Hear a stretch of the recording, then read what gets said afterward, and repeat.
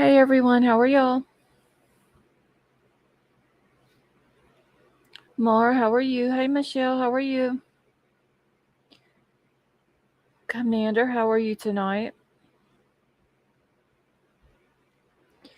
Musical, how are you?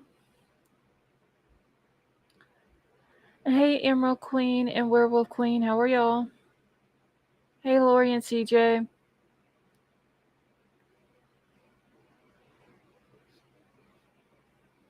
Hey John B, how are you?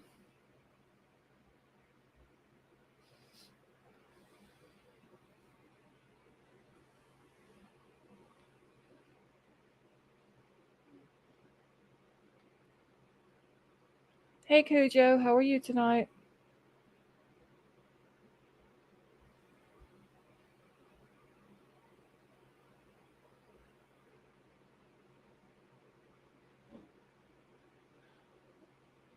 Musical, you been lurking?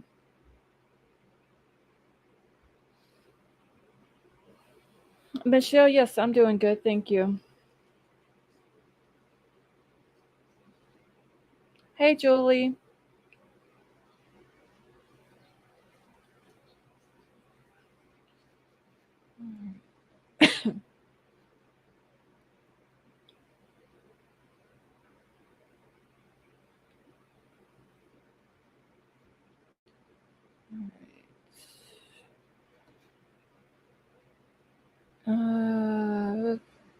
Okay. Email is pinned to the top of the chat.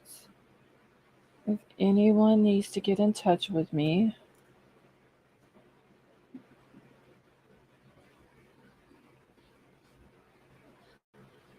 Hey Jan, how are you? Hey Cheryl, how are you feeling?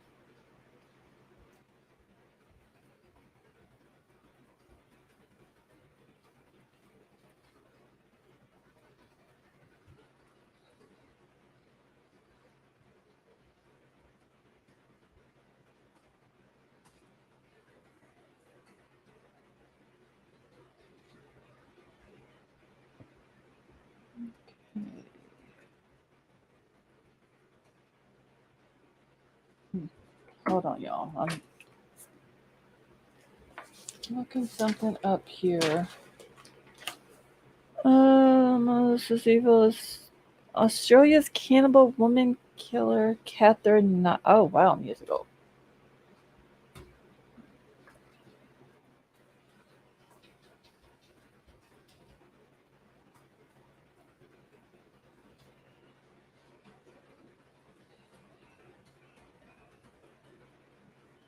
Okay.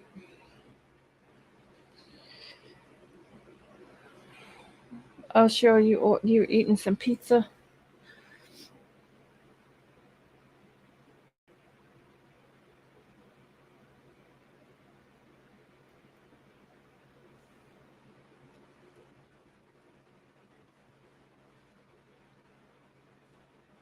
Stone Gator, how are you? All right, y'all. I'm still trying to take care of some stuff on here that I haven't had a chance to get all done yet.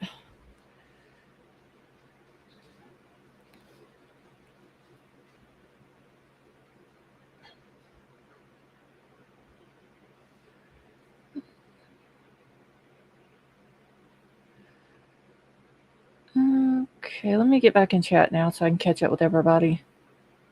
P Fox, how are you?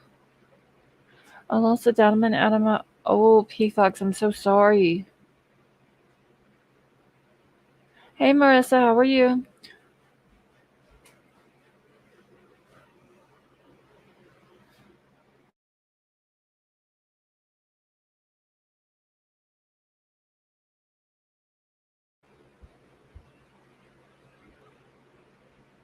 So, P Fox, are you going to be able to get it fixed?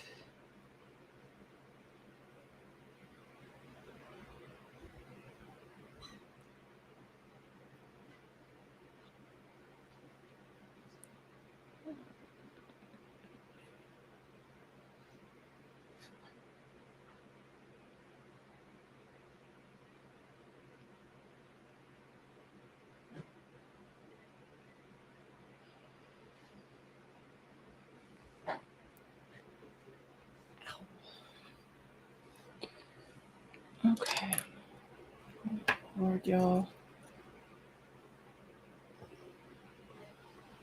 I'm still trying to get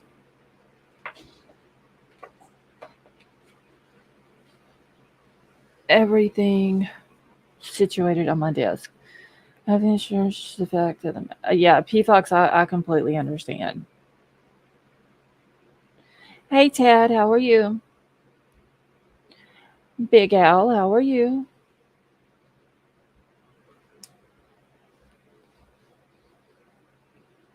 Yeah, Cheryl, they said everything was fine.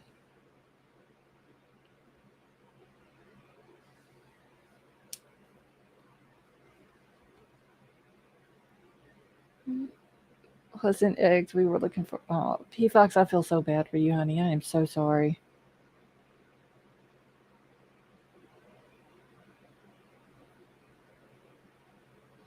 Cheryl, no, I don't have to take anything for it. They said everything was fine. I called the doctor and made sure, and he said, yeah, that everything was good with it.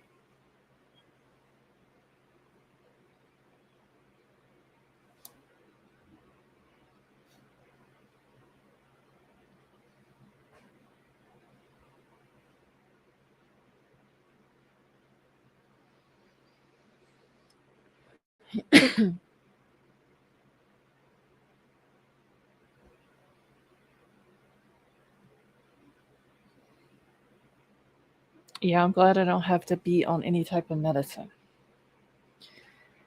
My course on auto engineering. How much more of it do you have left, musical?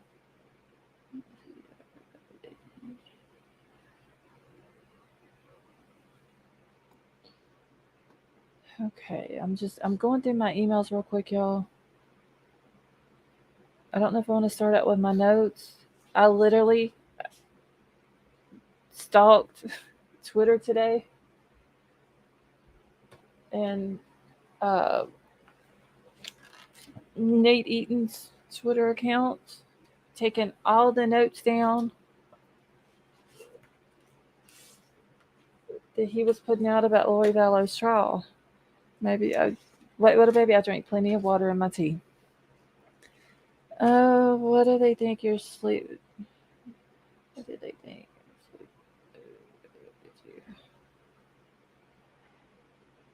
Let's see. Learning how to make soundproof rooms. Musical. That sounds like fun.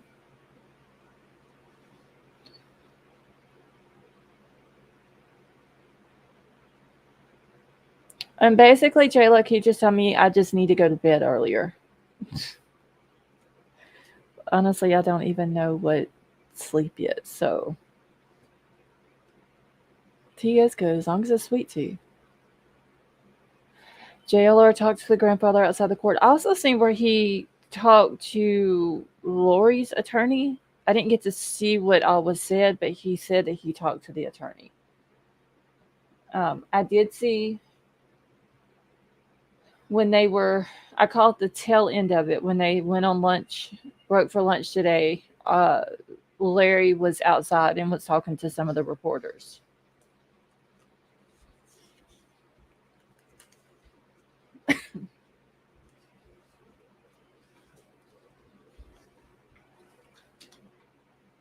Hold on one second, y'all.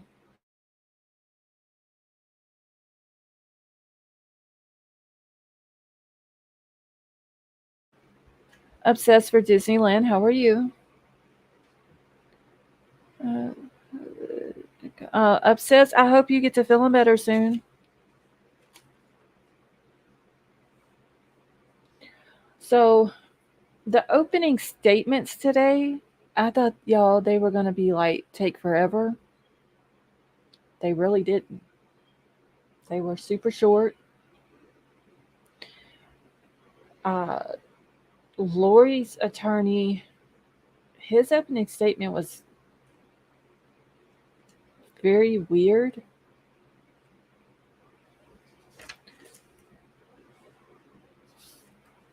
He actually thanked the jurors for paying their taxes because he's paid by the state to defend people. He introduced the co-counsel and his investigator. He claims that Lori's alibi is that when JJ died, he died in the apartment of Alex, while Lori was in her apartment with Melanie Gibb and David Warwick. Hey, Carmack, how are you? Like, it was just the whole opening statement. And I'm going, like, Nate Eaton, y'all, if y'all wasn't keeping up with it today, he was like, it just every minute or so was tweeting out what was being said in there. And I thought that, you know, the opening statements were going to take longer than what they did. And they really didn't. Her attorney, Archibald, just, like I said, stated over the past 32 years, he had been assigned 27 murder cases. He was assigned to this case and is paid by the taxpayers. And then he thanked the jury for paying their taxes. I do remember, because whenever it was brought up about Lori being over in her apartment, Alex murdering JJ in his apartment, and during that time when it happened, no, Mar, there's no cameras or anything in the courtroom. But when he was talking about Melanie Gibb and David Warwick being in there, I remember back a couple of years ago, whenever they had a trial for Chad, and Melanie Gibb had testified that she was in Lori's apartment, her and her boyfriend, and she said that Alex came in with JJ, and hey, Dreamcatcher, how are you? Gigi, how are you? And Alex came in with JJ, and JJ was carrying JJ, and JJ had his head laid on Alex's shoulder like he was asleep. I don't really think he was asleep. I think at that point he was already deceased, and allegedly Melanie Gibb didn't know that he was deceased. Okay, not having kept up with it, did the defense use a religious line that lawyers believe shouldn't be persecuted? That seemed to be their approach pre-trial.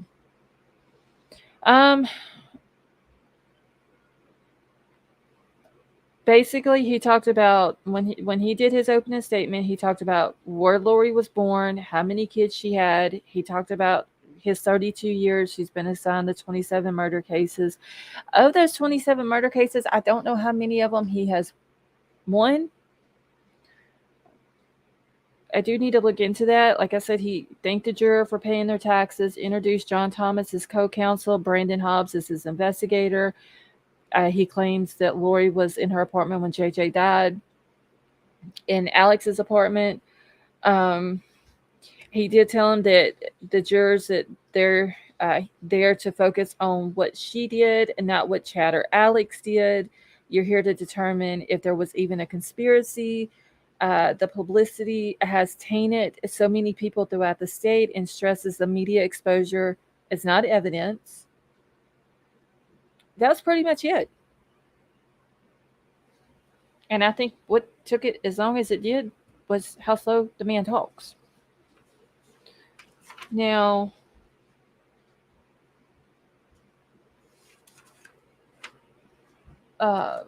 Lindsay Blake did the state's opening statement. She says that it was money, power, and sex. That is what the whole case is about. Lori used those three things to get what she wanted, no matter what it was. Tylee had money. Lori wanted it. Tylee had to go. JJ took time to take care of because he had disabilities. When he lost his father, talking about, hey, Ava, how are you? When he lost his dad, talking about Charles, he became more difficult to care for. He was entitled to Social Security benefits from Charles. Lori didn't want to have to deal with taking care of JJ anymore, but he had the money. So JJ had to go. And after JJ and Tylee were both murdered, she was still collecting their Social Security stuff. Hold on just a second.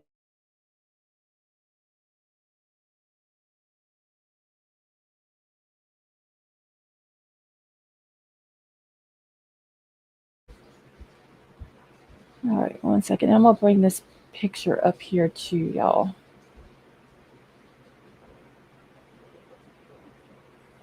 Okay.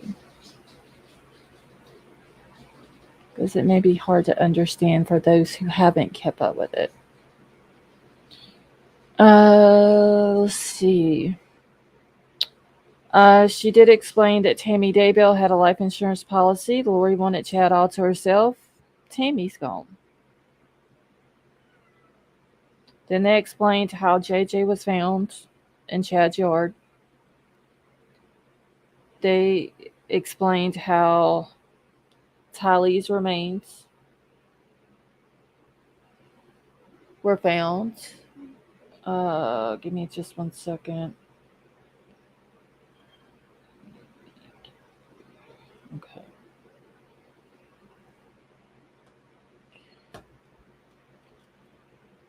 Okay, then she got to talking about with the kids missing, the sudden death of Tammy, the quick marriage of Lori and Chad left a lot of people with questions, and those still grieving the loss of Tammy and the whereabouts of the kids. And this is basically everybody who was involved with Lori, Chad, and Alex.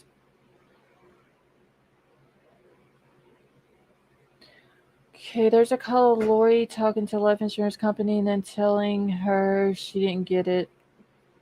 Yeah, because at first, Cheryl, she didn't know after Charles had been murdered that Charles had changed it from Lori being the beneficiary over to Kay. And when she called, that's when she found out.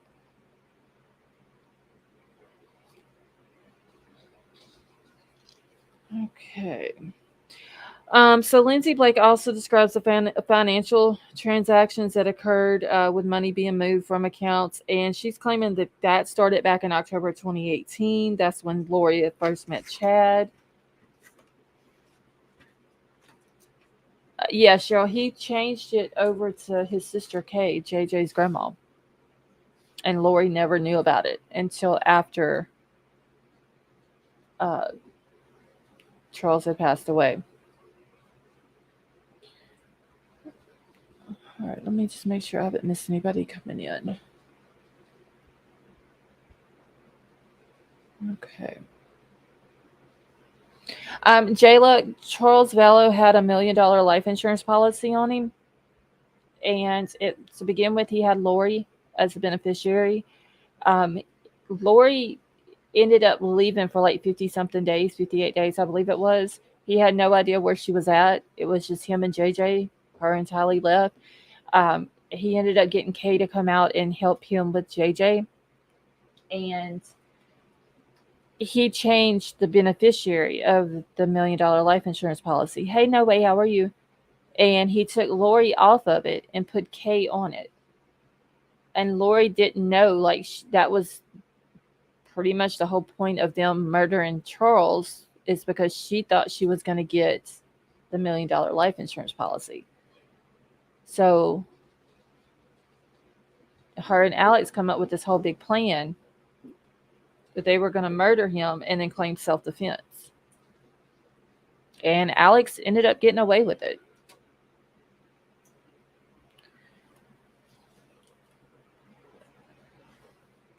And then Lindsay Blake also mentioned today that Tammy Daybell, which is Chad's first wife, she died of asphyxiation, according to a Utah medical examiner.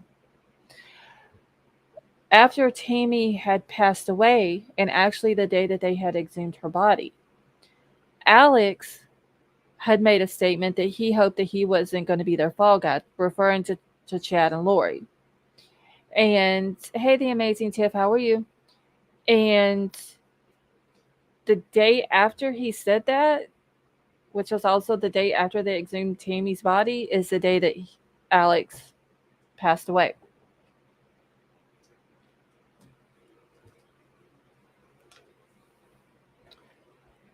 See, it was also said today in the opening statements that Tylee's DNA was found on a pickaxe and a shovel that was found at Chad's property. So that was something else we didn't know about.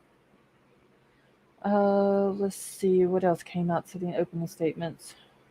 Lindsay Blake's opening statement was a little bit more than what Lori's attorney's was. Let's see, I remember seeing a video of Alex saying that. I always said more that I think Lori and them had something to do with it because it seemed kind of funny how he died the day after they exhumed her body.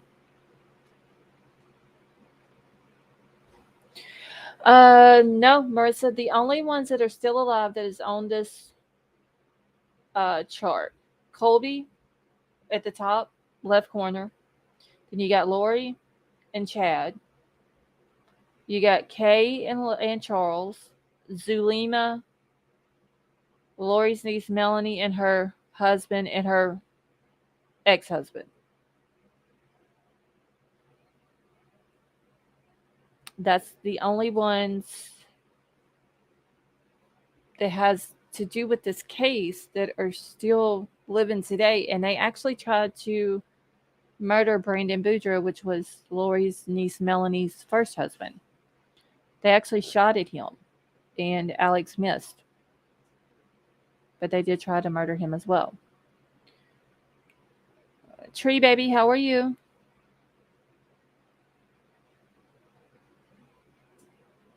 Let's see. Just Samantha, how are you?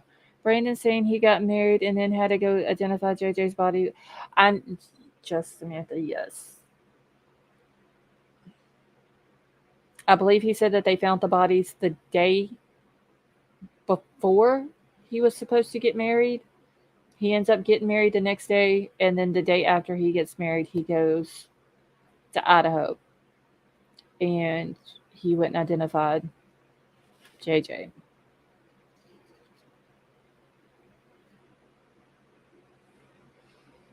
Okay, so everybody else that's on here, let's see, we've got Alex, who is dead,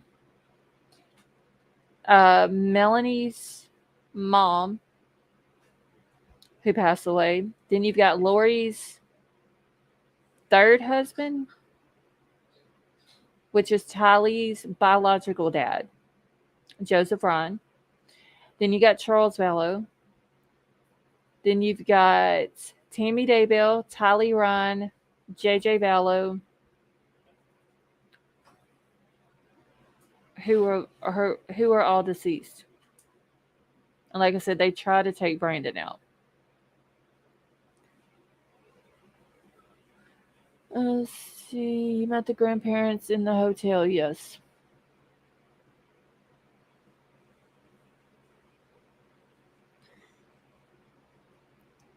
Okay, let me look here real quick. And I do have an article I'm going to read that tells a little bit more detail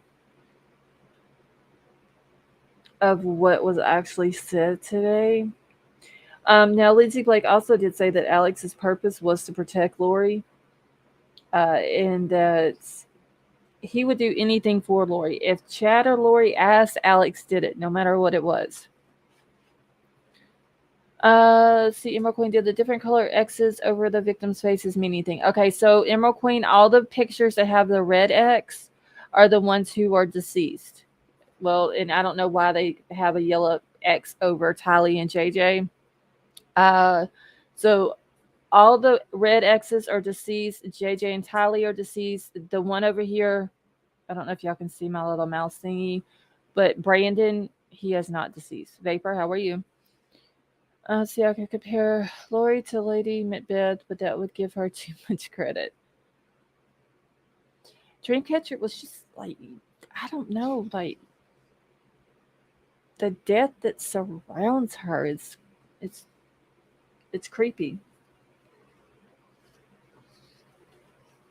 It's almost like she enjoyed it. Honestly.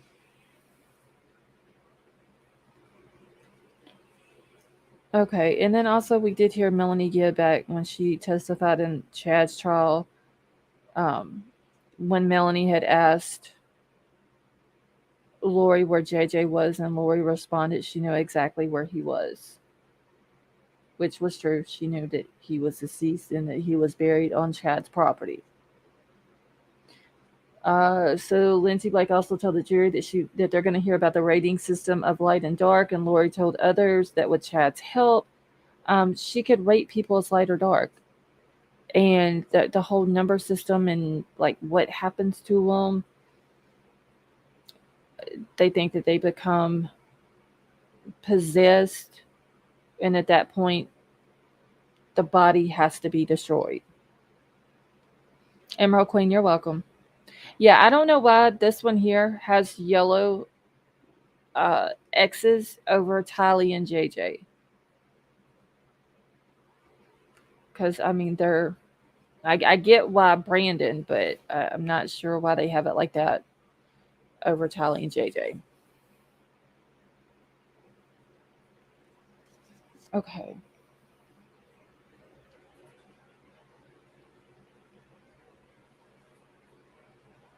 Give me just a second. Let me answer a message back.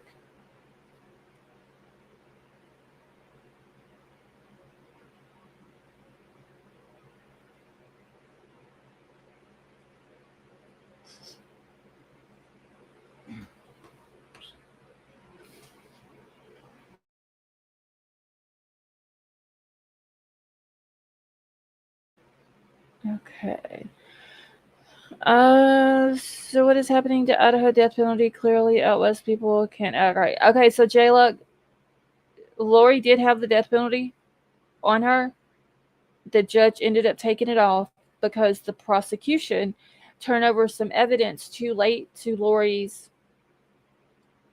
attorneys, and with it being a death penalty case, they needed that evidence sooner because they claimed that they couldn't build their case quick enough with it being a death penalty case. So the judge went in and took the death penalty off, which is crazy. I would have figured that the prosecution would have been on top of everything, especially knowing how Lori is. Okay, so let me grab my thing here real quick. Hey Scott, how are you? A lion and lamb, how are you? Is Kay divorced? No. Kay is not divorced. Her and Larry are married. Now, it was said that at one time they had divorced and then they got remarried, but they are married.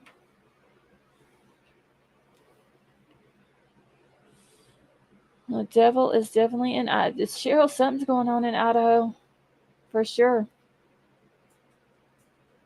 And y'all realize there's Lori and Chad's case. Now they're going to be tried separately. So that's two different trials in that one case. And then you got Brian's, and then you got little Michael Vaughn going on up there. Just a lot going on up there. Okay, let me grab this real quick. And this article tells a little bit more in detail about what all went on today.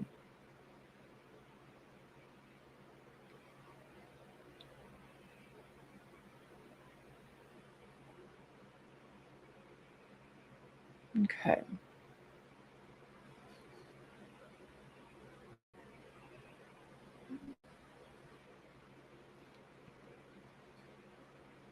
Okay, the devil came to steal, kill, and destroy. Can't you see it? Yeah, lion and lamb, I do.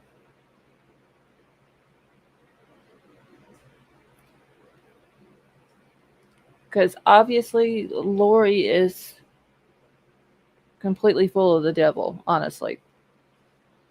Her and Chad and Alex.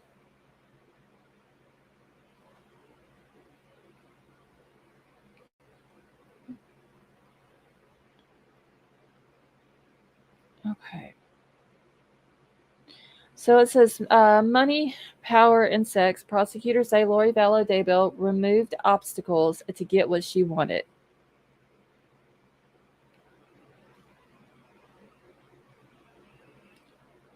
Okay, Stevie, how are you?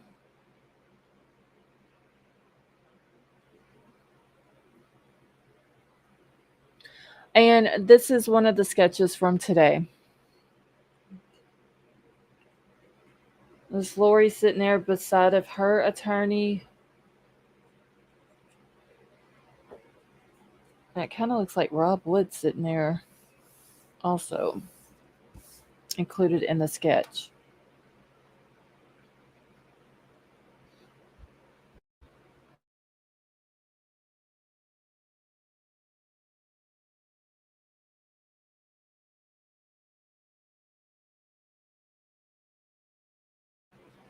Okay.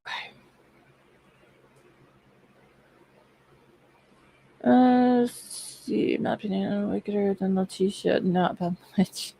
Yeah, Mar, for sure. But, I mean, her and Letitia, they run a close race. All right, so it says, so that's what this case is. So the money, power, sex, that's what this case is all about, according to the Idaho prosecutors in the murder trial against Lori Vallow, or Lori Vallow Daybell.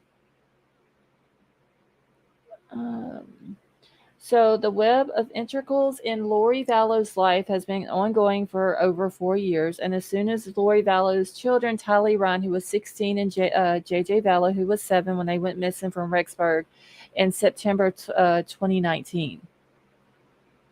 Honestly, it doesn't seem like it's been that long.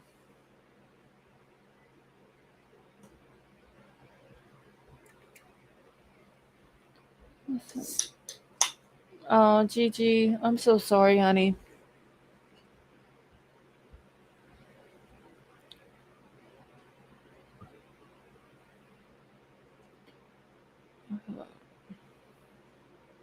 Okay, what, little baby? You're good. So, okay, so their bodies were later found buried on Chad Daybell's property in June of 2020. Daybell is Vallow's husband, her 5th husband, I believe it is. Each are charged in the homicides of the children, along with grand theft and conspiracy to commit murder. The grand theft thing comes from the Social Security payouts.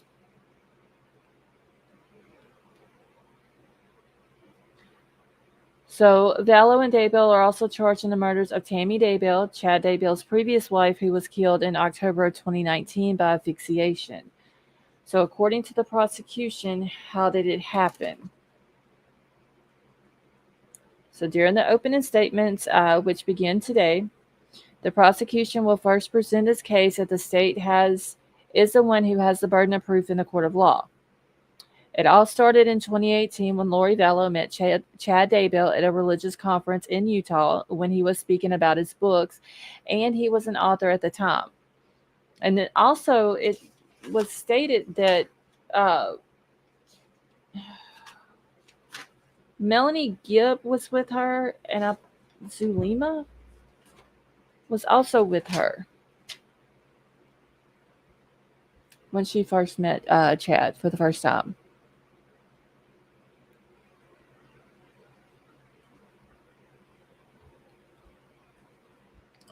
All right, so when they met, they were both married to other people. Lori Vallow to to Charles Vallow, and Chad Daybell to Tammy Daybell. So the Fremont County prosecutor, Lindsay Blake, told the jury in her opening statement, Chad and Lori began teaching people about a rating system of light and dark. This theory evolved, she said. If someone is dark, an evil spirit can come in. It pushes the real person out and takes over the body. According to the prosecution, Lori and Daybell begun casting, which is prayer and energy work, to get rid of the dark. Blake said that it didn't work, so the two believed that the dark evolved so much that the person became a zombie. And y'all remember she was calling JJ and Tylee both zombies. They even called Tammy that. They called uh, Charles that.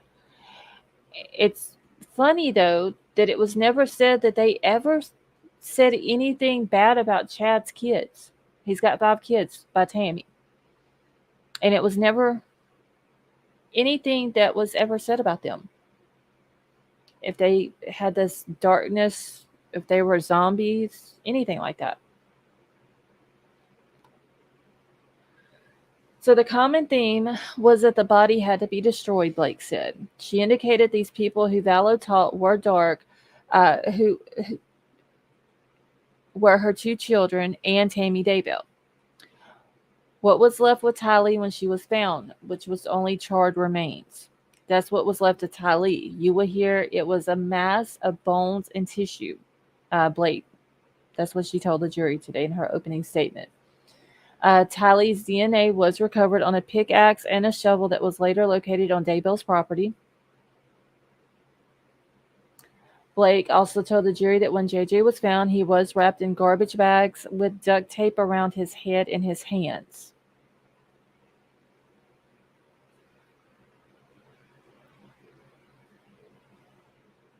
So Blake also told the jury that they had their whole lives ahead of them, which is true.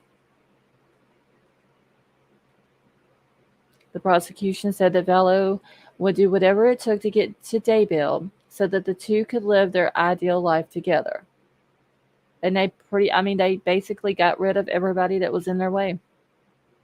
Tammy, Tylee, Charles, JJ.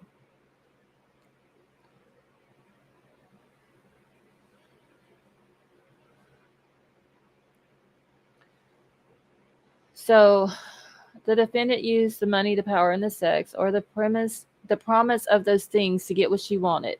What she wanted was those three things.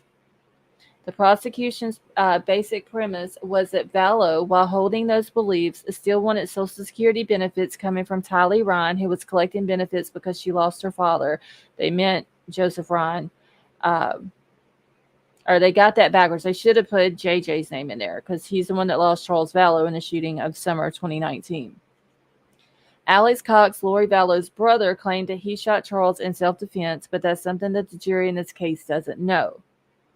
While the children were still declared missing, Lori Vallow and Chad Daybell eloped in Hawaii on November the 5th of 2019, literally like 2 weeks after Tammy died.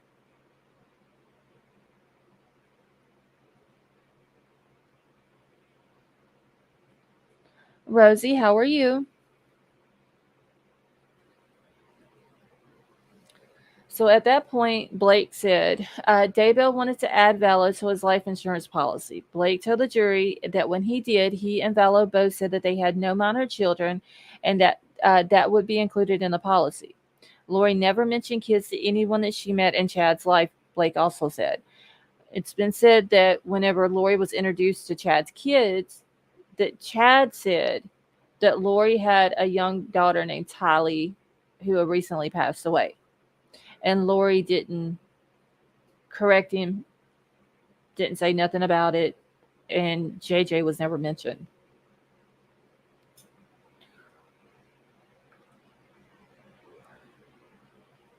So the prosecution also mentioned Cox, who they said believed in the teachings of Vallow and Daybell and would do anything for Lori. When police came looking for JJ Vallow at the time that he was reported missing by his grandmother, Lori was less than forthcoming. Blake also told the jury that Lori Vallow told family that JJ was with her niece, but then told her niece that JJ was with his grandmother, Kay Woodcock. Woodcock was the one who reported JJ Vallow's disappearance to police after she didn't hear from him for over a month. Jayla, yes, it was. Lori had 3 kids total. She was the biological mother of Colby. Then she was the biological mother of Tylee, and then they adopted JJ. Her and Charles did.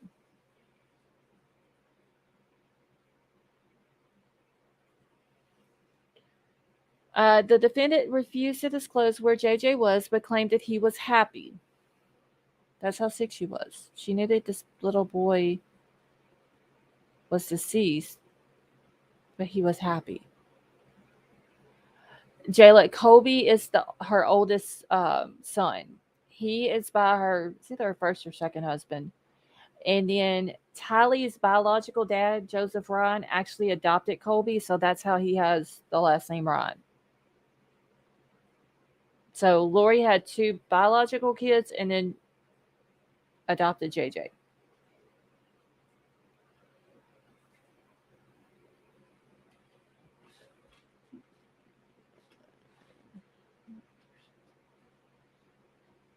what the heck is up with my chat, y'all? Hold on. Okay. Let me go back up. My chat's jumping.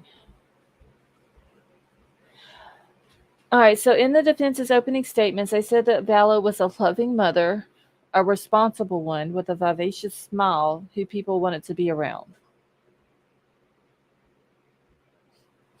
Obviously, she wasn't too loving, or she wouldn't have had her 2 kids murdered.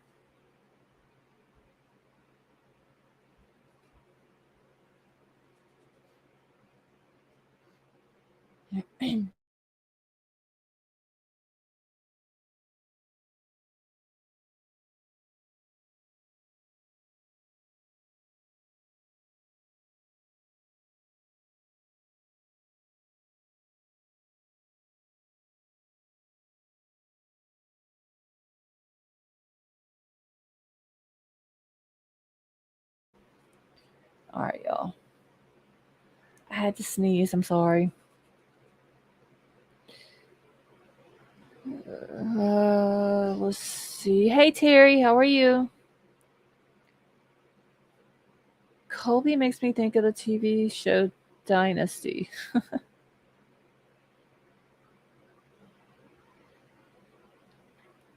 All right. And if anybody's come in and I haven't said hi to you, I do apologize. But thank you so much for joining us. Jayla, this whole case is it's one big twist with a bunch of little twists in with it. It's the whole case is crazy.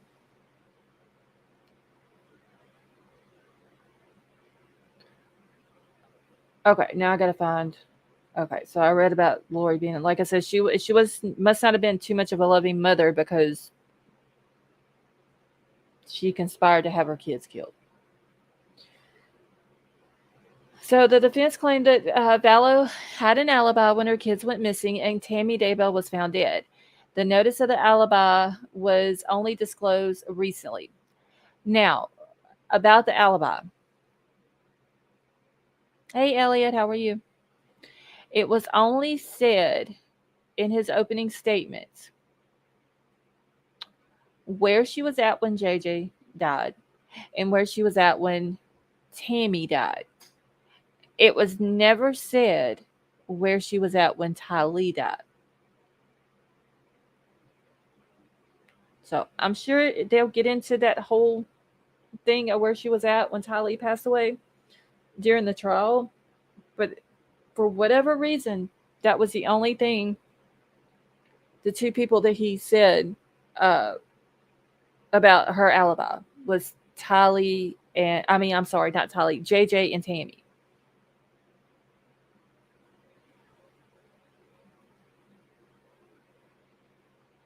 So Vallow's defense attorney Jim Archibald told the jury that the charges mean the prosecution isn't sure what really happened.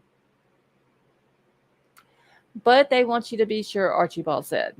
If you have any kind of reasonable doubt, you must find her not guilty. I honestly don't think that they're going to find this woman not guilty. Really don't think they are. Archibald said that Vallow was in her own apartment in Rexburg when the children went missing. Claims the 2 children died in Alex Cox's apartment instead, and he also said that Vallow was in Hawaii when Tammy Daybell died in October 2019. When there is a lack of evidence, a law calls that not guilty. You said that you would be impartial. You said that you would have an open mind.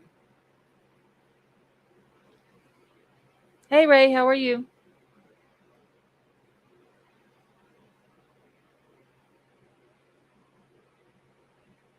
Okay, White Widow Baby, did you see my email about the command list?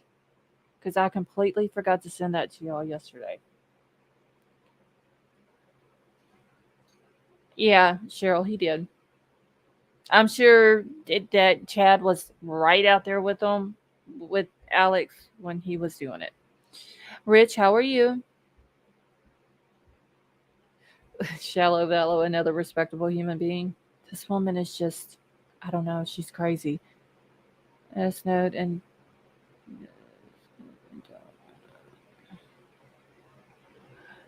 Ray, I'm doing good, thank you.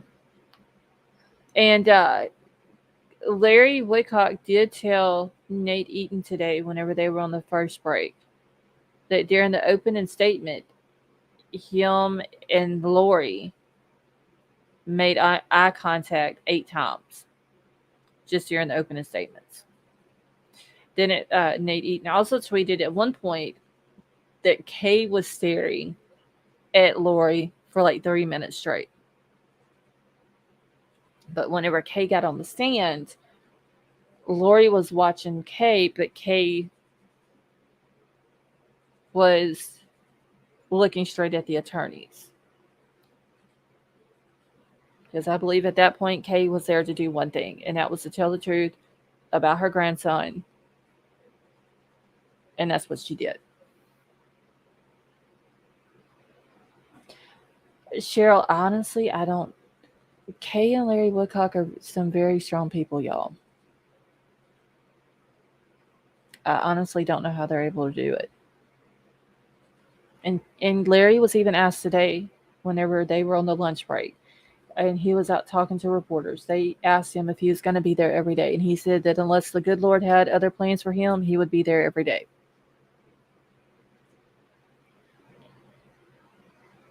Okay, so the first witness was Kay Woodcock, JJ's biological grandmother, which is also Charles Vallow's sister. So she was the first one to take the stand today. She said that the last words that her grandson told to her and her husband Larry were over FaceTime a little over a month before he was reported missing on August the 10th, 2019. JJ told Larry and Kay both, "I gotta go, Mama, I gotta go, Papa." Woodcock said that this FaceTime lasted only about 30 seconds. The FaceTimes were getting more and more short-lived, and it seemed like someone was holding the camera. And that's what Kay said while she was on the stand. She said at one point, usually whenever they would FaceTime with JJ, he would walk around, and you may see the ceiling, the floor, whatever. And she said that this last time, or the last 2 times, it was like somebody was holding the phone for him, or the iPad, or whatever it was that he was using at the time, and he kept looking up at whoever it was.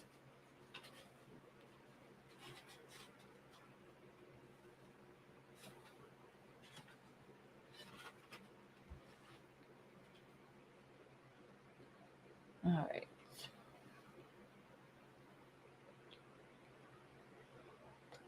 So eventually, the FaceTimes, they stopped altogether, and so did Woodcock's contact with Lori Vallow. Prosecutors showed Woodcock on the stand Monday, where they asked her, "Who is this?" And then Kay had to say, "That's our beautiful grandson," and she was crying.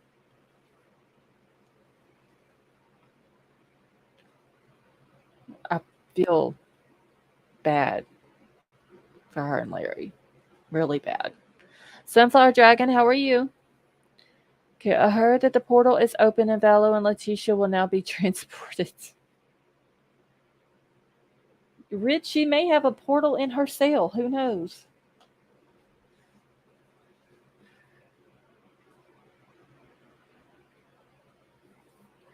So JJ Vallow was originally going to be adopted by the Woodcock since Kay Woodcock's son could not take care of him. So it was actually Kay's son and his girlfriend are JJ's biological parents. Um, she did say today that when JJ was born, he had drugs in his system. And her and Larry, whenever he was released from the NICU, her and Larry took him. They took him home. They became his caregivers. So they were going to adopt him. But Lori and Charles came to Larry and Kay and asked if they could adopt him instead. Charles Vallow was Kay Woodcock's brother, and they were very close, she said. So knowing that they could give an autistic boy a good home, Larry and Kay agreed.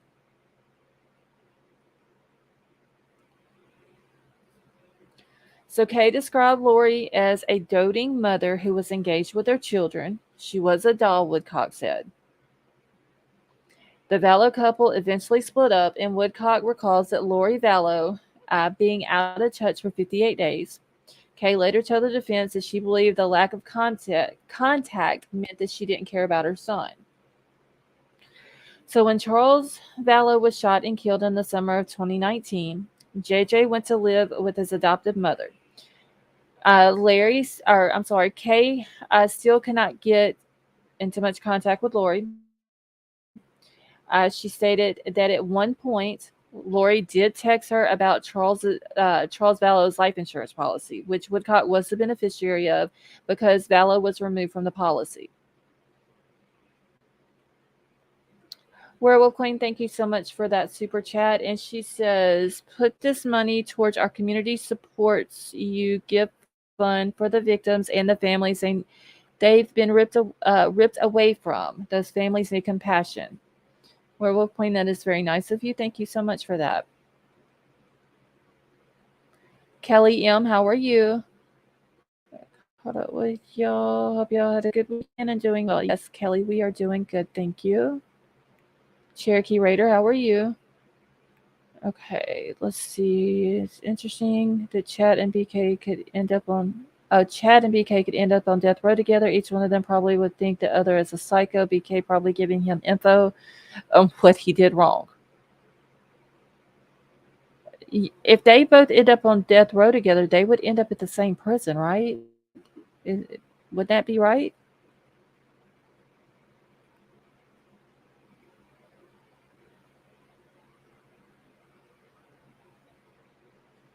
Kelly, you're welcome.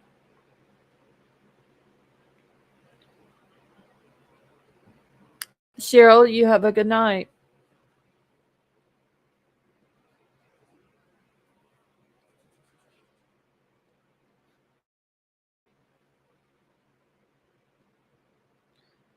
Okay. Well, Cheryl, hopefully you can get some sleep tonight, honey. All right. So, okay.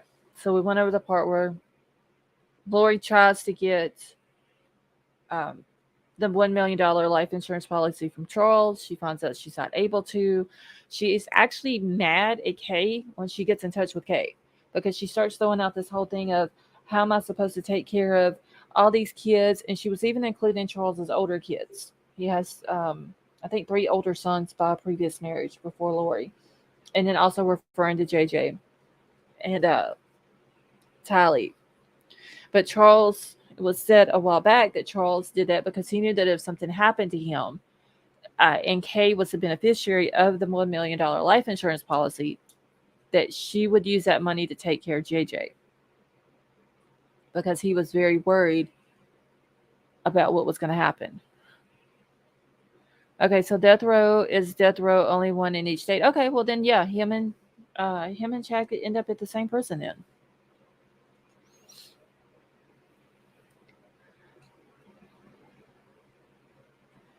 All right. Let's see. Okay, so Kay did arrange to buy a plane ticket to pick her grandson up and fly him back to Louisiana, where the memorial was taking place, talking about Charles's memorial. Initially, Lori had agreed to it, but when the time came, it was radio silence from Lori. Neither she nor JJ ended up attending the memorial. So little JJ didn't even get to go to his dad's memorial service when he passed away. And I'm sure that's because Lori was mad. Hey, Crystal, how are you? Melissa Jade, how are you? Lori was mad because she didn't get the life insurance policy. That's all that boiled down to. Think about the other question. Oh, well, Mar. Balance in the court of justice, BKLS. Hold on, let me see what Rich said. Okay, so if everything is balanced in the court of justice, BK, LS, and Vallow, all of the evil will be put away and never to be seen again. Rich, let's pray that the justice system works out.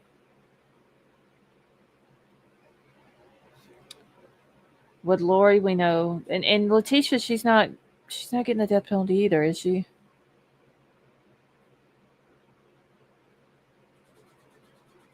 So it's just going to be Chad and Brian. Just going to have it. Unless they take it off of Chad too. Which I hope they don't. So one day, Kay accidentally logs into Charles Vallow's email account on November the 8th of 2019 after he had died by plugging her computer into his old printer. She says she woke up at like 4:30 in the morning. Something was telling her to work on the printer. It was then that she found his Amazon account, which showed an order being shipped at Lori Vallow's address in Rexburg. She said that she saw browses for a beach wedding dress, bathing suits, men's a large size linen tops, pants, and wedding rings, Woodcock said. She indicated that these searches were on October the 2nd, 2019, 17 days before Tammy Daybell died. Hey, Jessica Lynn, how are you? So that shows right there that Lori and Chad already had this whole thing planned out. They already knew what they were going to do to Tammy. They already knew they were going to fly off to Hawaii and get married. And the sad part about it is that she used Charles's account to buy all the wedding stuff. Stevie, yes, they are. See, it wouldn't have mattered if she would have gotten the insurance money. She would have never those kids go. That's true. She probably wouldn't have. Honestly, I wonder if she would have gotten Charles's life insurance policy if she would have still did that to Tylee and JJ. Because I think it has a lot. Her not getting it, I think, has a lot to do with it. I know that JJ, they were saying he was a handful. I'm pretty sure he was. He had a disability. That was something he couldn't help. It was still no excuse for them to do what they did to him. If she felt like she couldn't take care of him on her own, I'm sure there are other family members who would have gladly taken the baby and raised him.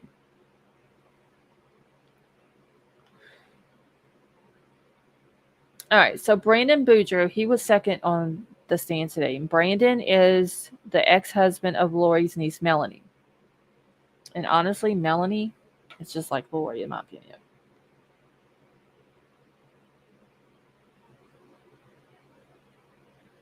Hold on.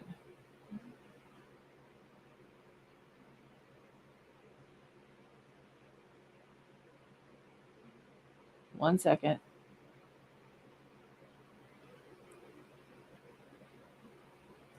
Answering messages as I go.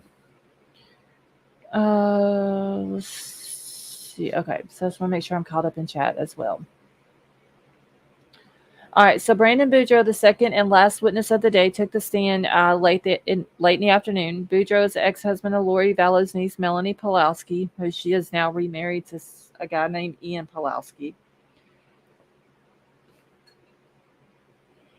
When will people learn that adoption is better option than murder? I don't know, Emerald Queen. I mean, she could have, like I said, I know that he was 7 years old.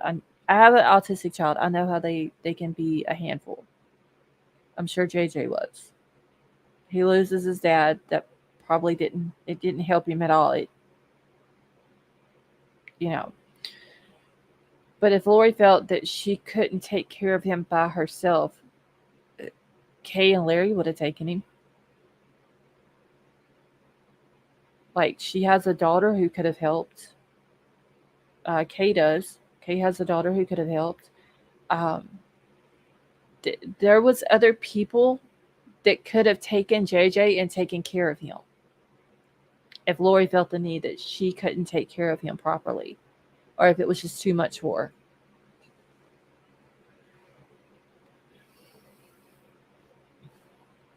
All right. So, like I said, Brandon's ex-husband, Lori's niece, Melanie.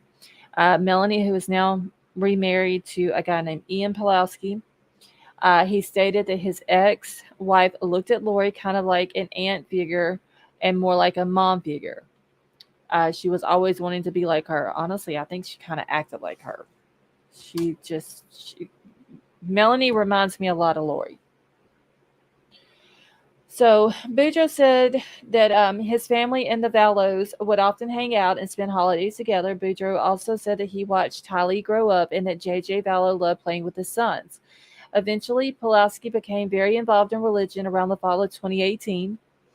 She began going to religious groups outside of the church, going to the temple every single day, and talking about the end of the world. Basically, the same thing that um, Lori did. And him saying that he watched Tylee grow up. There was a during his testimony today, he did say that when Tylee was 8 years old, she asked Brandon if he would baptize her. So he said that he performed her baptism. And there was one thing he did say today. He said that JJ was infatuated with traveling. And it was noted that whenever he said that about JJ, that Lori grinned.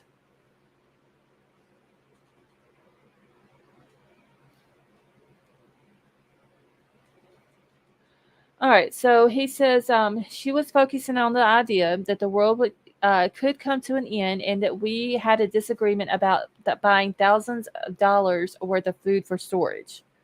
It was literally like $10,000 worth of food that she was wanting to buy because she thought she needed to stock up on it because the world was going to be coming to an end soon. Control. Okay, so wait, it would have meant giving up control, and we all know she would never give up any control. I honestly, I don't think she would have, especially to Kay or to Larry. Um, for whatever reason, I don't think Rory liked Kay and him a whole lot, honestly. And it could have been just because Kay and Charles were really close. And before Charles was murdered, Kay did say that when Lori left, she went out there and stayed with Charles and JJ to help with take care of JJ. And she was there when Lori and him got into an argument, and she recorded the whole conversation and all that. So that could have been the reason why Lori didn't really care too much for her.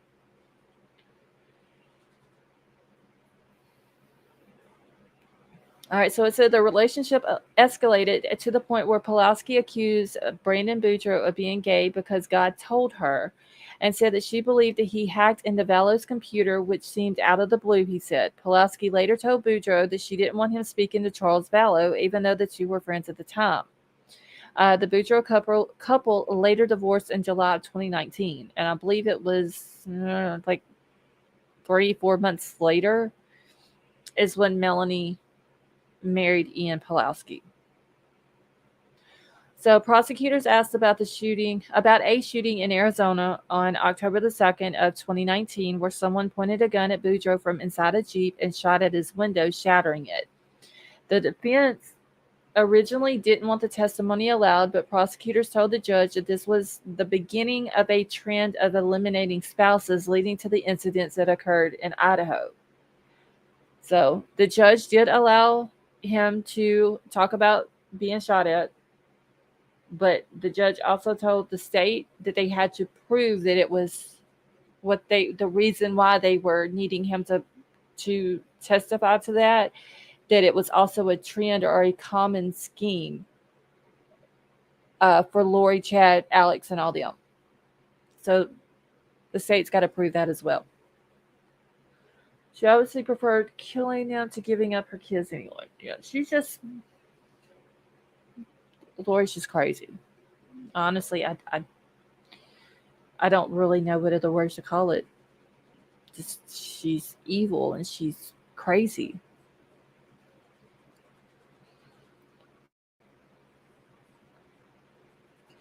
All right, so when Boudreaux told Vapor, thank you so much for gifting that membership. When Boudreaux told police about the shooting, he said that he recalled that Charles Vallow bought Tylee Ryan a Jeep that looked very similar to the one that he witnessed the day of the shooting. He claimed that because he had just moved into a new home, the only people that could have known his location and routine were his neighbors and his ex-wife. And he did say that the neighbors helped him move in. So he knew that they knew where he lived at. He had to tell Melanie because they had 4 kids together. And he had actually dropped some of the kids 2 kids off at school that morning, 1 kid off at daycare, and another kid off at Melanie's house that morning. So I'm pretty sure he probably said, "Hey, Betty Joe, how are you?" He probably told her he was going to the gym, blah, blah, blah, and all this and that. "Hey, Rum Runner, how are you?" Because when he goes to the gym after he drops the kid off at Melanie's house, and when he's on his way back from the gym is when the shooting happened. All right, so the children were still missing at this point, but some people believe that Cox was the one that tried to hurt Boudreaux. The vehicle that was involved in the shooting belonged to Charles Vallow, a private investigator in Arizona. Rich Robertson previously told KTVB it was a green Jeep Cherokee with Texas license plates. He recognized that as his former in-law, and he suspected Charles Vallow's killer, Alex Cox, was the one driving the Jeep. And during this time, if y'all remember, there was a video that was out showing Alex and Lori go into the storage building that Lori had rented. And it took a long time for people to realize that it was the back seat of the Jeep that they had taken out and was moving into the storage building, because you really couldn't make out what it was on camera. And then people finally realized that they literally had them carrying in, or the rumor was that they were carrying in a container that was heavy and had a possible body in it. Like, there was all kind of rumors swirling around. Well, eventually they figured out that it was the back seat to the Jeep. Hot Dragon, how are you? See, in my opinion, Lori and Chad just wanted to start over new and not deal with anyone. They were so much in love and too many obstacles, people in their way, didn't want to deal with the kids. His kids might have been next. Honestly, I never heard them say anything about his kids, though. But either way, like, if they wanted to start over and blah, blah, blah, and all this and that, there was still no reason for them to kill their kids or kill Lori's kids. I mean, Tylee was 16 years old. She liked a few days being 17. JJ could have very well went back to Kay and Larry's house, and I'm pretty sure Kay and Larry would have took Tylee too if Lori didn't want her, because they knew how much she loved JJ and how much JJ loved her.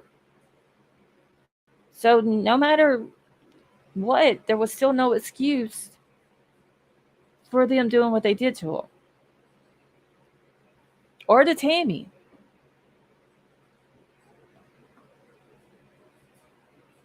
Yes, Rum Runner. Alex set the Wi-Fi password to too many kids when he moved in there.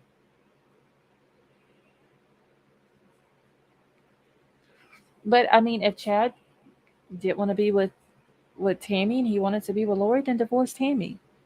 Don't kill her or have somebody else to do it.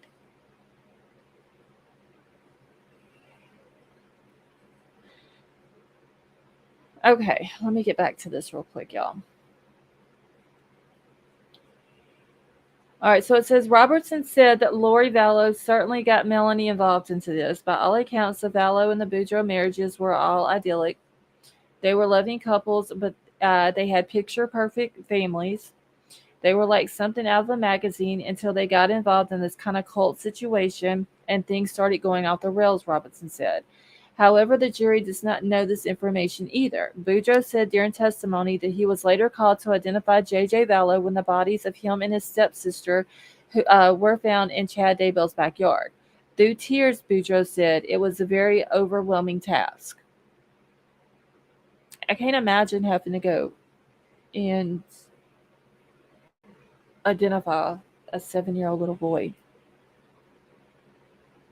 who has been murdered by his uncle, his mother, and his mother's new boyfriend. All right, so court will resume tomorrow, Tuesday. The next witness will be the detective Hermsilio, I believe is how you pronounce his last name. I do remember him testifying at Chad's trial. I thought Larry would have been called. After Kay. Well, honestly, I thought Larry was going to be the first one called today. And they called Kate. And then I thought, well, Larry will be called second. They ended up calling Brandon. So the state did ask the judge, since Brandon does not live in Idaho, could he be released from the subpoena? And the state agreed. The defense agreed. So the judge released him from the subpoena so he doesn't have to stay there. He can actually go back home.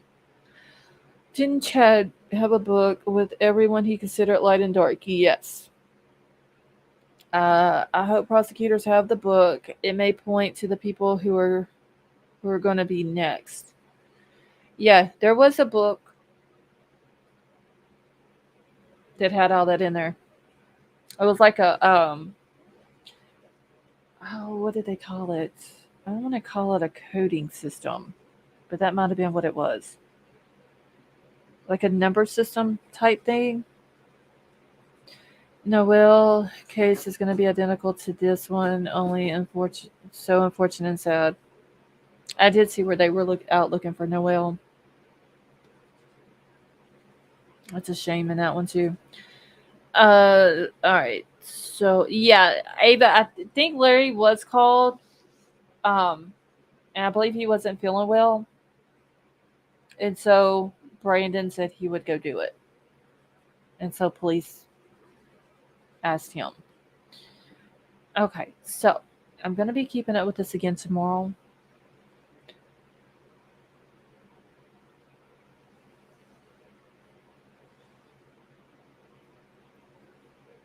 I believe he was sick right whenever they got back into Idaho. I believe Larry was really sick, and so he really wasn't able to go. What broke my heart was hearing that JJ had so much duct tape around his hands and it was almost a ball.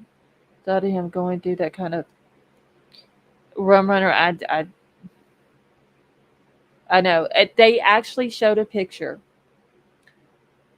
of Tammy's hands and JJ's arm and hand. And Lindsay Blake said those hands will never get to do anything again. Just very, very sad. Thank you, White Widow Baby. So I'm going to be keeping up with it again tomorrow through Nate Eaton. I wrote everything that man tweeted today till my hand cramped. Trying to keep up with it all. All right, let me jump back into my email real quick. Okay, all these babies, I just can't understand how someone can look at someone innocent and take their life. Ava, they're evil. That's what it all boils down to. They are just pure evil. They have no heart. They have no soul. They don't care. And Lori, anytime she's ever appeared in court, I've never seen her crying or upset. She always has this shit-eating grin on her face. Hot Dragons, yes. All of Chad's kids are adults. And his attorney, John Pryor, is the one who owns his house now. The house where Tammy was murdered at. The house where JJ and Tylee were found on the property. His attorney now owns it. He took it for legal fees. But he is allowing some of Chad's kids to still live there. Okay, let me get this video pulled up here. 6 Cents, how are you?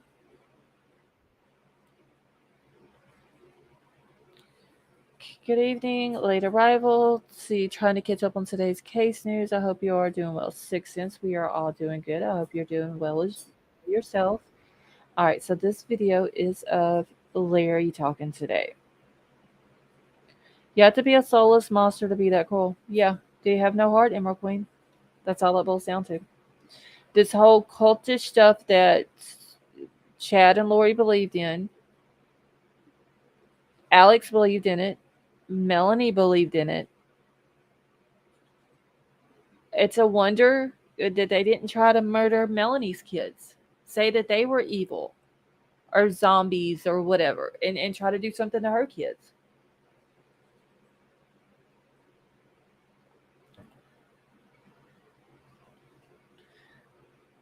All right. Let's see. Well, that makes sense to me. While Lori's kids were taken out, they were in the way of them to have their wonderful marriage life together. Hot Dragon, yeah. Lori wanted their money. They both, because Tylee's biological dad, Joseph Ryan, had passed away, so she was getting Social Security payments from him. JJ was entitled to Social Security payments from Charles Vallow dying. Lori wanted the money. And Tammy, it was said today in court, had a life insurance policy, which we all knew that. Um, but Lori wanted Chad to herself, so Tammy had to go. And Chad collected that life insurance policy. And it was actually said that not long before she died, he upped it to the maximum amount on Tammy. 6 cents, I don't understand that. And I'm going to be honest, I don't like Melanie Gibb. I saw that interview that she did with Nate Eaton. I told my husband that she's lying. There's something weird about her. Kind of find out, it comes out that Chad calls her and tells her that if the cops ask her where JJ's at, that she's to say that he's with her, and that's exactly what she did. She lied and said JJ was with her, and then turned around and said that she lied to him, and there was nothing done to her. Okay, I hope during sentencing the judge tells her that he wishes he never would have taken the death penalty off the case because you surely deserve it. I hope so. That would be an awesome thing for him to tell her, honestly. I just wish that the prosecution would have stayed on top of everything and got everything over to the state in a timely manner. And the death penalty would have still been there.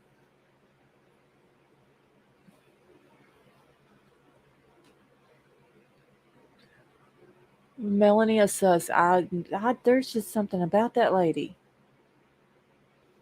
I don't know what it is. I I think that the night that when she was at Lori's apartment, her and her boyfriend, David Warwick, and she claims that she saw Alex come in there with JJ, carrying JJ, and JJ had his head laid over on Alex's shoulder, and it looked like he was asleep. And then the next morning, she asked Lori if she could say bye to JJ, and Lori wouldn't let her. I think she knew that. I think she knew that baby was dead. And I think she just sit there and provided that alibi for Lori. And they all knew what was going to happen. The ex-cop. Which ex-cop, 6 cents? Oh, and also in court today. Uh, so Kay was appointed JJ's family representative. Like, she was the face for JJ.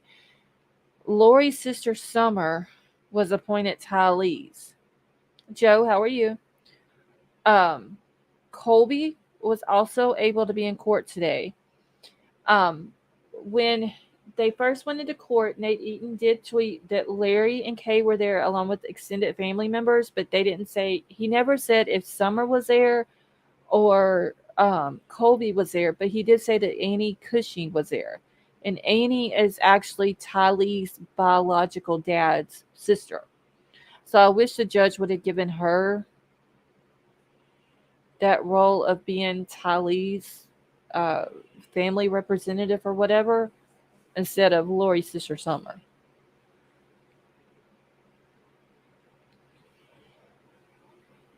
Let's see. All right, let me get over to this. I'm trying to get caught up in chat real quick. All right, so this is from today. It's Larry Woodcock says the trial is proceeding very well. It's the full interview. This is when they were, if I'm not mistaken, this is during the time that they were on break for lunch. Right, Mar. I don't know why they gave it to Lori's sister. Because if y'all remember, before the kids were ever found, Lori's sister Summer and her mama, Lori's mama, got up there talking about Lori would never hurt the kids. Oh, isn't that? Well, then they're going to give it to Summer.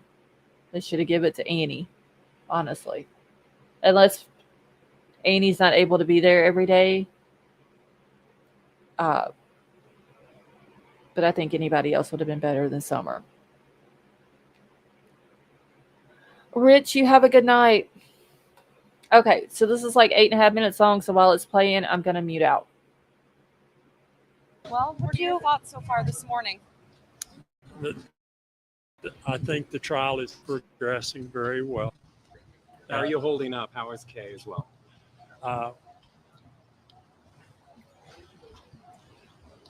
I'm always concerned about Kay. She's taken this very hard, and hopefully the court will continue at the pace they're going. I think the case is moving right along. I'm very proud of the court system, the lawyers, and I think it's been a fair and balanced court so far. What's your message for those that are, supporting you and your family? Thank you. It was all about where are the kids, and now it's about justice, and that's all I'm going to pray for, continue to pray for, is that the court continues in the directions that they're going, and that this proceeds as it should proceed. We want a fair and honest verdict, whichever way it goes. That's all we're asking for. Listen to the evidence and make a fair and honest verdict. Can't ask for any more than that. This is what this is all about.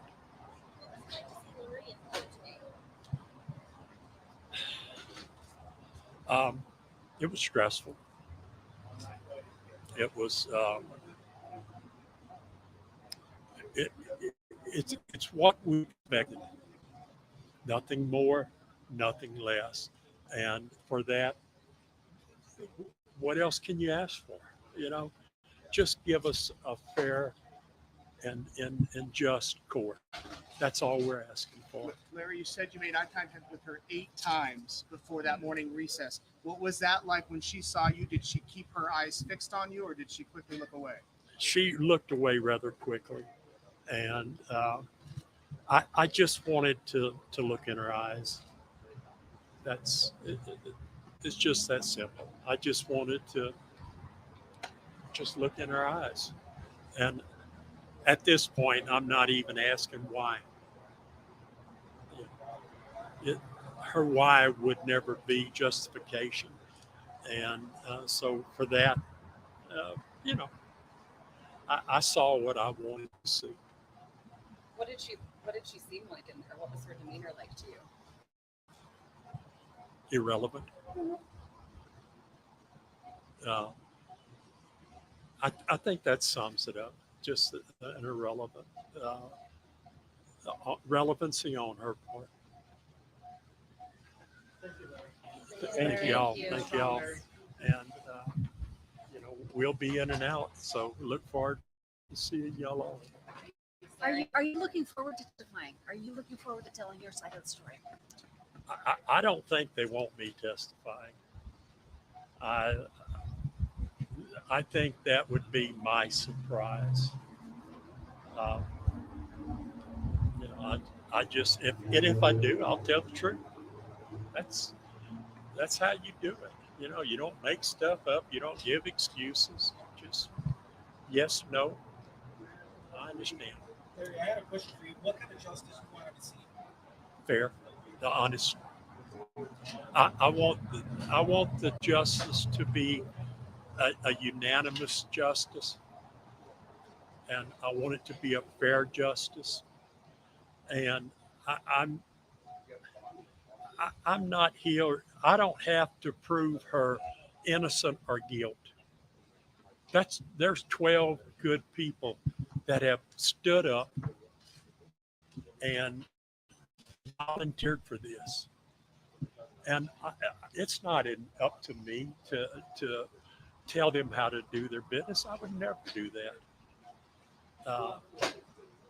And I think I truly believe that the judge, the court system, is righteous to the to the truth, and I do believe that. You know, this has been more than 3 years coming. What's it like to finally have this day in court? It's been 4 years. Can y'all believe that? 4 years. A lot of things have changed in all of our lives. You know, maybe some of y'all weren't here. Maybe some of y'all seen it and you were in college or high school and are married, divorced, parents have died. Things change, and the consistent thing about this is Kay and I have never one time altered, gave up, and wanted to. We just want justice for everybody involved. And if justice says that Lori's not guilty, you know, Lori's going to have to answer to somebody else. It won't be me. How important is this day in court to you and to Kay? Oh, it's very important. This is what the judicial system is all about. Is our day in court. That's all we ask. Is just give us our day in court. Let the truth be known. This is not complicated. You know, we're not reinventing the wheel. Just say what you know, be able to prove it, and you know, let's go on about our lives. But I believe in the system. I absolutely believe in the system. Thank you, Larry. Larry, do Thank you plan to be here every day throughout the whole trial? Unless the good Lord's got something else that I need to do for him, yeah, I'll be here. Would you mind showing us your bracelets? Oh, well, How do you wear those every day? I wear them. I've worn them ever since the first one we ever received, and I can't take those off because this is not just about Tylee and JJ. This is about Charles and Tammy and others, and we know who those others are. So it's, you know, it's important. It's important for me, myself, and for Kay that we all remember everybody in this. This was simply not the death of two children and how this has affected everybody's life. I mean, it's just, you know, we just want justice. That's all. And in the court system, I'm the biggest advocate of 12 jurors and a fair and honest judicial system. And I think we got it. I really do. And let's just continue that this will continue this way, and that everybody is just speak the truth. That's all it's all about. Anything else? Thanks, Larry. Thank you. Hey, so much. let's go have. Okay. Gigi, yes, Lori was in court today. All right, so that was the interview that he did with the media while they were on lunch break today. And I love how he includes Tammy in it too. It's not just about JJ, Tylee, and Charles. Him and Kay, they include Tammy in it too, which shows the type of people they are. And it's not just all about their family. It's about all the ones who lost their life. Okay. Oh, very, very strong people, y'all. I honestly don't know how they sit in the courtroom. They sit during during Chad's hearings, and they cried their eyes out. They've been at every hearing that they could, except for, like I said, the ones in Hawaii when she first got arrested. But every other one, I do believe they have been there.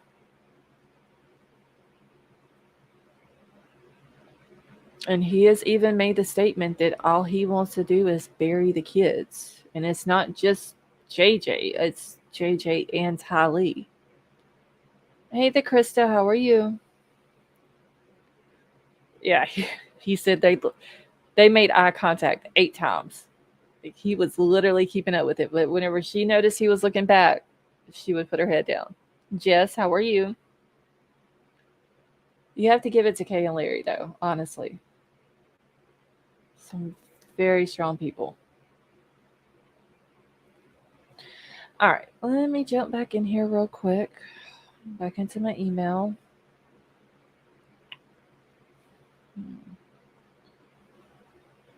And I'm going to pull up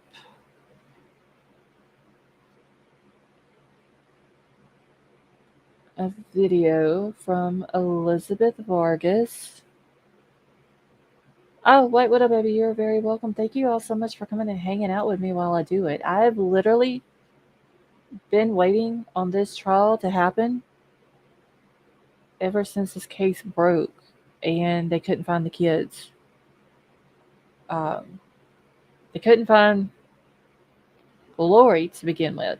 And then they find her, and then she gets arrested, and then they're still searching for the kids. And then they find them. And the day they find them is the day that Chad gets arrested. I've been waiting on this trial for a very long time. Even before I even started a channel, I was waiting on this trial. Let's see, I live really close to this town and this case. Really, Jess?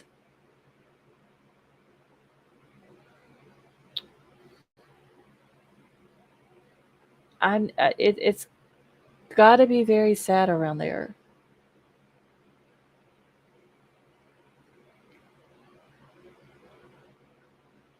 See, I did not have the chance today to catch up, so I'm grateful you got it all. Oh, wait, what a baby. Y'all. 12 sheets of paper, front and back, word for word of what was tweeted today.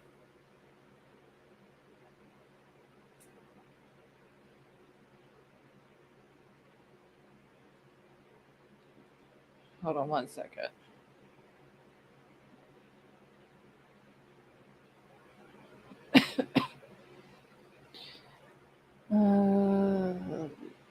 Yes, I did. Wait, what a baby. I have been waiting on this. I've followed this from the very beginning. Every time they talked about it, I was sitting there watching it. Delene, how are you? Hey, son, how are you? So, hello, everyone. So disgusted the judge took the DP off the table for this evil witch. Son, I am too. Still can't believe Rob Woodden wasn't on point with that. Okay, I just rewatched.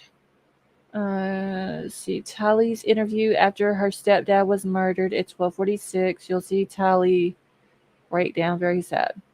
Yeah, I watched that too, where they questioned Lori after Charles was murdered. I watched the one where the whole body cam footage of them bringing Alex in, questioning him. You can clearly tell that Charles didn't hit that man in the back of the head with a baseball bat. I mean, Charles played minor league baseball. I think if he would have hit Alex, it would have split his head wide open. Pretty sure Lori's the one that hit him. Lori's sitting there and laughed. One juror, how are you? She was laughing and smiling. Tylee goes in and is questioned. And you can tell it affected Tylee more. She seemed more upset. She had more emotions. Where Lori just thought it was almost like a game to her. Hold on just a second.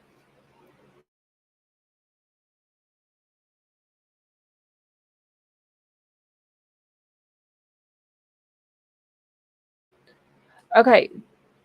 Does anybody want to hear the interview that Lori did the day that Charles was murdered? Her police interview?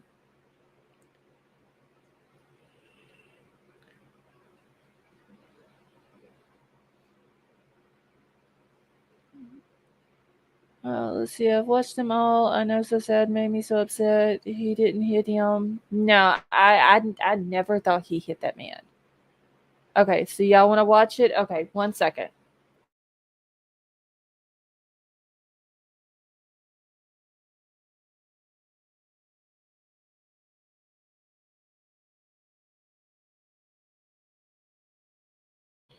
Okay, I'm getting it sent over to my email.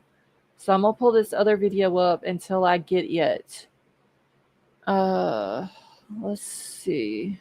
Let me see if I can get Tylee's. Hold on. Okay, so Tylee's is being looked for. If I can get it, I'll play that as well. But yeah, Lori just like when after she took JJ to school and came back and was talking to the cop out on the street. Yeah, she was sitting there laughing about that, talking about, oh, hey, neighbors, and then goes out to a pool party that night. She literally made herself obvious that she didn't give a damn about Charles. She was not upset that that man was killed. She wasn't upset that her brother killed him, whether it was self-defense or whatever. Emerald Queen, you're welcome, honey. She didn't care. All she had on her mind was that $1 million life insurance policy that came back and bit her in her ass because she didn't get it. All right, so this is an ex-prosecutor. He's talking about the Lori Vallow trial in the opening with the graphic image for the jury. So it's a little over 4 minutes. Okay, 1 second. So I'm going to go ahead and get this. And then I'm waiting on the Lori police interview when Charles was murdered. I'm waiting on it to get into my email. If it's here, once this one's done, then we'll play it next. Sex and power. That was the opening statement from the prosecution in the Lori Vallow murder trial. Prosecutors explained how the case was about those three desires. Vallow is the doomsday cult mom accused of murdering her two youngest children and also her current husband's ex-wife, former wife, believing the children were at least possessed. Prosecutors today outlined Lori's motive for the killings. The defense told jurors that the state must be able to prove that Vallow committed the crimes beyond a reasonable doubt. We know that Kay Woodcock, J.J. Vallow's grandmother, was the first to take the stand as the state's witness. Brandon Boudreaux also testified. He is the ex-husband of Vallow's niece. He claimed that someone shot at him while he was inside his car in October of 2019. Joining us now is Matt Murphy, former homicide prosecutor. You've had a lot of experience and a lot of wins in court in many homicide trials. What did you make of today's opening argument or statement from the prosecution and the defense? So first of all, these were very abbreviated opening statements. They were short. They were very short. So I think less than an hour between the prosecution and the defense. In a case that has this many moving parts and is as complicated as this is, I expected this to be just the prosecution opening to be at least 2 hours to kind of map everything out.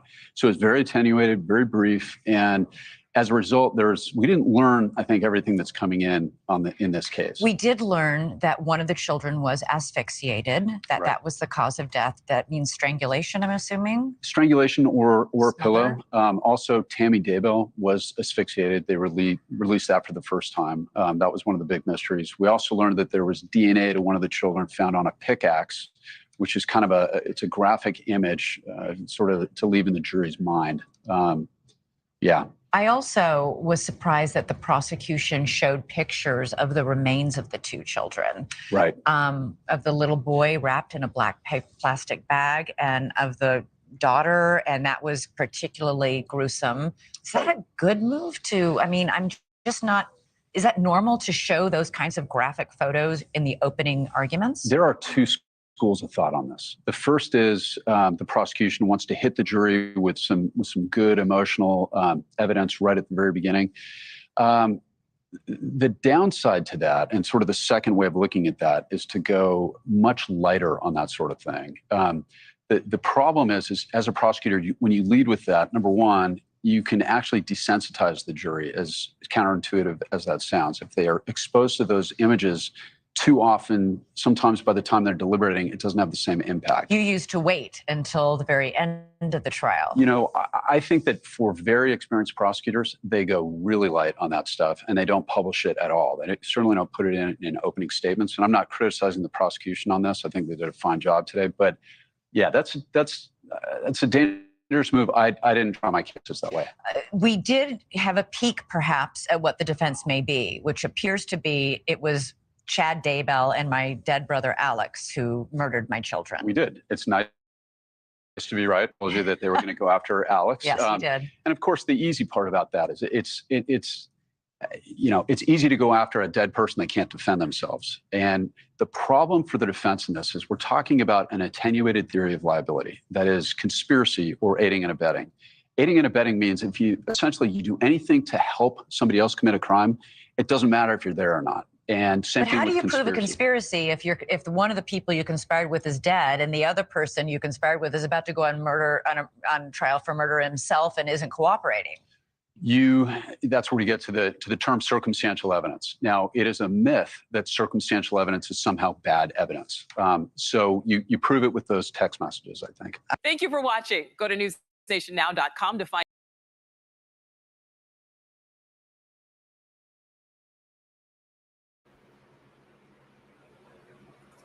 Okay.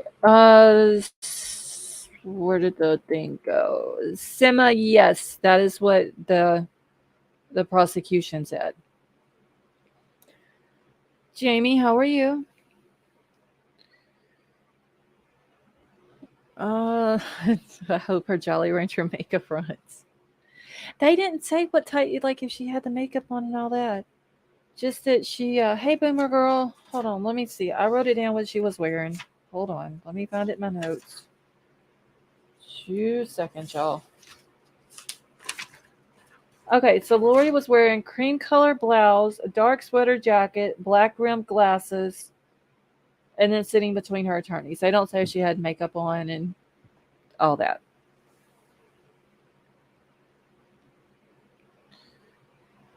One juror, I saw that.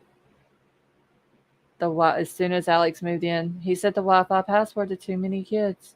And Lori laughed and said funny. Wait, hold on. Let me find the exact phrase that was said today in court. I believe it was just she replied funny. So I honestly think there's too much evidence against her for her to walk on this. And I know that I wrote that down. Yes, Lori responded. Okay, so when Alex moved to Rexburg, he texted Lori and set the Wi-Fi password to too many kids. Lori responded, funny. They knew as soon as they moved up there, when they left Arizona and went to Idaho, they knew exactly what was going to happen to them kids. They already knew. And I just think that there is too much evidence. She's not going to walk. Chad's not going to walk. And if Alex was still here, Alex wouldn't walk either. See, I was just saying, I think she thinks she's going to get off, which is going to be funny to see her get life. Yeah. Her smiling when she walks out of the court. So y'all, like the day she came out, when she found out she wasn't getting the death penalty, like the day it was taken off the table, and her walking out with that smile just makes me sick. Okay, give me a second. Wait, which one of these? Lori Daybell full interview. Okay. So she can't have the smug, narcissistic God attitude. Yeah. Okay, so I have the full interview of Lori when she's talking to the police. We're still trying to find Tylee's interview from that day. This one of Lori is like 54 minutes. I'm going to have to stop every so often as I'm playing and talk about it because I'm sure I'm going to find something to say because of her attitude while she's doing this interview. It's disgusting. I will give y'all a trigger warning on for those who hasn't seen it. It's very disgusting. Let's see. Me neither. Woodcock, absolutely not. Yeah, I don't think she will either. Okay, I can never hurt my children. The fact that people can makes me so sick. I don't understand just how someone can, and I would like to know honestly what was the reason why Chad's kids were never brought up as being zombies or hurt. Was it because they were more involved in the church? Where Tylee and JJ really wasn't.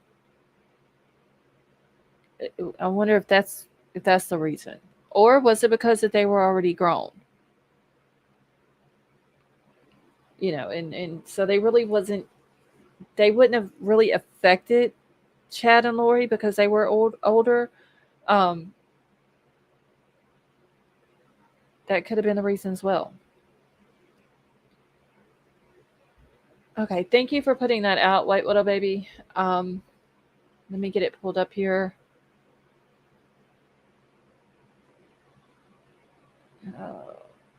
Okay. Oh, wait, nope, that's not right. Hold on, I gotta pull it out of the email. Hey, True Seeker, how are you? It's because they are his kids. That could have been it, but I wonder if Lori, in her controlling ways, was ever like, Chad, what about your kids? If she would have said that, would he have been like, hey, Princess Megan, would Chad have been like, okay, yeah, my kids got to go too? Or would he have been like, no, my kids, they're older. We're not touching my kids. I wonder if that conversation was ever brought up. I think Tylee knew exactly what her mom was talking about when it came to her beliefs. I know Tylee did not like when Lori said that she was a zombie. Because someone else had said that she had actually was talking to them. Tylee was in the house. Tracy, how are you? Lori called Tylee a zombie, and Tylee was like, "Don't call me that. I'm not a zombie." The Lost Souls commentary. I'll be nice, Emerald Queen. I promise. I don't like this woman, y'all. I really don't. She makes me sick. So, all right. And give me just one other second. Let me do one other thing here. Okay, so. All right. Like I said, it's 54 minutes.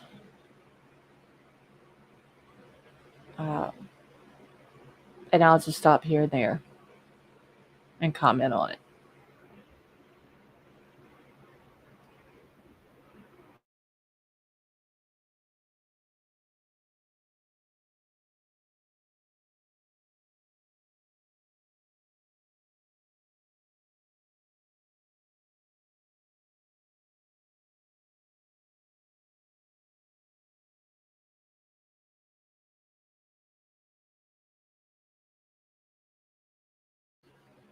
Hold on one second, y'all.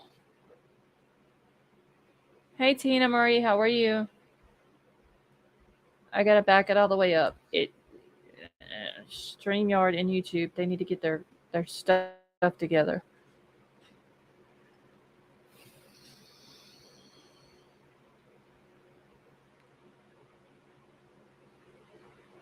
Okay, can everybody see that?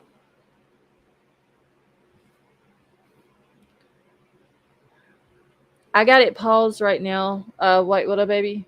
I tried to share it a second ago, and it did like it did the other night. I thought I had the maps up. Yeah, this was supposed to be up a minute ago. Let's see. Too much info from all the court cases going on. Tracy, it's a lot. Like Gannon's and all that. Pirate Radio, how are you? Okay, everybody can see it. All right. Let me get back over here and start playing it. If it starts lagging for anybody, just drop a message in the chat and let me know. Yeah. And then I'll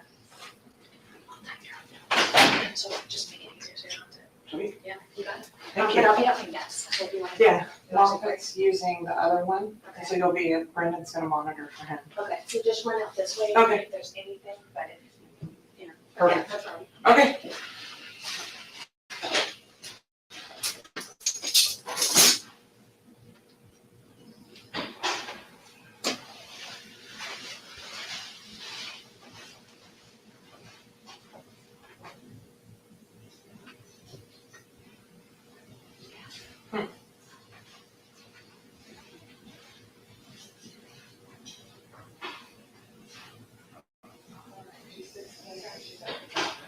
Oh, wow. That's awesome. I know, you know what, it was such a struggle because you in hospital, you go back to school, I try to talk to the teachers, but in high school, they don't care. They're like, you're not here to do the work or don't. Like, they don't care. They're Well, and I think, well, with high school, it's like pumping. when she was in elementary and junior high, all the teachers worked with her. They were nice about it. But by high school, there's so many kids that just don't care. And I was like, just take it. You're so smart. Let's just take it and see if you pass it. She passed it. And Like, got a really good score. and she passed like the first time. Well, that's what she wants, so Exactly. she's better off that way. Mm-hmm. Okay. I know Laura's your first name, right? Lauri. Lori. Okay. And then what's your last name? Vallow. Vallow. And your date of birth? And your phone number?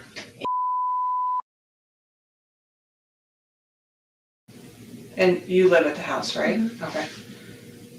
Okay, I know this sounds silly, but it's probably the easiest way to start, is just to tell me what happened. And then, so you can start what makes the most sense to you, and we'll just work our way through, and I'm gonna ask you a bunch of questions just to kind of clarify. Sure. So I know you talked to the initial patrol officer. And he just got information. He didn't Okay. say anything. So yeah, if you can just kind of tell me kind of what happened. It sounds like some of this may have started last night or something along those lines. Right. So start where you think it makes the most sense. Okay, so, I told you, it's a crazy question. Well, so we moved into this house 3 weeks ago because he offered to get me a house here where all my family is. So we Okay. were in Houston. And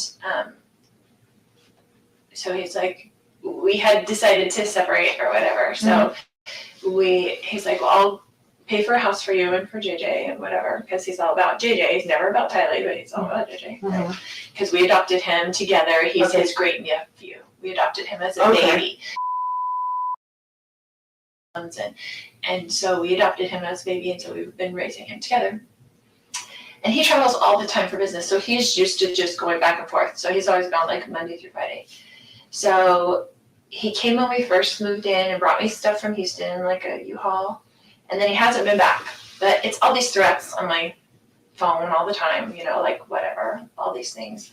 And then he told me. What kind of threats? Just.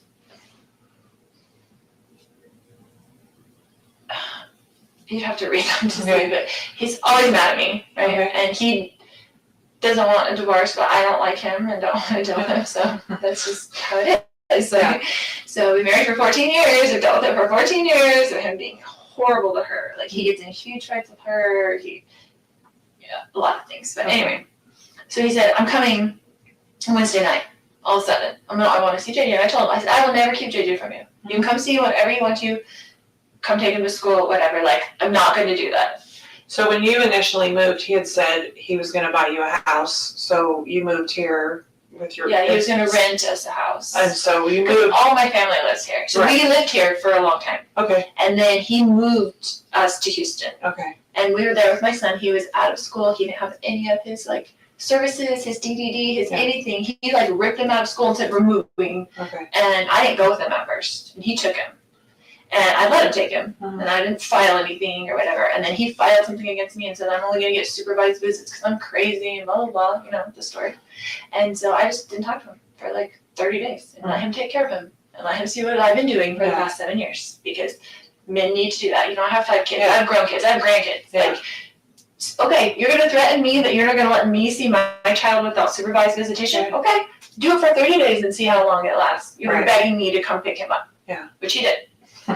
So it's like, come back and whatever. So I moved in with them to Houston for the family, you know, and Tylee went with me. We drove to Houston from here and left all our family and all his support, all my son's support, like his cousins, everything. And we were there, and I enrolled him in school there. I tried to start all his services, and it takes forever. Yeah. You know, it takes so long to get that done. There's no easy transfer. There's no easy transfer. You start from State the to beginning. state, it's a totally new thing. Yeah. And he didn't do any of it in those 30 days. So he just had gone without services, without even applying. And I'm like, do you even realize? Because he didn't ever do it in the first place. I did it. Long story. I'll keep it short.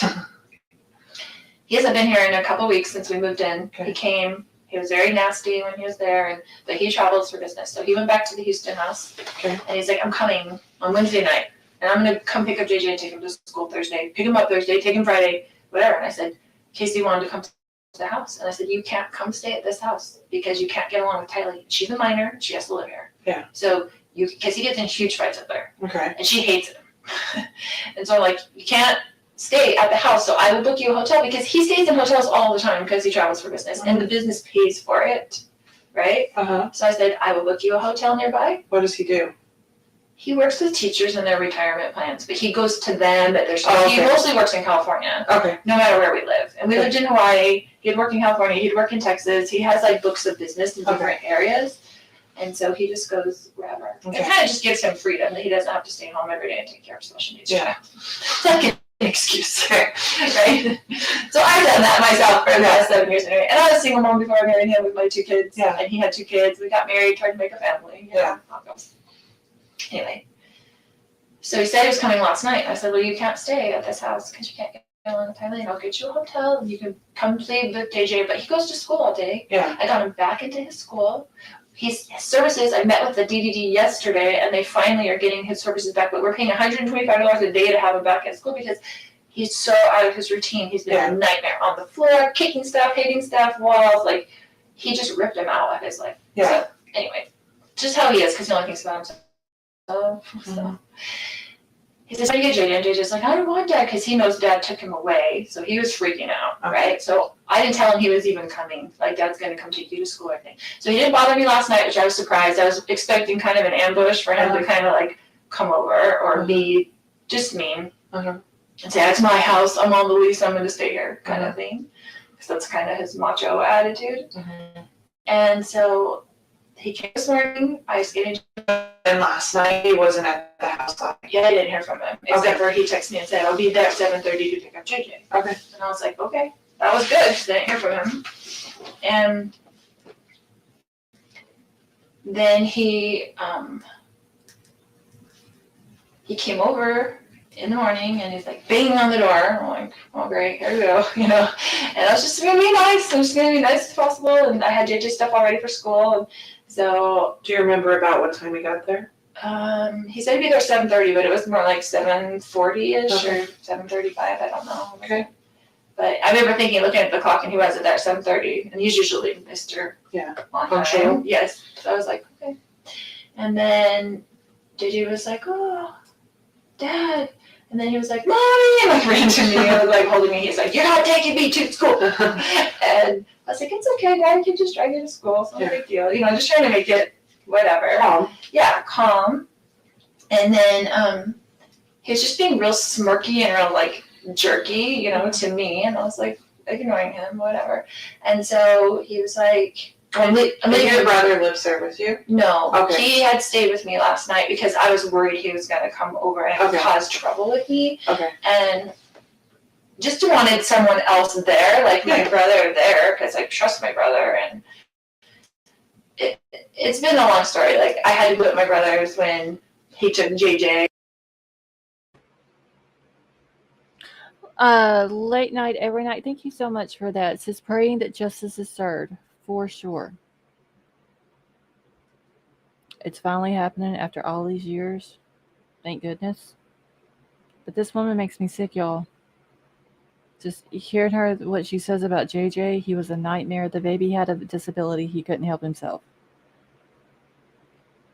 Anybody who's been around autistic kids, they can be a handful, but they can't help it. It's just, this woman, she's sitting there, she's laughing. I get some people when they're nervous, they laugh. I get that. But she's just downright laughing. Like she has no emotion that she's even upset about JJ's dad dying. She's not even upset for JJ. His dad is dead. Or her stepkids. That their dad is dead. That's all it is. It's just a joke to her. This whole thing, it's been one big game to her. And I don't understand it. All right, let's get back to it. And, you know, he's just been difficult. So, anyway. So I got JJ stuff ready. And he was like, well, and he's like this about timing. He's like, I'm leaving in 20 minutes because it's like 15 minutes to the school and like you can't get there early. They don't open the gates until 8:20 or something like that. And I said, well, why don't you just go now? I don't want him in the house. I'm like, why don't you just go now and take him to Burger King because that's what he likes. He's very particular about food. Like, he wanted chicken fries for breakfast and this Sprite. Like, and I just give him what he wants because if you don't give him what he wants, then it's like on the floor screaming, dragging him into school. Like, and he's big and he's heavy and it's hard for me to handle. But anyway, so I said, just go. And so he said, okay. So I gave him a backpack. He got in the car. This is his MO, right? He always leaves something in the house and comes back. He never leaves the first time. I always expect my husband to come back into the house, right? So I guess he had left his phone on the counter. So he initially left with the backpack and with JJ? And so he put them in the car, okay, in the driveway, and then he came back in, right? So I kissed JJ goodbye. He came back in, and his phone was on the counter, and I had his phone. And he was like, giving me my phone, and I was like, why don't you show me your text that you've been texting, blah, blah, blah, you know, whatever. Because he's like acting really weird, like he's plotting something against me. Like, I'm like, why are you even here? Like, what did you come here for? You know, he's been talking to my other brother, and my brother came into town at the same time last night. And I haven't talked to my brother in a while, my other brother, and I was like, and so he was texting him on the phone when he first got to my house, and I'm like, why are you texting Adam? Like, do you even talk to him? Like, my other brother. And, you know, he's been telling me all these texts, like, you're going down, blah, blah, blah, blah, blah. He's blaming me for our marriage breaking up and my niece getting divorced and my friend getting divorced. He said, I'm a destroyer of families because I want everybody to get divorced. I'm like, what would my motivation be for people getting divorced? So I could babysit the kids more? Like, why would I have any control over what people do? Yeah. So it's just very odd. But anyway, he goes nuts. He's gone nuts on us a lot of times. Tylee and I have had to leave with JJ over the years, probably 5 times, and just stay in a hotel for 2 days because he goes nuts. Like, you don't know what's going to set him off. Like, whatever. And she's mad at me for always, like, going back. But we had JJ, and he's special needs, and it's really hard. Like, it's even hard to take care of by yourself. So when you say he goes nuts, that can mean a lot of different things. Right. So goes nuts like yelling and screaming. Yeah, goes yelling nuts and screaming. Like breaking like, things. Yes. Goes nuts like physical violence. He's never really, besides like grabbing us and pushing us, but not like punching us or something. But with Tylee, he has gotten physical. Okay. Before, and with my grown son. Like physical how? Like got into a physical fight with my son when he was 16. Okay. And he came after Tylee 2 times in Hawaii. Okay. And like went like he was going to hit her, but then I got in between them. Uh-huh. Right. How old was she when that happened? Probably 13 and 14. Okay. So this morning he comes back in and. He comes back in, I wouldn't give him his phone, he was screaming at me to give him his phone. He was very worried about whatever was on his text that he did not want me to see. And so I was just holding it there and he was screaming at me. And I was kind of walking towards around the house with it so he couldn't get it. He's like reaching for it and stuff like that. And so Tylee came out of her room upset and she had a bat. And she told him to leave her mother alone, like, right? So she was really, whatever. And he's screaming at her, don't you hit me with that bat, and blah, blah, blah, blah. And then my brother heard all the commotion because he was in there in bed. And so he came out into the main room and I guess whatever. What's your brother's name? Alex. Alex, okay.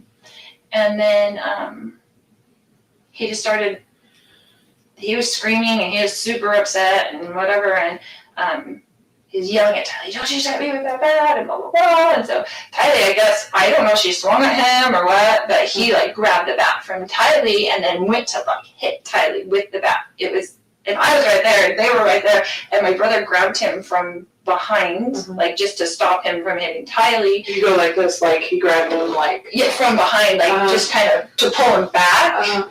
And then they got into the thing, and he's hitting him with the bat, and they're on the ground, like grappling around or whatever. And then, I mean, it was all and he quickly. And he hit your brother with the bat while they were grappling and stuff. Yeah, yes, he was hitting him with the bat, like swinging the bat, you know, back and forth, and they were kind of like on the ground, and I was like freaking out trying to go around, knowing JJ was in the car. Yeah. Right, and so then he got up and he had the bat like this towards me, and I was going around the other side to try to just get out of his range where he couldn't hit me. And then I had told Tylee, because she was like, oh, I took the bat from her, she fell back. And so I told her, I was like, go get in the car with JJ. Like, I don't want JJ coming in to the house, or, and I wanted her out of the way. I wanted the kids out of the way, whatever this fight was going to be. And then, do you remember what your husband or your brother were saying or yelling during all of this, if they were at all? Just kind of get off me, out, or whatever, you know, whatever. They were like don't talk to my niece about whatever. Whatever. Like it was, I don't remember specifics, but they were kind of both. They were kind of in the heat of it. I don't think there was many words that I remember. So Tylee goes outside. Yeah, she was outside. And then what happened? Then they got up from that, and my brother had like stepped back, I guess, and then Charles was coming with me at the back, yelling at me to give him his phone still, because I had it in my hand. It was all really quickly. And then when I went around kind of in the circle, then my brother was there. When you said when you were going around and he was coming at you with the bat, how was he holding the bat? Just like that, like backwards. Like he was swinging it backwards? He would have done like he would have swung it backwards at me, not frontwards. Okay, yeah. He was a professional baseball player. Okay. So it wasn't a good idea for Tylee to get out of that. Probably not the. I mean, he played semi-pro when he was young. Yeah. But yeah, and then I was kind of turned around, and we were all right there in that room, except for the kids had been outside by that time, and I heard the gunshot. And so you heard the shot? Did you actually see the shot, or did you just hear it?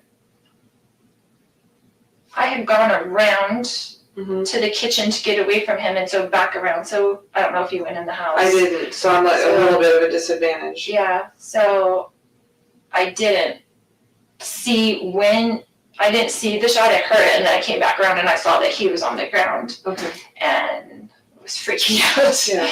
And so I was just freaking out, and it just went into mama. I'm like, I've got to go to get JJ to school. I've got to get to the kids. I just felt like I got to get to the kids. And so I just went outside and to see if they were in there. Okay, I didn't want them coming back in the house when all that was going on. And got JJ in the car, and he was trying to come in, and Tylee was like looking at me with like the crazy eyes, like what just happened. And I told her to get in the car and we're gonna take JJ to school. And I just left. This woman is so full of shit, y'all. Yeah, son, she is. She's lying. She's sitting there literally laughing over this man getting shot. It's like she's laughing about it, like it's funny. She don't care. She's worried about JJ, but she left him out in the car by himself this whole time. But then it's almost like she flips a switch and she has to go into mommy mode. And she has to get the kids away from there. Truth Finder, how are you? Let's see. It's really sad that the law enforcement officers let them go. They didn't do their damn job. Deal, they really didn't, because Charles was at that police station begging them for help. Begging them. Told them that he was scared of what she was going to do to him. He was worried for his kids, and he wasn't talking about just JJ. He called Tylee his child too. He was worried for both of them. And they brought her in, and she played her little manipulation game with them and made them believe that there was nothing wrong with her, and they let her go. And then Charles gets killed, and then 2 months after he gets killed, Tylee and JJ go missing, and come to find out they were murdered. So I wonder how the police there in Arizona feel now, knowing that that man came in and begged them to help him. That he begged them to help him get her help.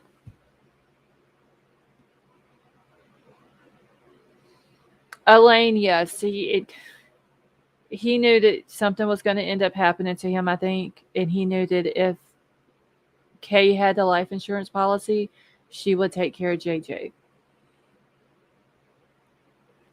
And Kay and Larry would have taken care of JJ, but Lori and Alex and Chad had to go do what they did to him. See, I hope Kay and Larry sue. Truth Finder, honestly, they should. Because if they had listened to him, I don't think we would be sitting here discussing this case.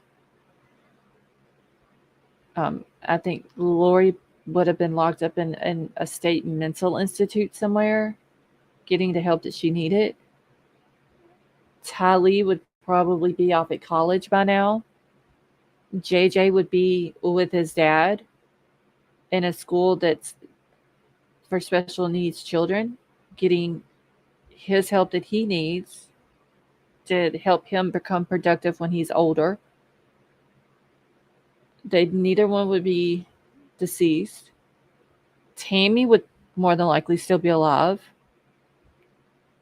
Alex, I don't really know, because I still think that Lori had Zulema to murder him.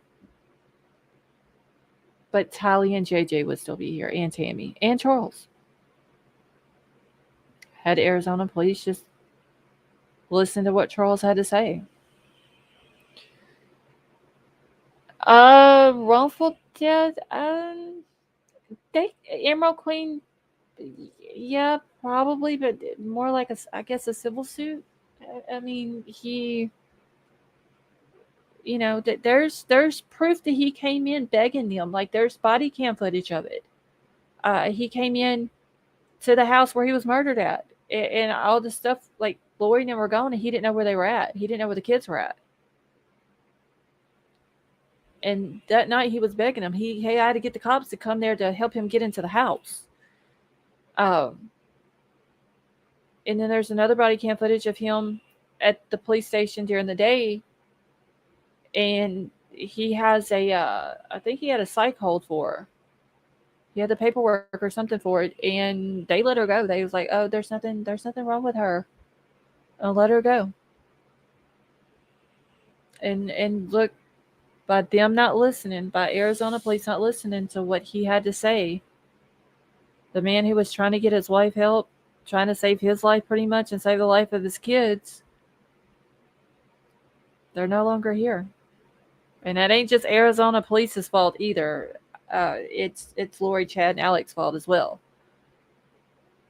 But I think all that could have been prevented if the police in Arizona would have listened to him. All right, let's get back to it. When you came back in and saw him, where was your brother? Did you see him where he was at? Yeah, he was right in front of him. Okay. Like, it all happened very quickly. That Right. was, I mean, I feel like I was there because I was right there, and like Yeah. a second later. Like, Okay. I just went around the kitchen to get away from him. Did your brother say anything to you at all? Do you remember? No, we were both just in shock. Okay. Like, it was just I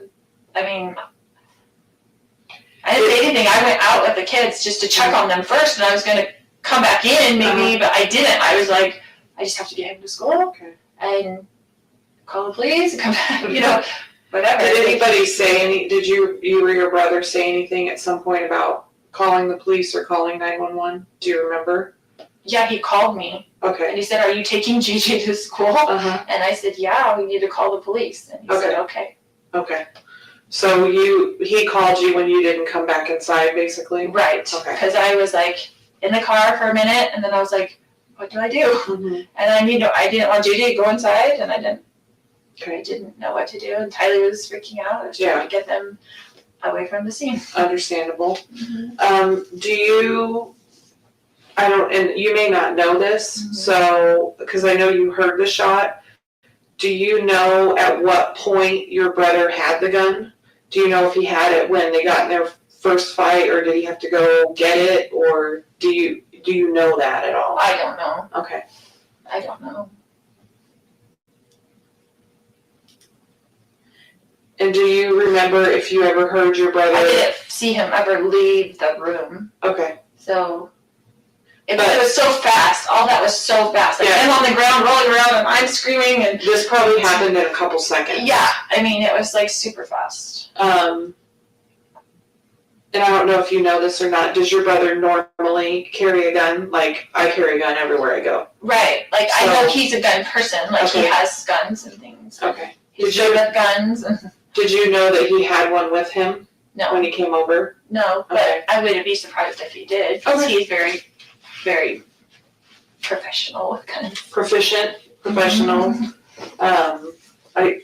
Responsible is usually a good Right. better word. Responsible with guns. And then, do you remember if at any time, so you were trying to get away from him, Right. and you heard the shot. Prior to the shot, do you remember at any point hearing your husband or your brother saying anything to either of them? No. So my second very ridiculous question is there anything else that I didn't ask about, or anything that we didn't cover that you think is important? I always ask that just because I wasn't there, and so we're going through something that happened a super small amount of time. Yes. Can I So, sip? Yeah, go for it. Just thinking. Mhm.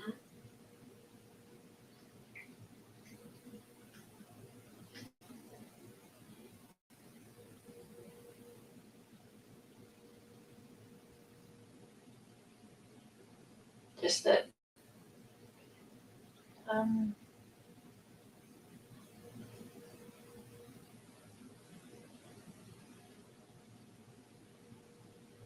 He was just so angry, like super scary. Did You you know how think, you take your phone away from like a 16-year-old and they freak out? Uh-huh. Like their world disintegrates. Like I've taken my phone away from a 16-year-old boy before, and he like, he's like wanted to kill himself because Yeah. like they kidnapped him. That's how it was. It was like, is something on his phone that he does not want me to see?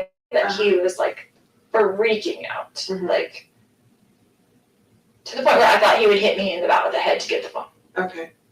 So you thought, and I don't want to put words in your mouth, but you thought it was possible that he was going to hurt you. Absolutely, he was gonna hurt me and Tylee. Okay. Not JJ. He would never hurt JJ. Okay. And he hurt my brother. Like, Yeah. he was going like ballistic about it was bad. Okay. I'm gonna go talk to her real quick. Okay. And then if, obviously, we'll be here for a little bit, hopefully not too much longer. But if you think of anything or there's anything that kind of pops in your head or something else that we didn't cover, obviously. So I'm gonna go talk to her for just a little bit and then I'll kind of come back and check with you. And then we'll kind of go from there. So I know my partner's talking to your brother over in one of the other interview rooms. So we're gonna just try to get, as much done as we can and go from there. Okay. And then, is there anybody that you need to call or anything, or you want to wait a little bit? I don't know what I would say. And wait a little bit, we'll see. Yeah. I don't know what I would say. And if you want to, you can think about it. So, we do have victim services that work within the police department. They're right over here. They're not cops, they're civilians. And they do, Jessica, who's out there with the fire department, so they're kind of our crisis response. They come right away. Mm-hmm. So our victim services that work in the department are kind of more long-term type support systems. So they're just a really good resource because they do a lot of stuff with our families and things like that and can help with support services and questions you might have. She's been through so much. So it might be a good I idea. just can't stand for her to have to go through all this. Yeah, it might be a good idea maybe before I take you guys back today that I get one of them to come in and maybe sit and talk with you guys and see. And it's not something there's a bunch of stuff they can, offer, but it's good to have a contact and like a name and a face and a phone number. That'd be good. That way maybe a couple days from now, a week from now, or if there's something going on or you think you need help with something, it may not be something that's necessarily up like me and my partner's alley, but it very much may be up theirs. So I'd like for you to meet one of them before we leave. That way, hopefully if there's something that they can help you and your daughter with, they can, or even JJ or whatever else. Right. Yeah, exactly. Okay. I haven't even thought about him. Yeah. So. I mean, he's used to him not being there, but he wouldn't understand even if you told him. Right. Like, that somebody passed away, he doesn't understand what that means. Well, I mean, it's hard at 7 to understand that Anyway, that's true, but with him, he just doesn't, which is probably better because he doesn't comprehend things, but I don't know. That's a lot to think about. Yeah. So let me go find one of them, and then we'll make sure that you guys get to meet with them before you leave, because that might be something very helpful for you guys.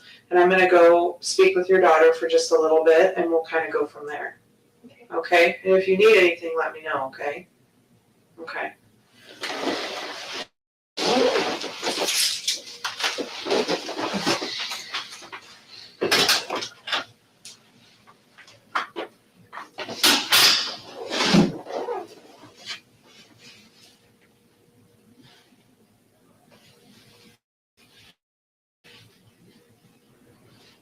Okay, I'm just going to let it play through for a few minutes and then I may fast forward it on through till the cop comes back in. But I'm just going to say this.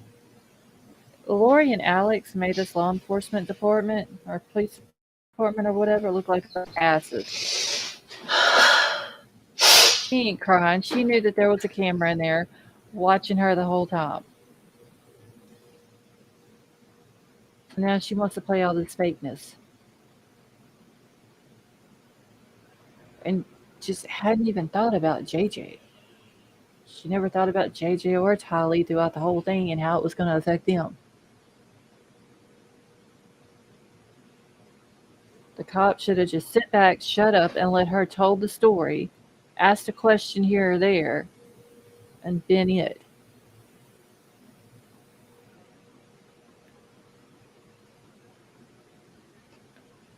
The cheerleader and the gravedigger would have matched. It's disgusting, ain't it, son?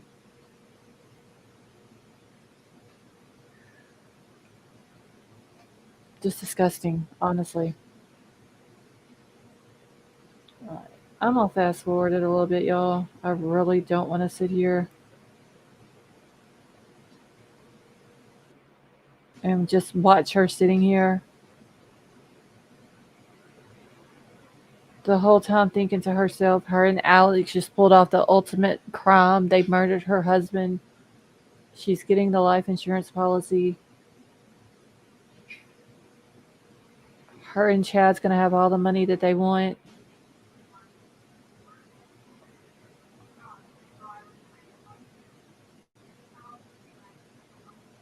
She's trying to mimic the teddy bear. She's disgusting.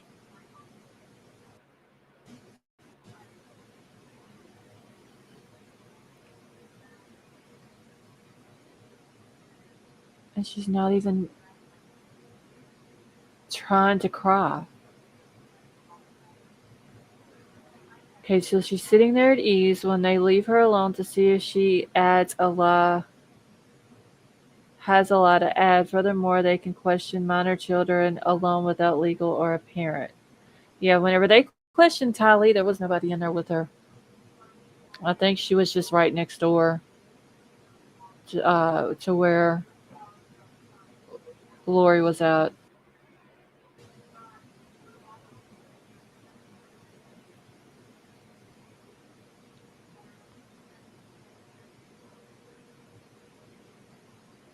Look at her just sit there. Oh, this woman makes me sick. Because she probably really thought that she was going to get away with it. She did. She was basically just sitting there trying to hold herself together, trying to keep her excitement contained.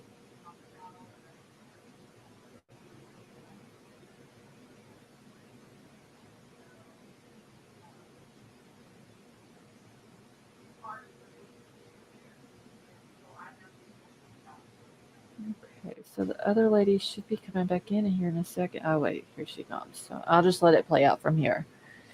And yeah, she could have given consent to talk to Tylee.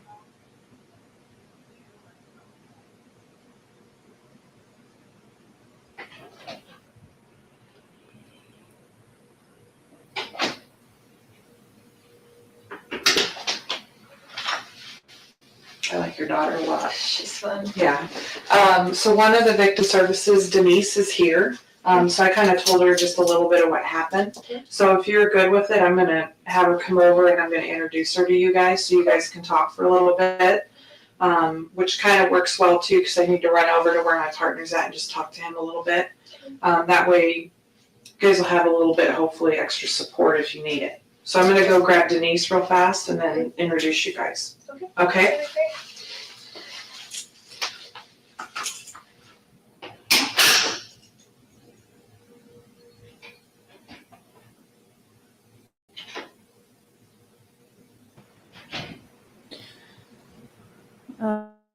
So when the officers started telling her about the victim advocate help, she knew exactly. Well, she thought she was going to get away with it. And in the end, she ends up getting charged with this murder. Son, that is true. She can just flip it on and off. Like there's nothing to it.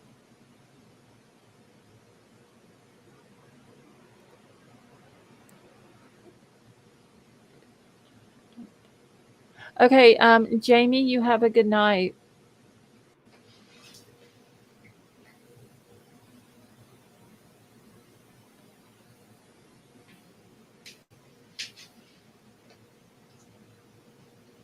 A humanity switch. Yeah, that woman is not. If she's crying, it's she's got them tears of joy, thinking she got away with it, and she's gonna get all this money and blah blah blah and all this and that.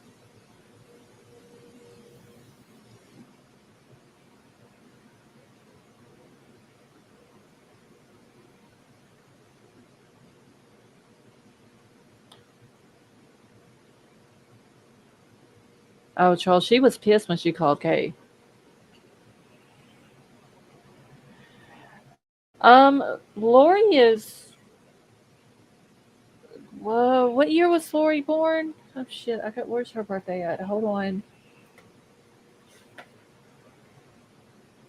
She's 50? Is she?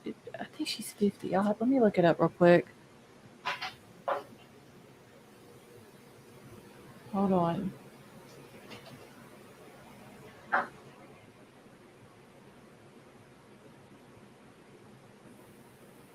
Lori is 49 years old. Hey, Lori P., how are you?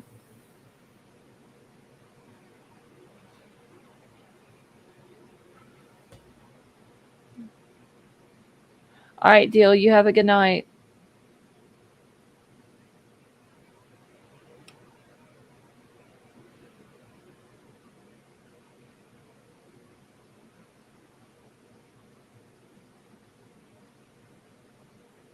Oh, this woman is just disgusting.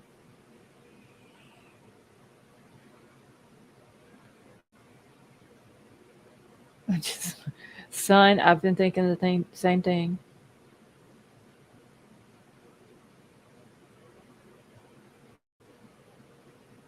Just watching her sit there, the way she's sitting there looking around like she's okay with what happened. Lori, it's good to see you as well.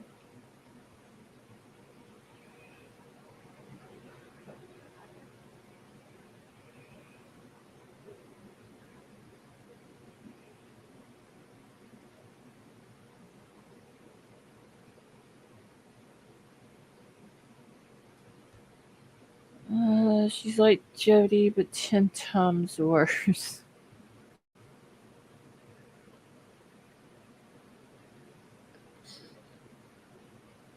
Lori P., yeah, she's sitting, I guess, Indian style is what they call it.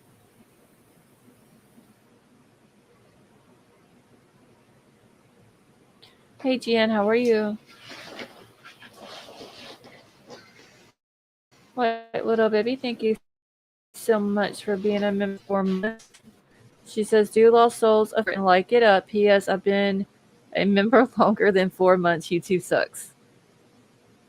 Yeah, you've been a member, should be, 6 months, but it made you have to renew it. So this is Denise. Hi.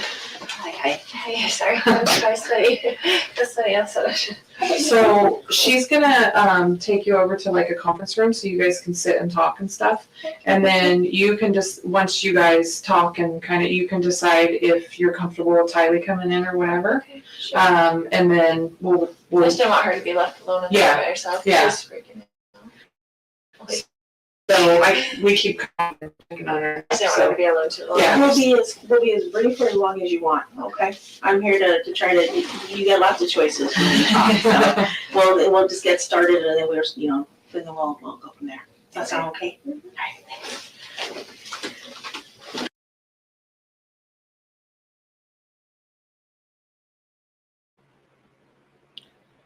Okay. Who in here doesn't want? Son, I do. She makes me sick. And then the advocate lady comes in, and she's just sitting there like it's a joke, laughing.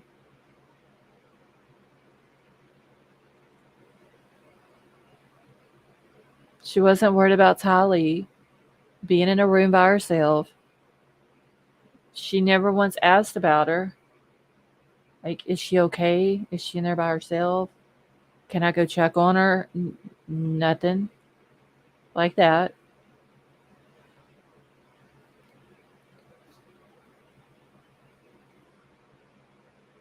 She's very disgusting. Okay. I'm going to check one thing out. Truth Finder JJ was at school during that time. After Charles was killed that morning, they left the house. Lori, Tylee, and JJ did, and left Alex there with Charles's body while the police were on their way. And Lori and Tylee took JJ to school. Well, they actually went by Burger King first. Ordered some food, I think for JJ and maybe Tylee. And then took him to school. Okay, what is weird is her best friend's interview. Lori's best friends. Have y'all watched that one? Which one, Jess? Are you talking about Melanie Gibb? Her interview that she did with East Idaho News? Caddy Wampus, how are you? And Cattywampus, I said the same thing. I wonder how they feel. Her and Alex, Tylee didn't have anything to do with that.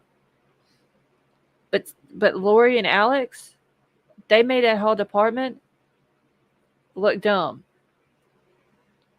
Because the police really thought it was self-defense. They didn't know that it was a whole murder that had been planned out.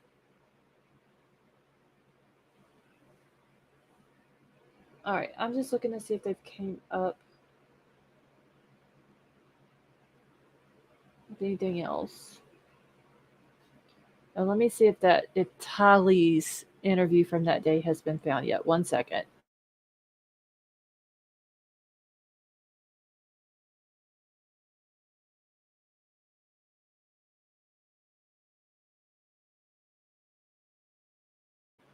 Okay, so Tylee's interview from that day, we tried to find it, we couldn't find it.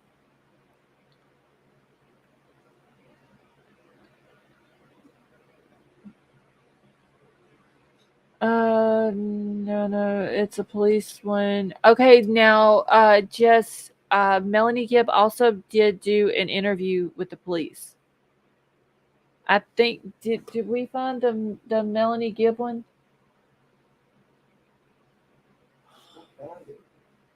Hold on.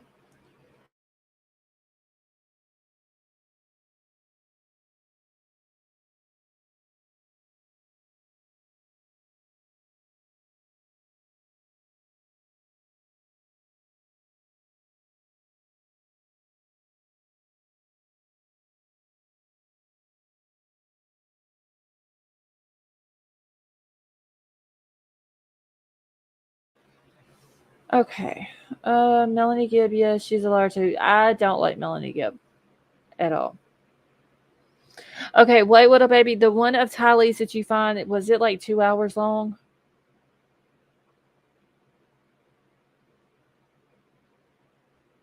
I don't see how Melanie Gibb got away with lying to the police saying that JJ was with her when he wasn't with her. Okay, so the one that's 2 hours long, Troll found that one too, but I think it's just where she was sitting in the room for 2 hours. The interview itself, I don't think it's 2 hours because I mean the officer that was in there with Lori went over and spoke to her and she wasn't in there because the whole thing of Lori's was what, 54 minutes or something like that.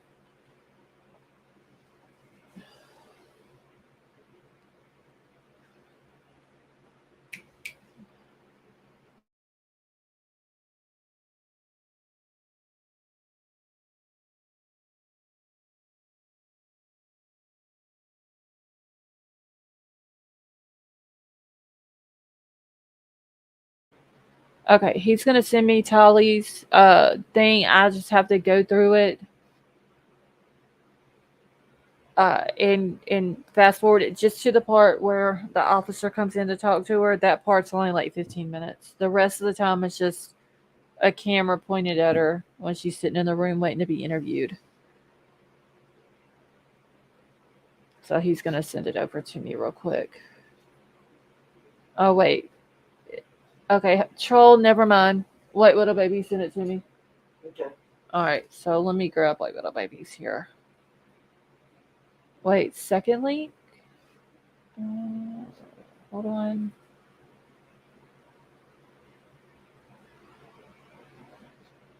Okay. I see the one with the officer in here with her. Okay, give me just a second, y'all.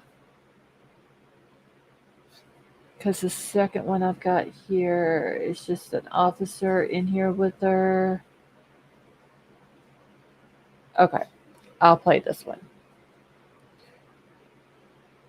Wait, you sent a 16-minute one? Hold on. Because I found the one where the interview was at the beginning.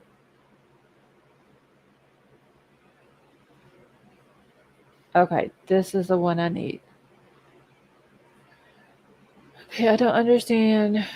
Wait, hold on. Let me pause this. I don't understand why they made her wait so long. Is that part of their plan to see what she does?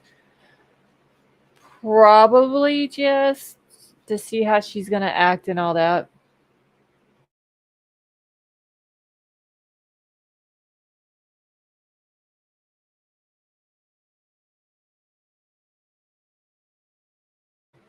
Okay.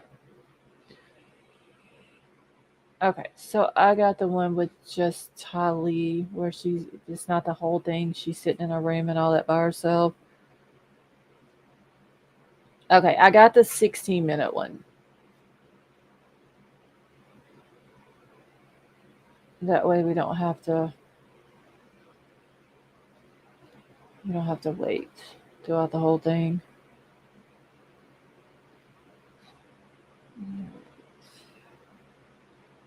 One second, I'm gonna pull up Tylee's.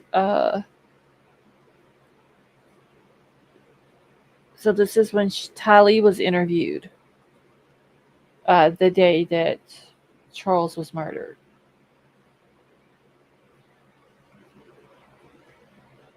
Okay.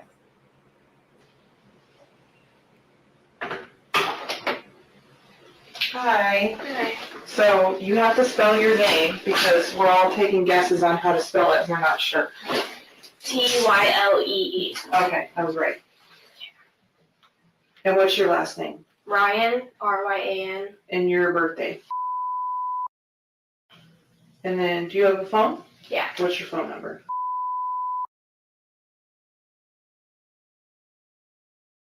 Okay. So I know this is going to kind of sound like kind of a silly question because it's super broad. But can you basically tell me what happened today? And you can start at whatever place makes sense for you to kind of start and explain. I'll probably kind of ask you questions as we go a little bit. So I woke up probably around like 7:50, I want to say, because I heard yelling from like right outside my door.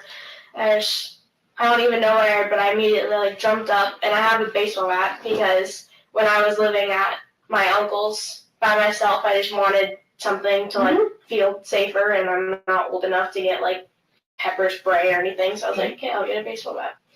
So I have that. So your bedroom, you said that right outside your bedroom door, and I didn't go in the house, so I'm at a little bit of a disadvantage. So what is your bedroom door open to? My bedroom door open, so the room that my uncle was staying in, the room that's kind of like the guest room, if my room's right here, that's right there. Okay. And then my little brother's room, and then kitchen's kind of back here, so it's like a little hallway, and then right here is kind of where everything happened. Okay. Like the big, you walk in and like big great room, kind of living room. Yeah, right now it just has mirrors up because my mom wanted a dance room. Okay. So yeah. Okay. Kind of unconventional, but hey, whatever makes you happy. It's your guys' house. So. Right. So yeah, I immediately just jumped up and I grabbed my baseball bat and I opened the door, and it was my stepdad, outside the doorway, and then my uncle kind of in the doorway, and then I could hear my mom behind him, and he was just screaming at both of them, like, I don't even know what he was saying, because honestly, I was just too, like wired, I guess. Mm-hmm. So I told him to take a few steps back. I was like, you're too close, you need to step back, and he was like, don't tell me what to do, and I just kind of just stood there, and then my uncle kind of moved out of the way, and then my mom kind of went past him and into, like, the big room. Okay. Where everything happened, and so I walked with them, and then So they were more in the hallway. Yeah, they were at, like, the end of the hallway, Okay. basically. And so my mom walked all the way around, and he kind of followed them, and I just kind of stood. My uncle was, like, right here, and then my stepdad right here, and then me and my mom were kind of right here. And I didn't do anything with the baseball bat. I kind of just held it there, and he was getting really close to my mom, so I kind of stuck it out, like, between them. And they were both just yelling, and he was like, if you hit me with that baseball bat, you're going to go to jail. And I just kind of stood there with the baseball bat, and I didn't really say anything. When you said they were yelling, who was yelling? It was mostly my stepdad. Okay. Well, he was really the only one, like, yelling. Mm-hmm. My mom was kind of, like, responding, but I honestly couldn't tell you what they were saying. It was kind of just, like, all jumbled up in my head. And so I just kind of stuck the baseball bat out there, and then he just grabbed it and tried to take it. So I held on to the end, and then eventually I fell, and he kind of took it into his hands like he was going to do something with it. And that's when... So when you fell, he ended up with the bat? Yeah. Okay.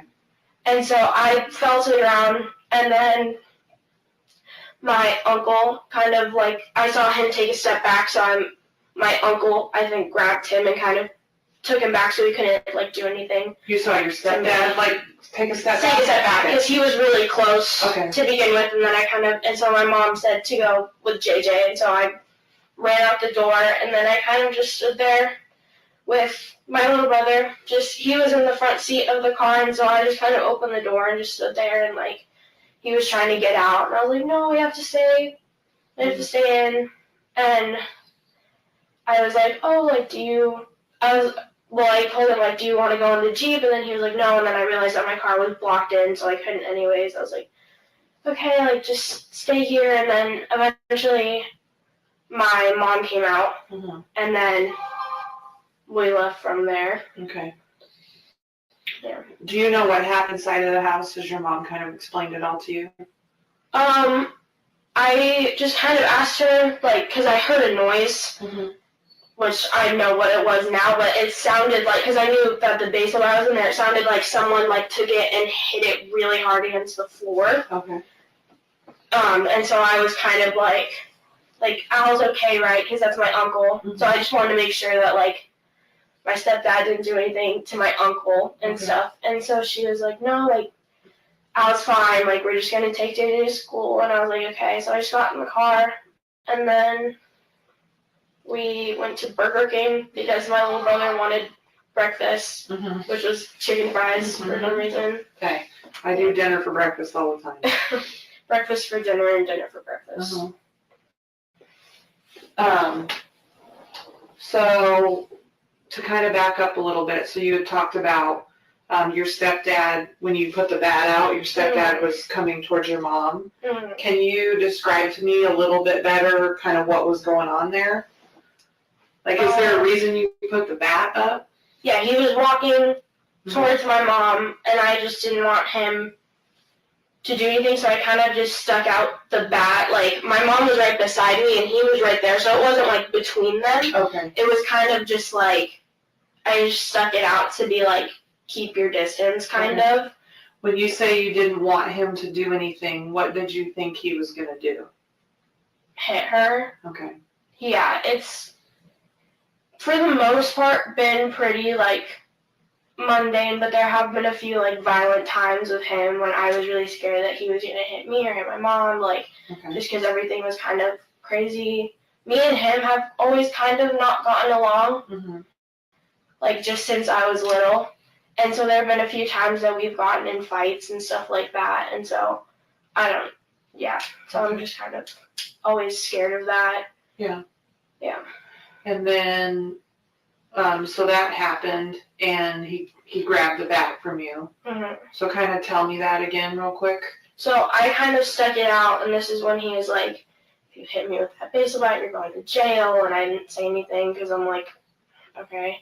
And so I'm holding it by the end of the bat, the place where you hold it, and so he kind of took it, and I kind of lunged forward and kind of lost my footing, and so my mom was like, just let go, and so I kind of slipped and I fell, kind of on my side. Okay. Yeah, and then from that, my mom said to go to the car, so I just got up and ran out the door. Okay. Did you see when you fell towards your side? Did you see what he did with the bat?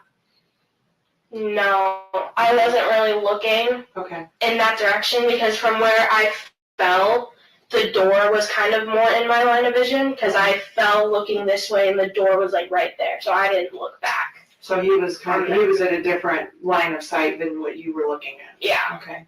And then at some point you saw him kind of take a step back, and from what you're saying, and tell me if I'm wrong or not, you didn't necessarily see your uncle pulling back, but it seems like that maybe. It seems like he wouldn't have taken a step back on his own, so it's more of an assumption than anything. I didn't see him physically take him back.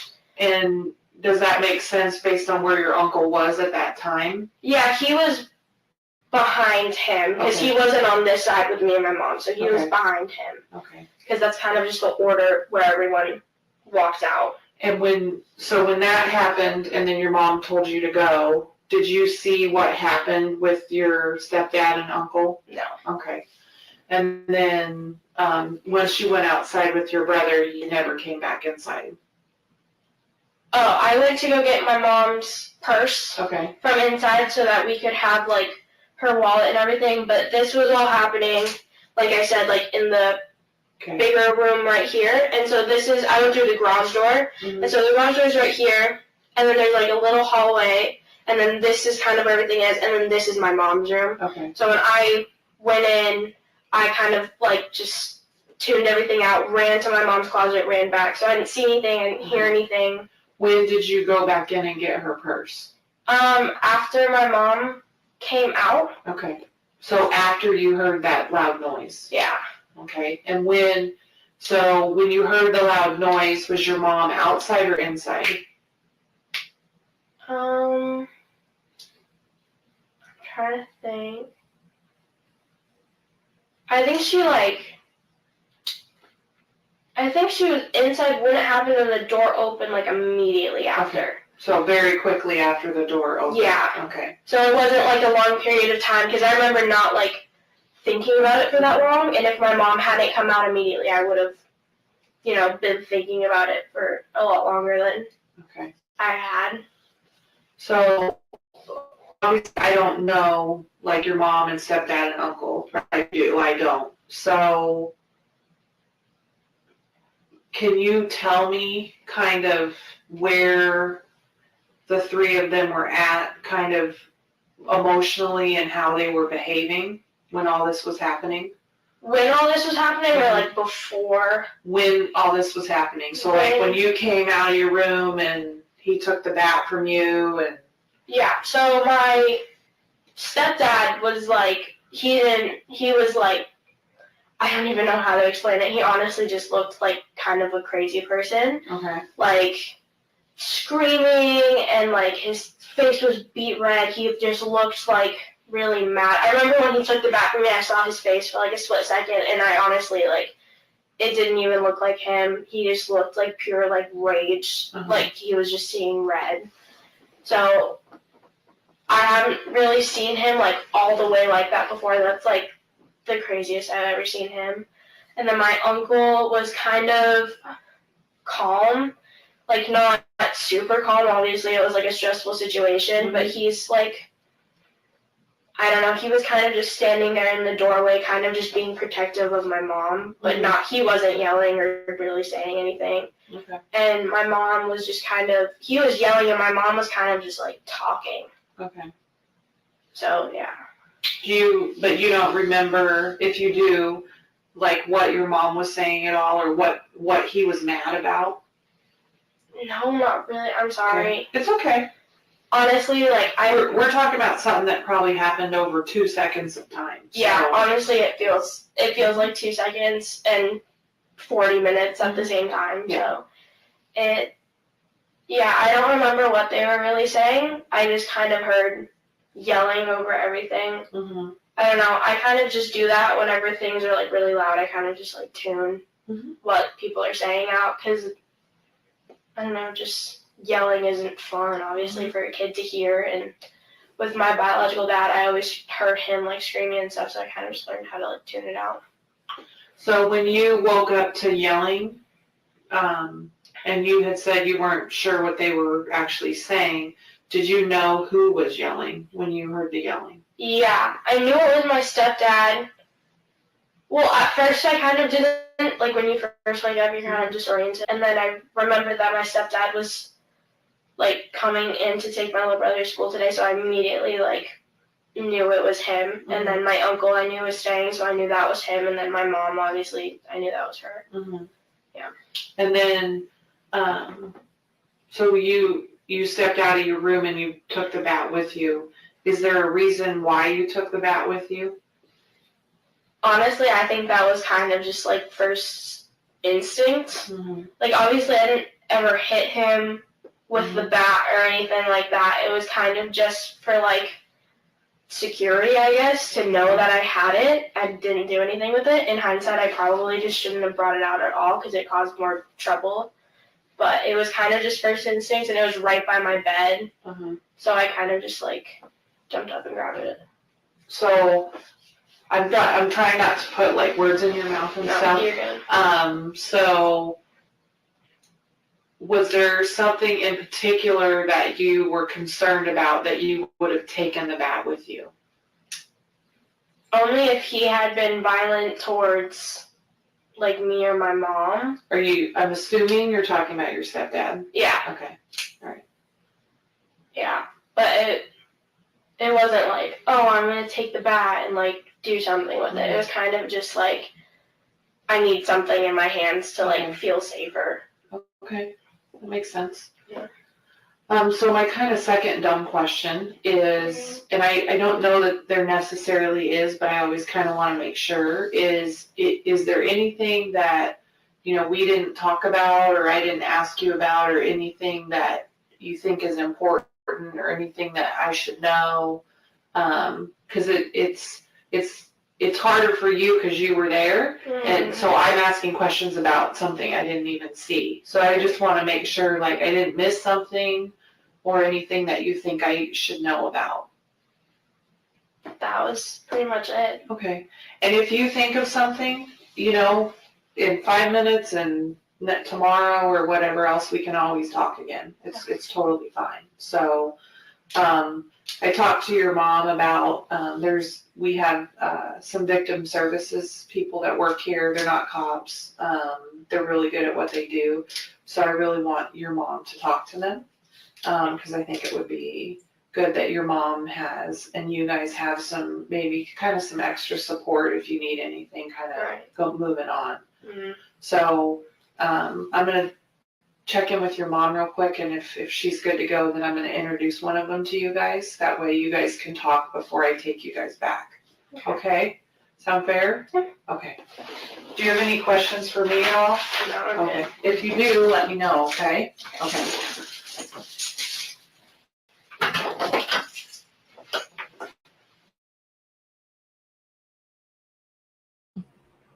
Okay.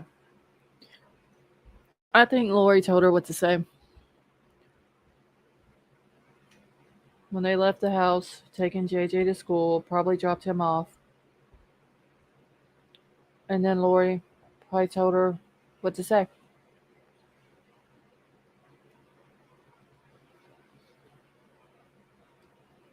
Elaine, okay, that's fine, honey.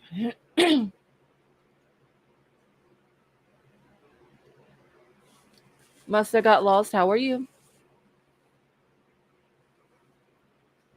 Let's see. I watched the body cam with Charles, and please, he was concerned about the kids. Yes, he was concerned about not just JJ, like I said earlier. He was concerned about Tylee, too.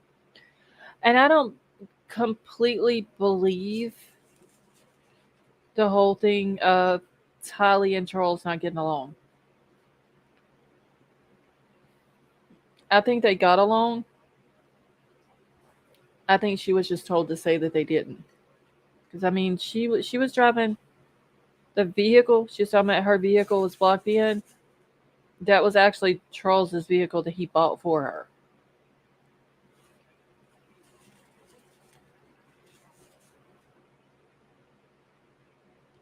And she was probably nervous, wanted to make sure that she said everything right that her mom told her. She probably didn't want her mama getting upset or saying something wrong to get Uncle Alex in trouble and all this and that.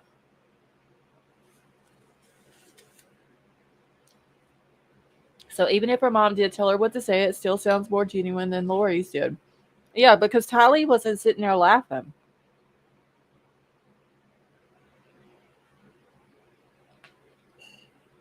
Lori was sitting there the whole time laughing. Like it was just one big joke to her.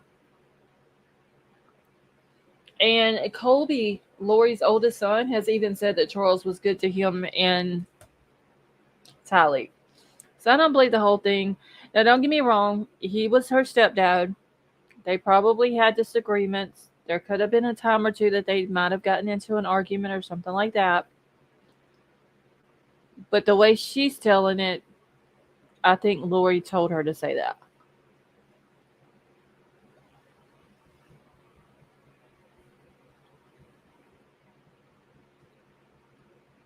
Let's see. Was it she? Yeah, she was.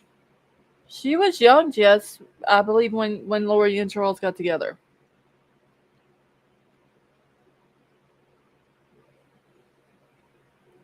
He would think that the laughing would be a red flag. Yeah.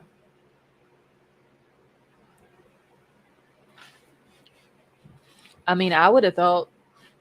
Lori tells him that that Charles played professional baseball, and then they go look at Alex's head, and it looks like all it is on the back of his head is like a small cut. I think that they, being detectives, would put two and two together and realize or even question, as big as Charles was, and being a professional baseball player, if he swung the bat at Alex's head, seemed like it would have busted it more than what it was busted.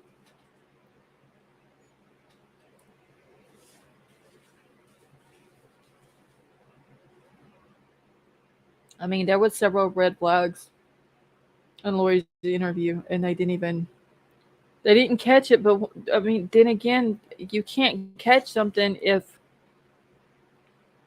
the cop that's supposed to be questioning and also letting her talk and tell her story is sitting there talking too much.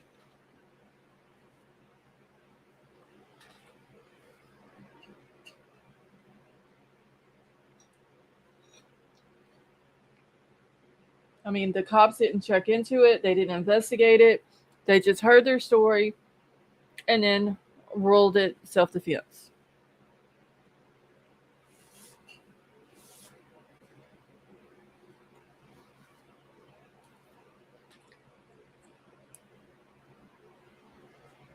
All right, 1 second. Let's see. I know if they would have caught it, then the kids will still be alive. I do think that. The cop she wasn't too good at what she was doing. Honestly. And Lori, she wasn't wanting to talk to that victim's advocate woman. She was wanting to hurry up and get out of that police station. And her and Alex and Tylee hurry up and leave so she could go call Chad and let him know what had happened.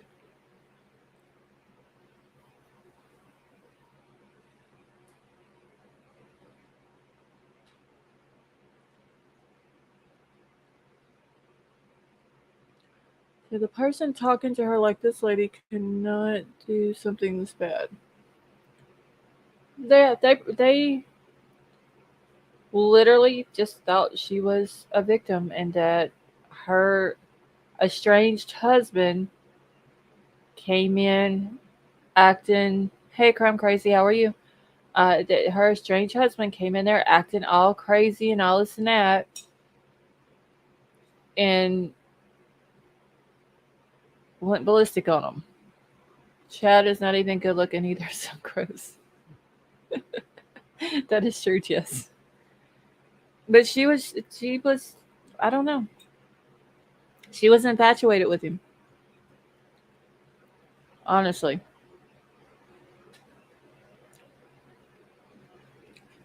And there was, somebody had said that, where did I hear that at? That they were wondering if her defense was going to use the fact that Chad groomed her. Brainwashed her, basically, and all this and that.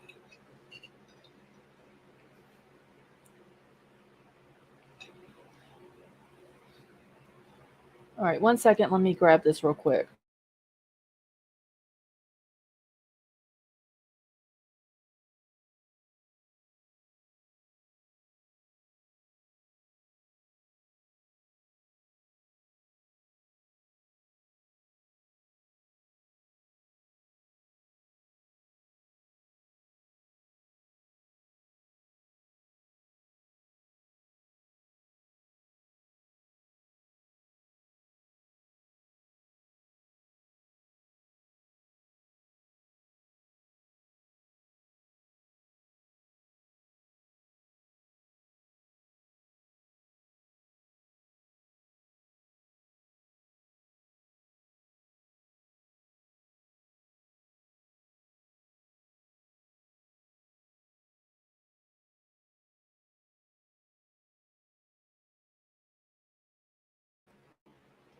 Okay, y'all, 1 second. I'm trying to get this Dan Abrams video out of my email, and it won't pop out of the email the way I need it to.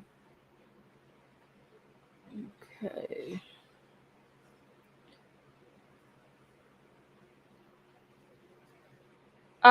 H-Town's Finest. Yes, you can ask a question if you want to. All right, y'all, we need 20 more likes. If y'all have not hit the thumbs up while I'm trying to get the video pulled up, please go do that real quick.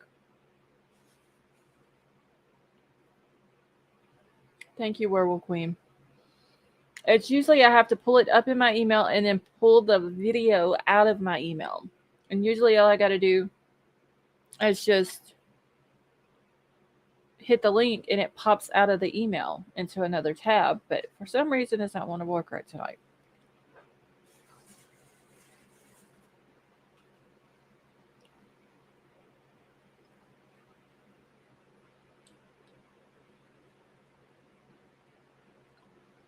Okay, I think I got it.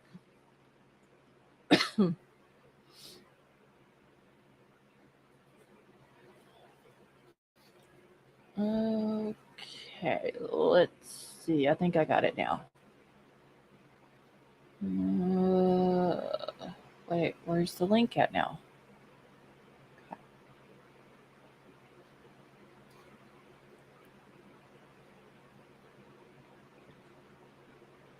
Okay, so if a family member needs a GoFundMe, then it comes out that that person was a criminal and passed away during criminal activities. Do they keep the GoFundMe?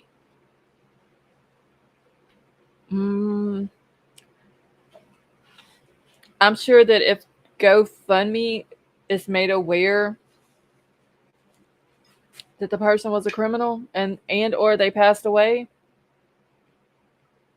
I'm sure someone would have to let the GoFundMe company know so they can refund everybody who has made a donation. They could refund their money.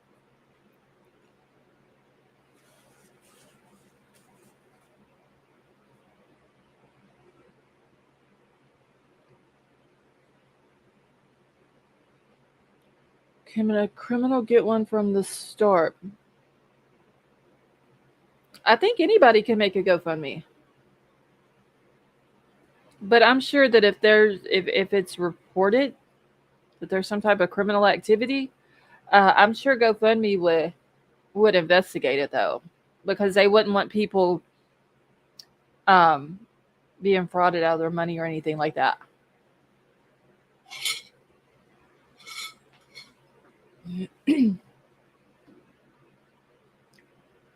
But yeah, anybody can get one though.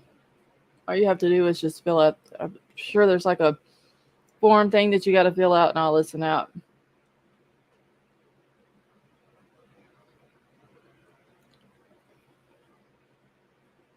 And you're welcome, H. Champanis. Hey, King Scarlet, how are you?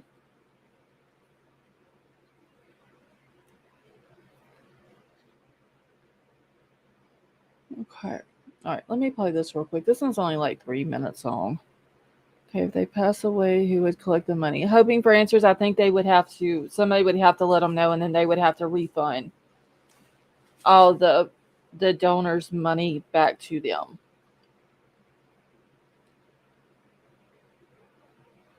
We learned today that Lori's brother, Alex Cox's phone showed he was there around the time that Tylee was buried as well. The 51-year-old brother died in December of 2019, about 6 months before his sister's arrest. An autopsy and toxicology listed it was natural causes related to blood clots. Now, Cox had admitted fatally shooting Lori's fourth husband, Charles Vallow, the one prior to Chad, in an incident that was ruled self-defense. As far as the defense today, they're concentrating on a lack of direct evidence against Vallow, pointing out that it's not Chad Daybell or Alex Cox who's on trial right now, but Lori Vallow. Did she combine or conspire to commit murder? Did she do the murder? Or did she talk about it? Or did she do something about it? Or did she do an act in furtherance of it? So that's the challenge here for you, is you're going to be given all these alternatives, and you're going to have to be convinced beyond a reasonable doubt.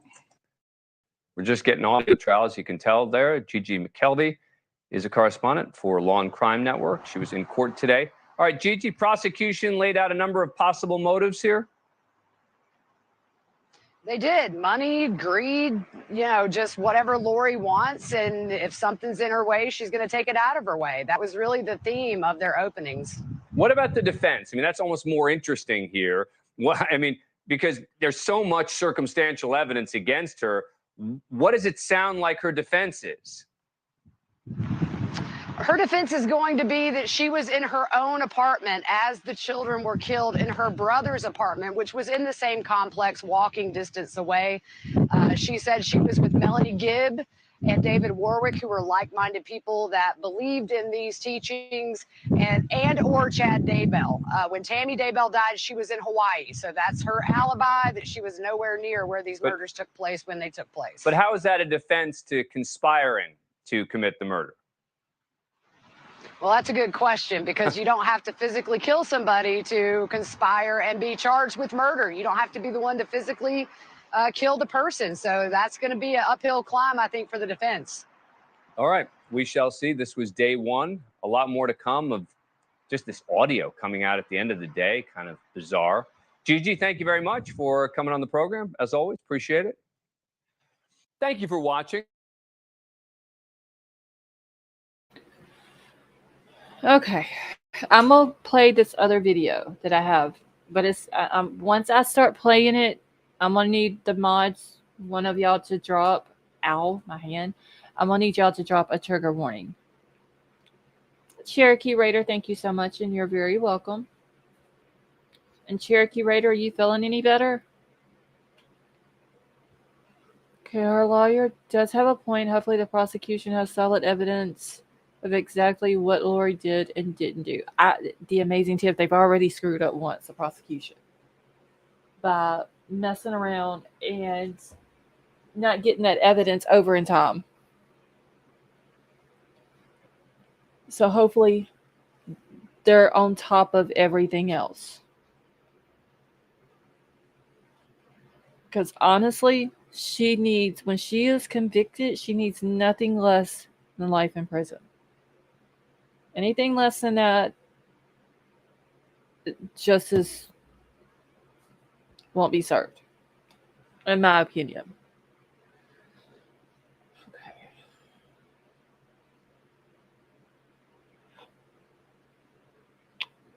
Let's see. So this is Lori Vallow Daybell trial live updates, opening statements, and the first witnesses. This did come out about 8 hours ago, but it kind of, I believe, goes over what they were talking about as far as like whenever they were found and stuff like that.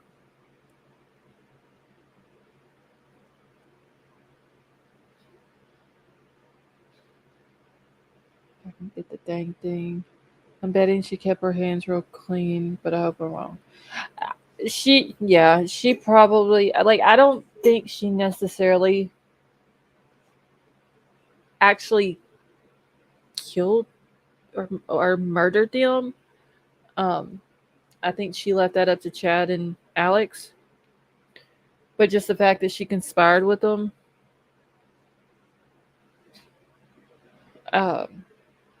makes her just as guilty.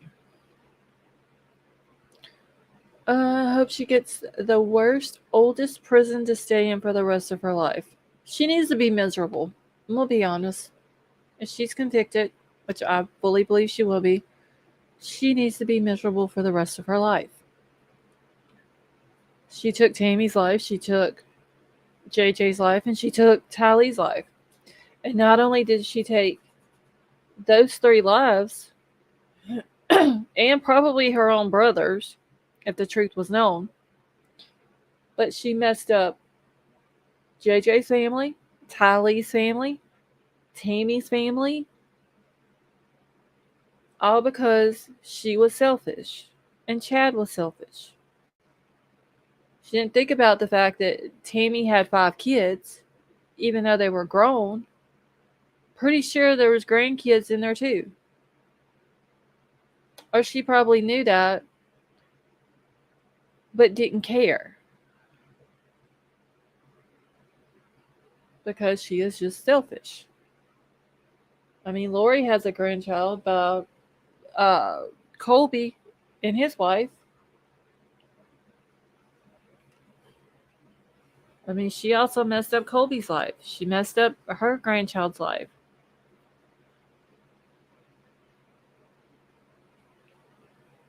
No, Emerald Queen, no. I'm not forgetting Charles. I'm just talking about in this case here. Because Charles's case, she'll have to be tried for that in Arizona. But yeah, in Charles's case, yeah, she ruined JJ's life with that before he was murdered. Charles's kids that he had about the previous marriage.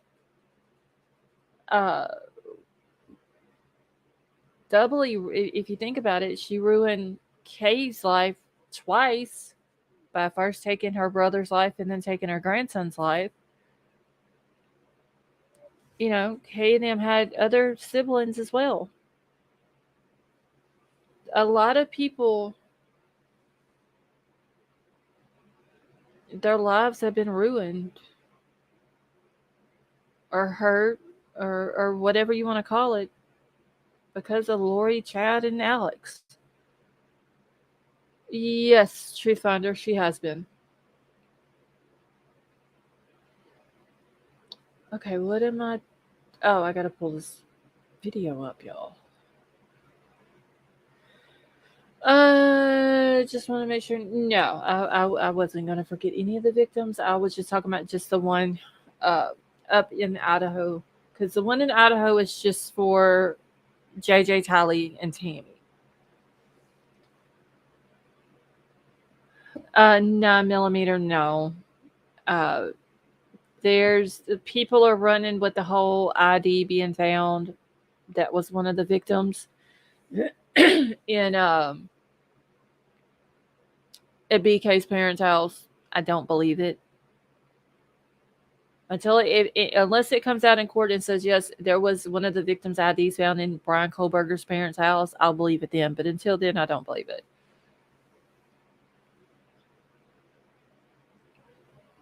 It's literally like they're still talking about it today.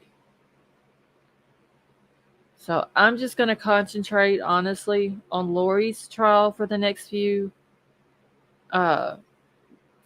days.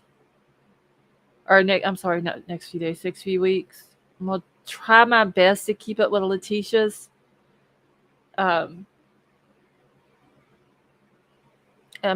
Troll said he may have to get in and kind of keep up with Letitia's for me while I'm keeping up with Lori's. But I'm going to have to figure some way to make it work, y'all.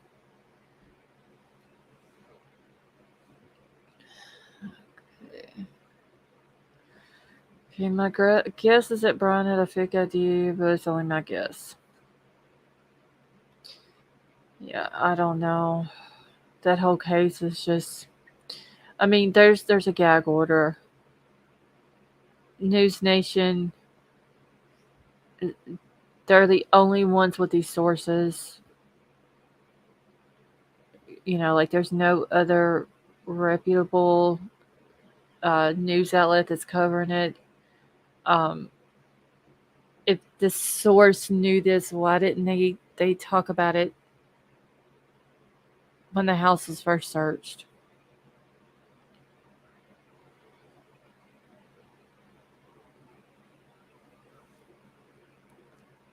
So I don't know. I don't believe the whole sources thing and all that. That's what happened when people go with rumor rather than what Ellie or court says. Yes. I mean, in the search warrant return, it says ID cards in a glove in a box.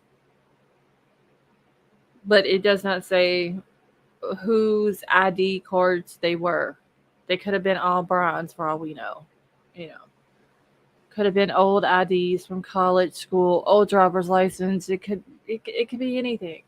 We don't know because they haven't came out and said. With hours just for research of this case, BK, and it was scary. King Scarlet, please be careful if you do that. Please.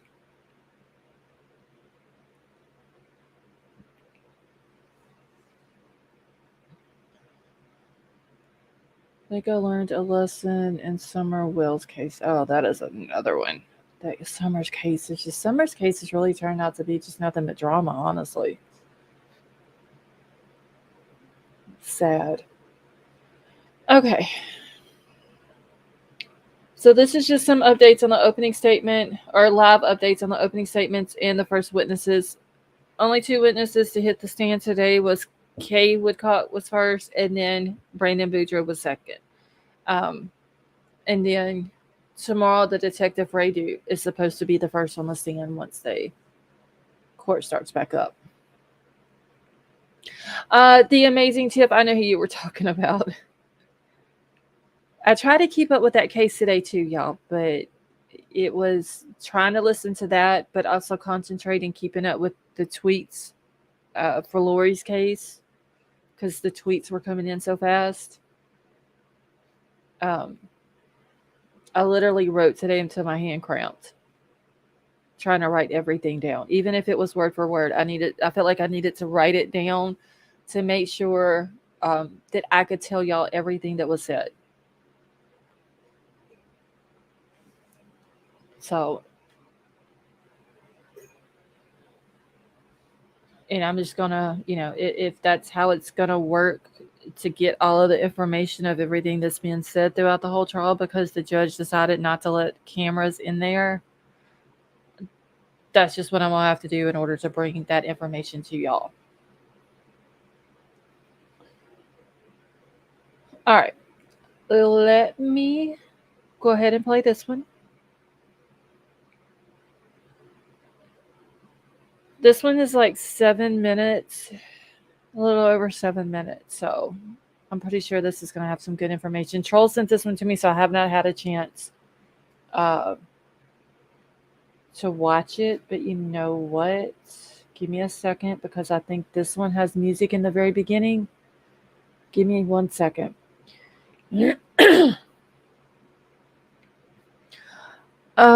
Truth Finder, you think that no cameras in the courtroom was a good decision? Is that what you're talking about? Hold on 1 second, y'all. Let me play the first few seconds of this just so I can get past. Okay.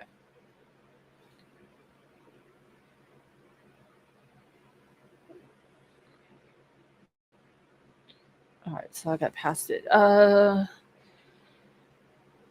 Okay, so you do. I'm gonna be honest. I was very disappointed that there was no cameras.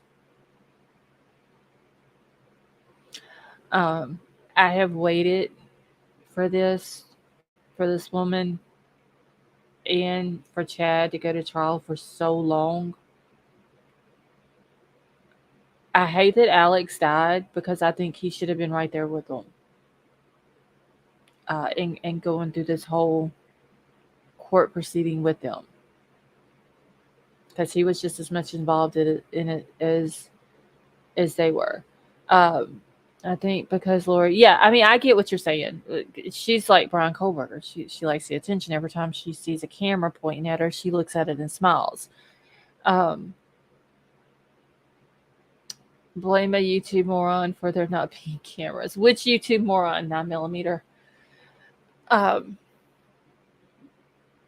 But I really wish there would have been cameras, honestly, just so we could see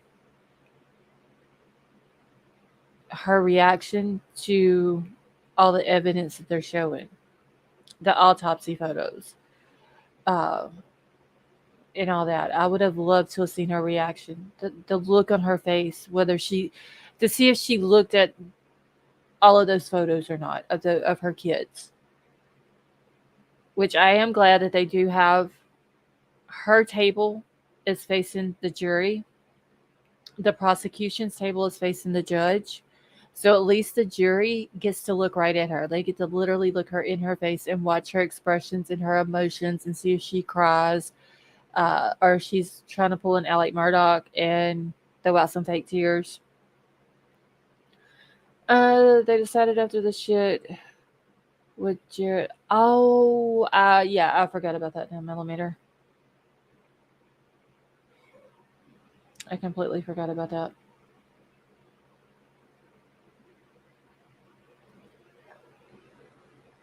So now, if you use that whole WebEx thing, like that I was using for Letitia's trial, they automatically mute you. Like you can't unmute yourself. Okay, so I've got it past the 4 seconds of music on here, and I'm gonna go ahead and play this one for y'all. Of delays, Lori Vallow Daybell was back in court today for opening statements in her murder trial. She's the Rexburg mom charged with murder, conspiracy to commit murder, and grand theft in the deaths of two of her kids, JJ Vallow and Tylee Ryan, and her husband's late wife, Tammy Daybell.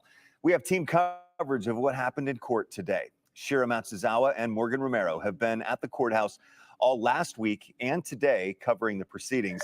They are live there at the Ada County Courthouse right now. We begin with Shira for a look at today's opening statements. Shira?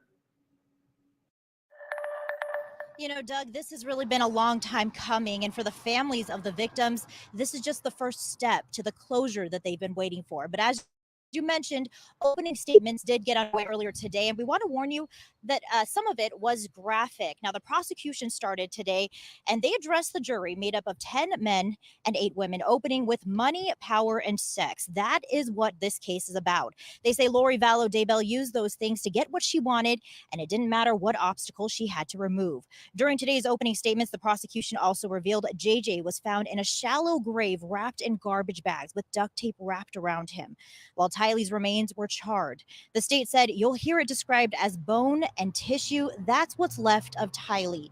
The state also said Tammy died at the hands of another, asphyxiation. In their opening statements, the prosecution also said Vallow used self-proclaimed religion and teachings to justify her actions from an affair to murder. The defense then gave their opening statement saying when there is a lack of evidence, the law calls it not guilty. He also reminded the jury that they vow to be impartial and not judge, and that they have to be convinced beyond a reasonable doubt. As for the setup for the overflow room, we could see 4 panels on a projector screen. One camera was pointed on the judge and the testifying witnesses. The other focused on Vallow and her attorneys, while the third camera was on the prosecution with those who are in attendance behind them, and the fourth camera was on a projector screen which showed photos of the evidence they were referring to. Tylee's aunt, Annie Cushing, along with JJ's grandparents, Kay and Larry Woodcock, were inside the courtroom. Larry spoke with the media this afternoon. It was all about where are the kids, where are the kids, where are the kids? And now it's about justice. And that's all I'm going to pray for, continue to pray for, is that the court continues in the directions that they're going, and that this proceeds as it should proceed. We want a fair and honest verdict, whichever way it goes. What was it like to see Lori in court today?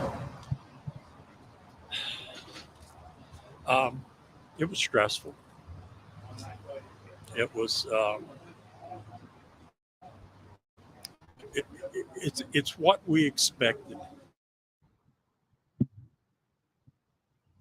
And coming up at 4:30, we'll hear more from Larry about making eye contact with Vallow and what he said when he asked if he would be here for the duration of the trial. But after opening statements wrapped up, the prosecution called on their first witness, and we'll send it over to Morgan Romero with a look at that.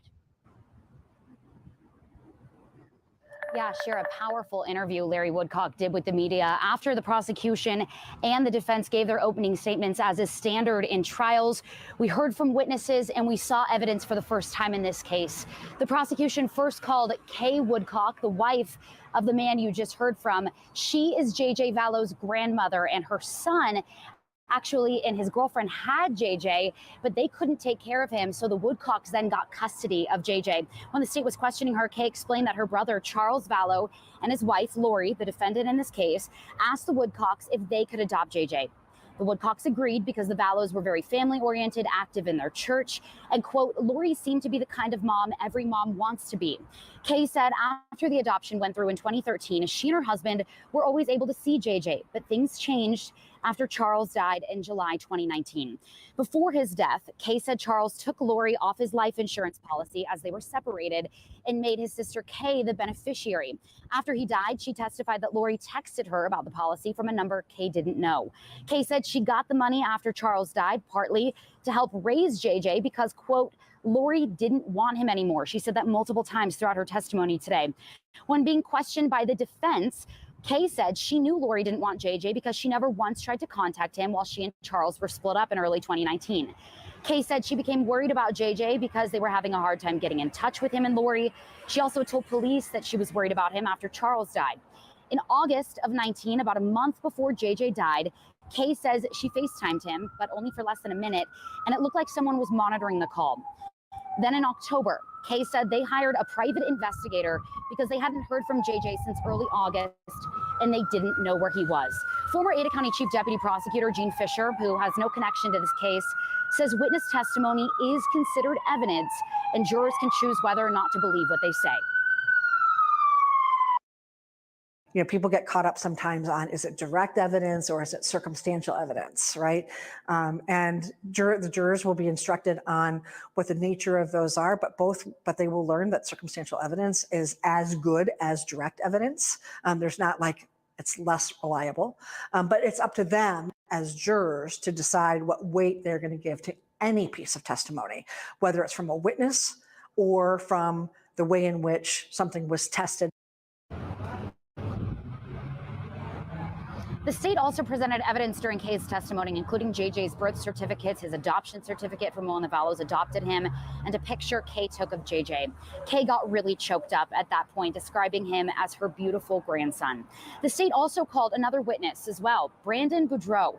He is the ex-husband of Melanie Boudreaux, Lori Vallow's niece. He said Melanie and Lori were really close, especially when it came to their more extreme religious views. We have that graphic to help you understand all the family dynamics here, a very complicated web of relationships in this family, the Vallow family, the Daybell family, the Coxes.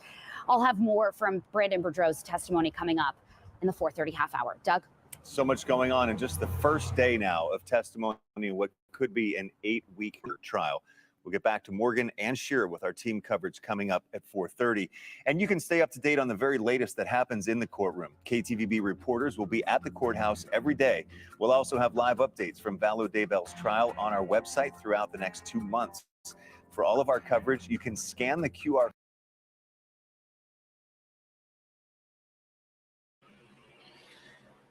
Okay. Give me a second. I'm getting this off of here so it doesn't start back playing. So I don't think the mother is delusional. Crime Crazy, are you talking about Lori's mom? Hey, Country Chickens, how are you?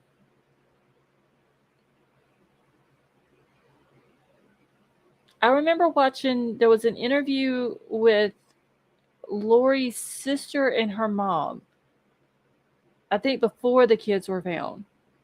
And they were just defending Lori. She couldn't, they kept saying, oh, she wouldn't do nothing to them. All this and that.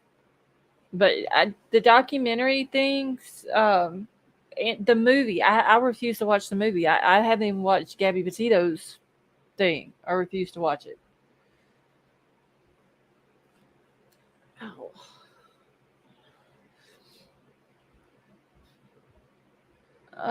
I feel like Lori's mom didn't really show a lot of reaction or believe her daughter was involved. Was that where, is it the same, it may be the same interview where she was her mom wearing a blue dress? I think her and her sister both were wearing blue dresses or blue shirts or something in it. Okay, so she did admit she was wrong. Okay, so it's a different one then. Simple Butterfly, how are you? Yeah, she was very delusional. Her mom was in that one that I watched. Her mom and her sister.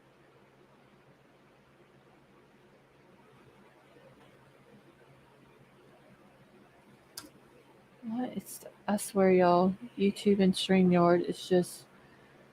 You need to get the act together. Okay, get this out.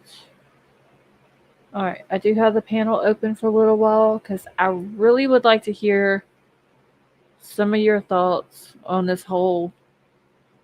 I know it's not the actual day one of Lori Vallow's trial because last week was all jury selection, but I'm just going to go ahead and call it day one of Lori Vallow's trial because of the opening statements and testimony started today.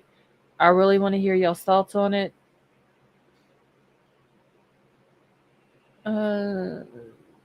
Hey, Zara, how are you?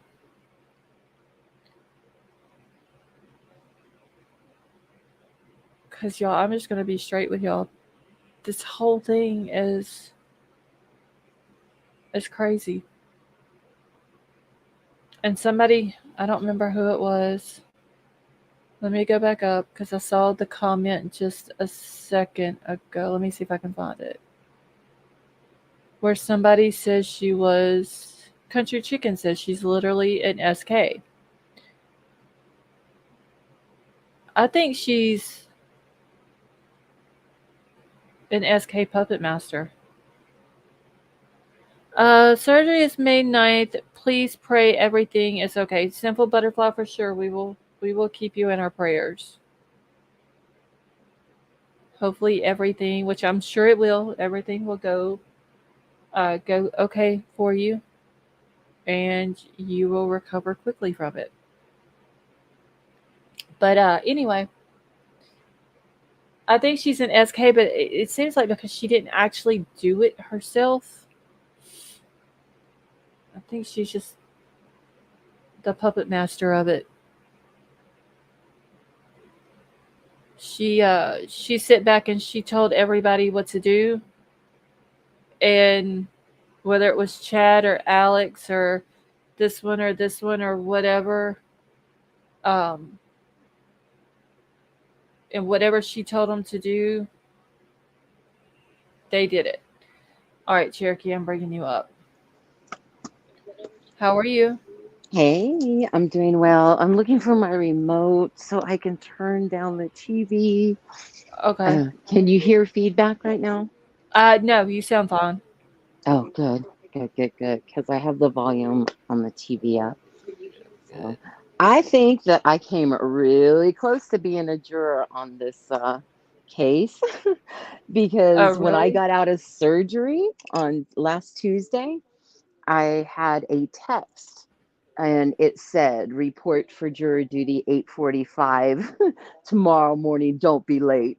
Was But it luckily, for Lori's trial? I can't say for sure, but it was really strange because that's when they were doing it. And I've Oh, been okay. excused from jury duty 2 years ago. I had COVID. So they were adamant they weren't going to postpone it.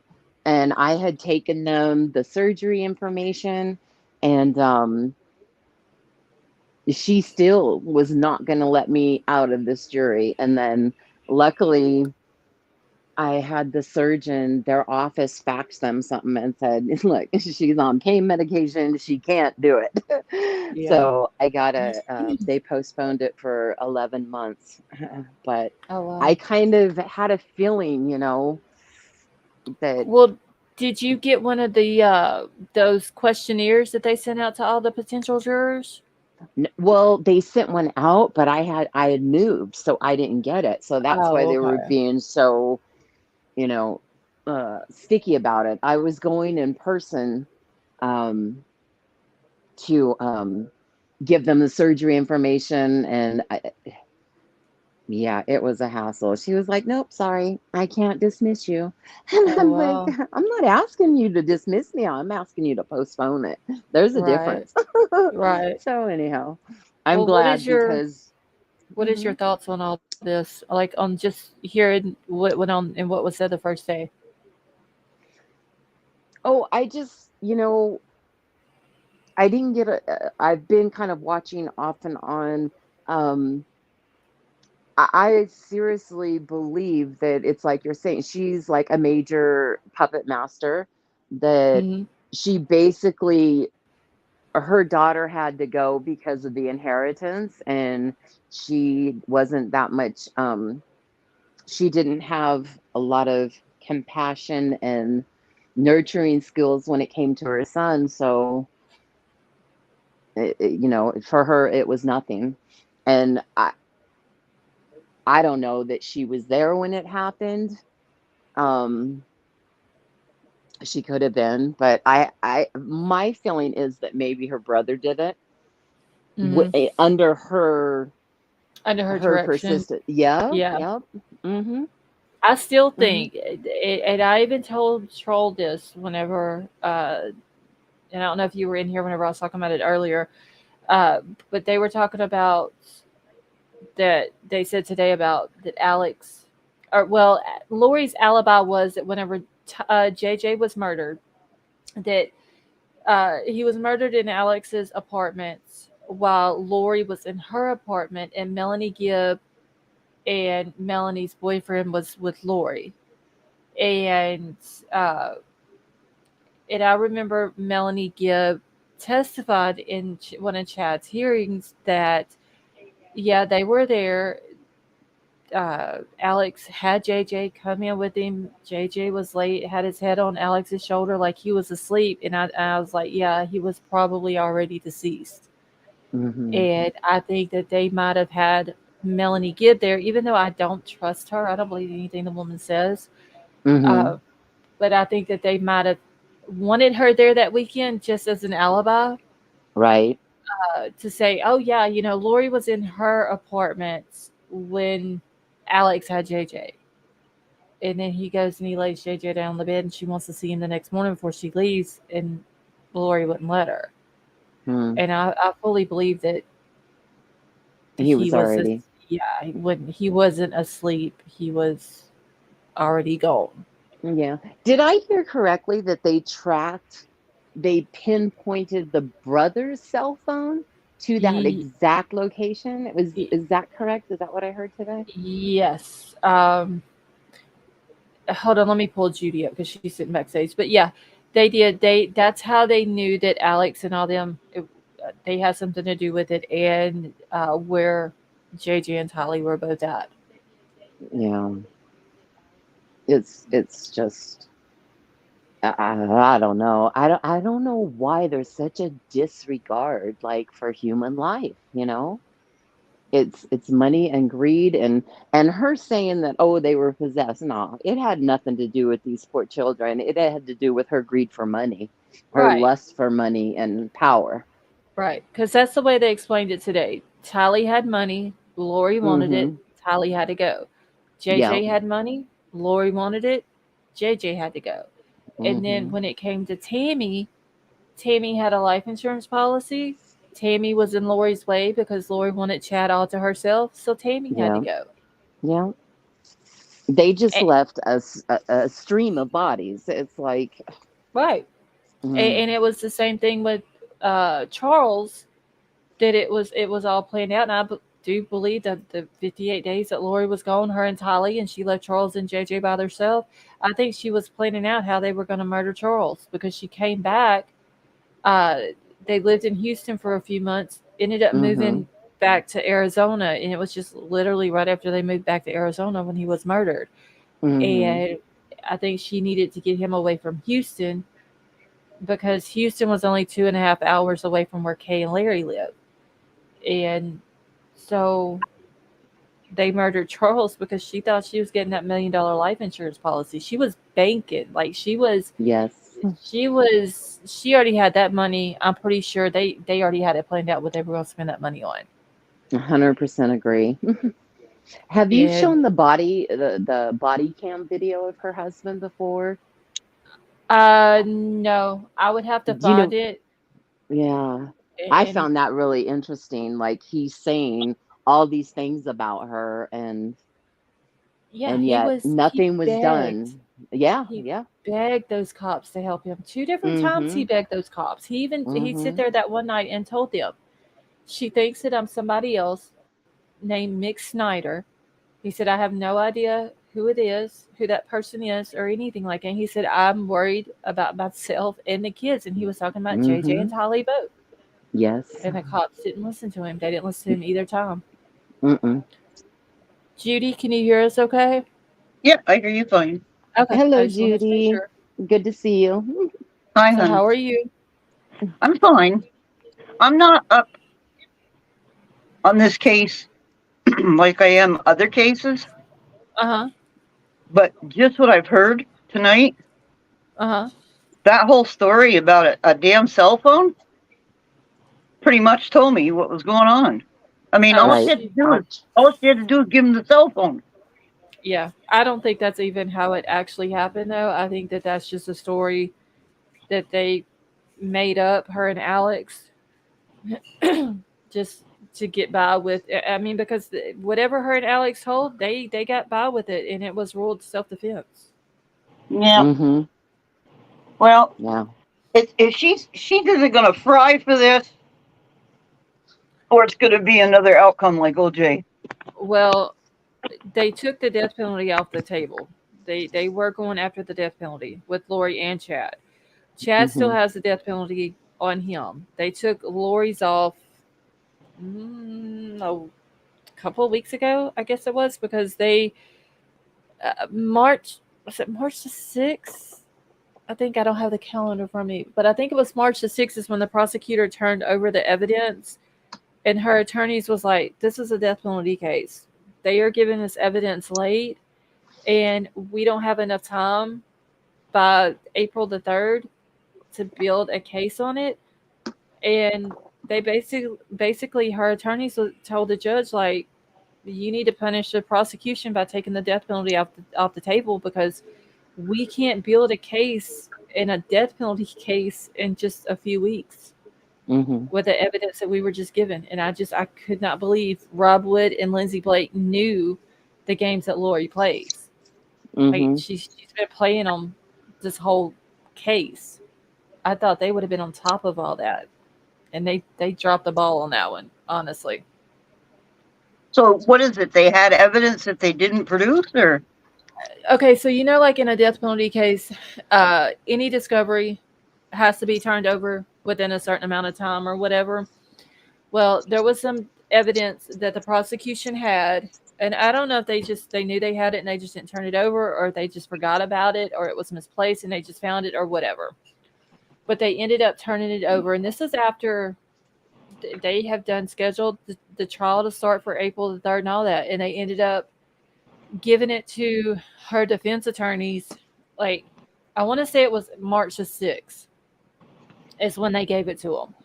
And they just told the judge, which, and honestly, in a death penalty case, they really couldn't. They didn't have time to prepare their case, their defense. okay, but is that evidence going to be able to be used now? I don't know. I don't know. I don't know what the evidence was. They never said what it was. But I mean, it was, I want to say March the 6th, less than a month before the trial was supposed to start. Well, it had to be pretty good.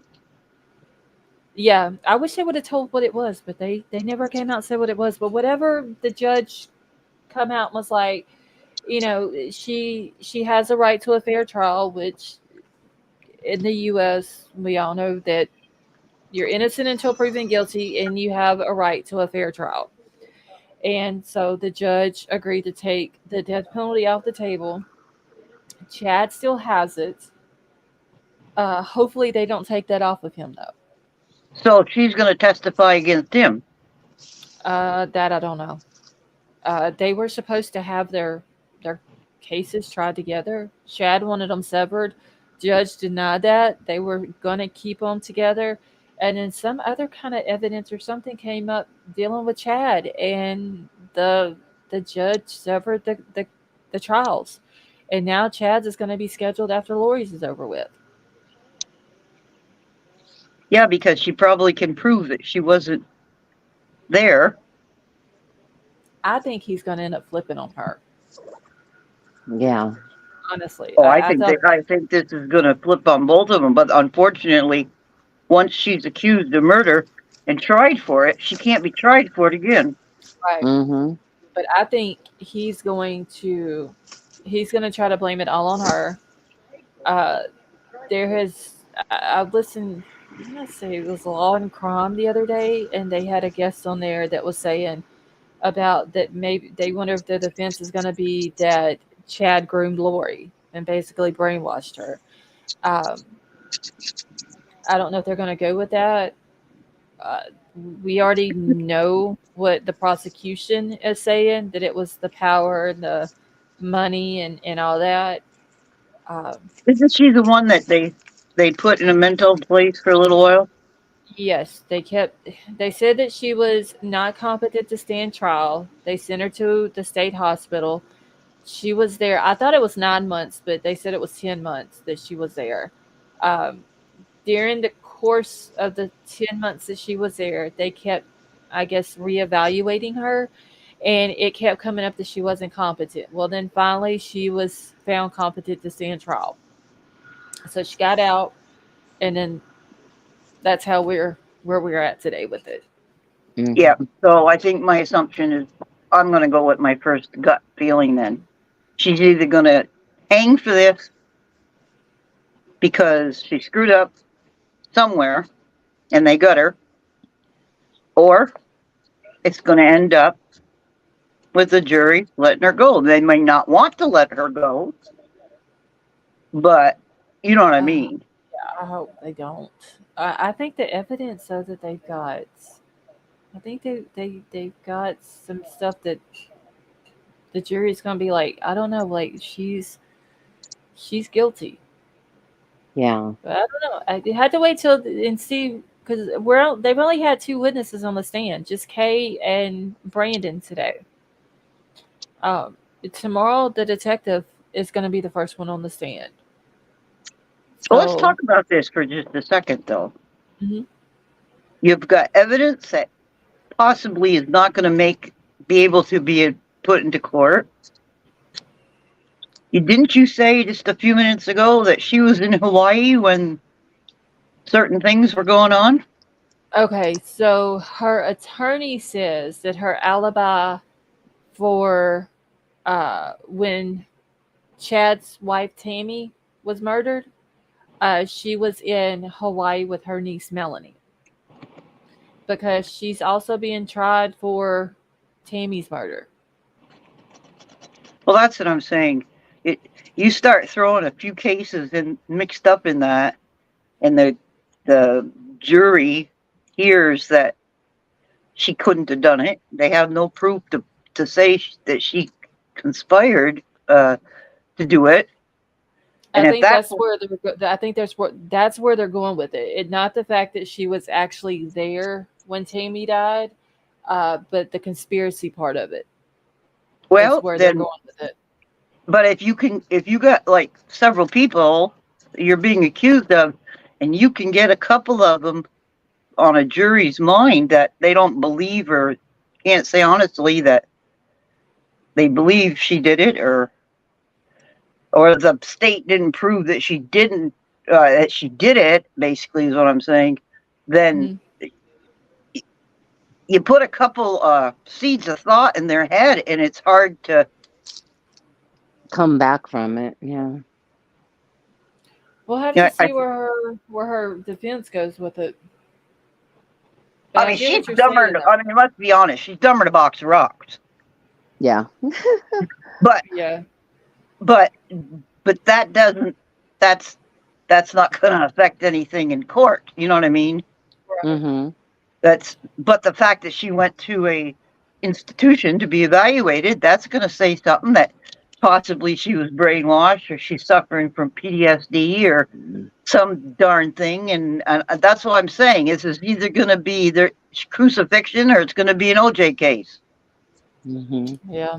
Hopefully she don't get by with it though, because even if she didn't physically murder them with her own hands, she for sure conspired to it. Yeah. Well, I'm not saying she didn't. I'm just saying how is the jury going to react to it? Right. Mm-hmm. Because there is I can't remember what the lady's name is. There was one lady who said that she had heard Lori saying about driving the kids over a cliff. just because they were like they got on her nerves and stuff like that. I mean, JJ Mm-hmm. has a disability that he could not help that he had. He couldn't help the way he was. Mm-hmm. But you can talk all you want to about something, like you can say about your husband to the girls at work, I'm going to kill that man, I swear to God. Right. If he does blah, blah, blah, I'm going to knock him out. You can say anything you want to. And he comes up dead. That just because you said that doesn't make you guilty of it. Right. I'm just hoping they have evidence to prove that she conspired in it. Well, just this crap I heard already tonight. Like, I mean, it's obvious, but again, it's who you got in that box. Yeah, it's a Right. matter of the state. The state has the burden of proof. They have to prove that she either did it her own self or she conspired to do it. And I think they're going with the conspiracy part of it. And Mm-hmm. her lawyer's already put the seed of thought in his opening statements. You know, you agreed to be, what is it, bipartial or impartial? Hold on, I got it wrote down. Let me see if I got that part of his statement. Where did he say it? Okay, so he said, you're here to focus on what she did, not what Chad or Alex did. You're here to determine if there was even a conspiracy. There you go. So he's already put the seed of thought into the juror's head. Yeah. Of what their job really is. Mm-hmm. Yep. And if it's murder on multiple cases, even though the death penalty's off the table, I mean, wouldn't it have to be a unanimous jury on that one? For life. What do you mean? Like all cases that she was convicted, or no, that all of the jurors have to agree that she's guilty, that one's not holding out. Yeah. Yeah, it has to be unanimous. It has to be unanimous. Well, that's what I'm saying. That it's whoever they put in that box, because I'm sure the jurors read the papers. I mean, before they were picked. Yeah. I mean, I'm sure that they know there's people coming behind her that you can crucify for this. You know what I mean? Mm-hmm. That's what I'm saying, boy. This is going to be a slick one. Again, Scarlett, don't get me wrong. I'm not saying that you're not wrong. I mean, I'm not saying you're wrong. I probably agree with you 110%. No, I get what you're saying. But I'm a little bit worried about the jury. Mm-hmm. I heard the jury was really diverse too. There were young, older. I mean, the ages of the jury were a real. Did I write down what they're? Hold on, let me see. I know there's 10 men, 8 women. Mm-hmm. Hold on, because I know that when I was writing down all of Nate Eaton's tweets, I know that he said that some of them looked like the youngest one looked to be, it was a female, looked to be in her 20s. Mm-hmm. Most of them looked to be around in their 40s. There might have been like an older one, 60s or 70s. I can't remember. I might not have wrote that tweet down though. Isn't she supposed to legally have a jury of her peers? That's what it is, right? No. That's the way it's written. But a 20-year-old is not her peer. I thought the peers were considered the citizens of the state. Well, that's not the way I understood it, but you could be very well right. Oh, and I'm not watching. I could be wrong too. I mean, that's the way I understood it. A jury of your peers are the jury, the people of your state, or that represent your state, like no, it's not. It doesn't have to do with your state or anything. Because here, they pull the jury from your, we have parishes instead of counties. So the citizens of my parish would be a jury of my peers. No. But with it No. moving out of county up there, That's not a jury of your peers. You're I saying can't see peers chat would right be now, would but need to be in her age have- group and everything? Is that right. what you're I'm understanding? thinking that I don't have my other device with me because I'm in another room. I'm sure White Widow Baby and Crime Crazy could jump all over what I'm saying and prove one of us a little bit correct here because they're usually got their finger on the pulse of everything. But no, they're good.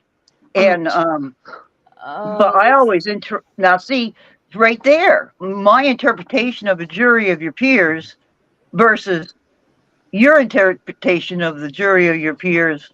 That's really we're on. You couldn't be any farther left than right from each other. So that would be an interesting thing.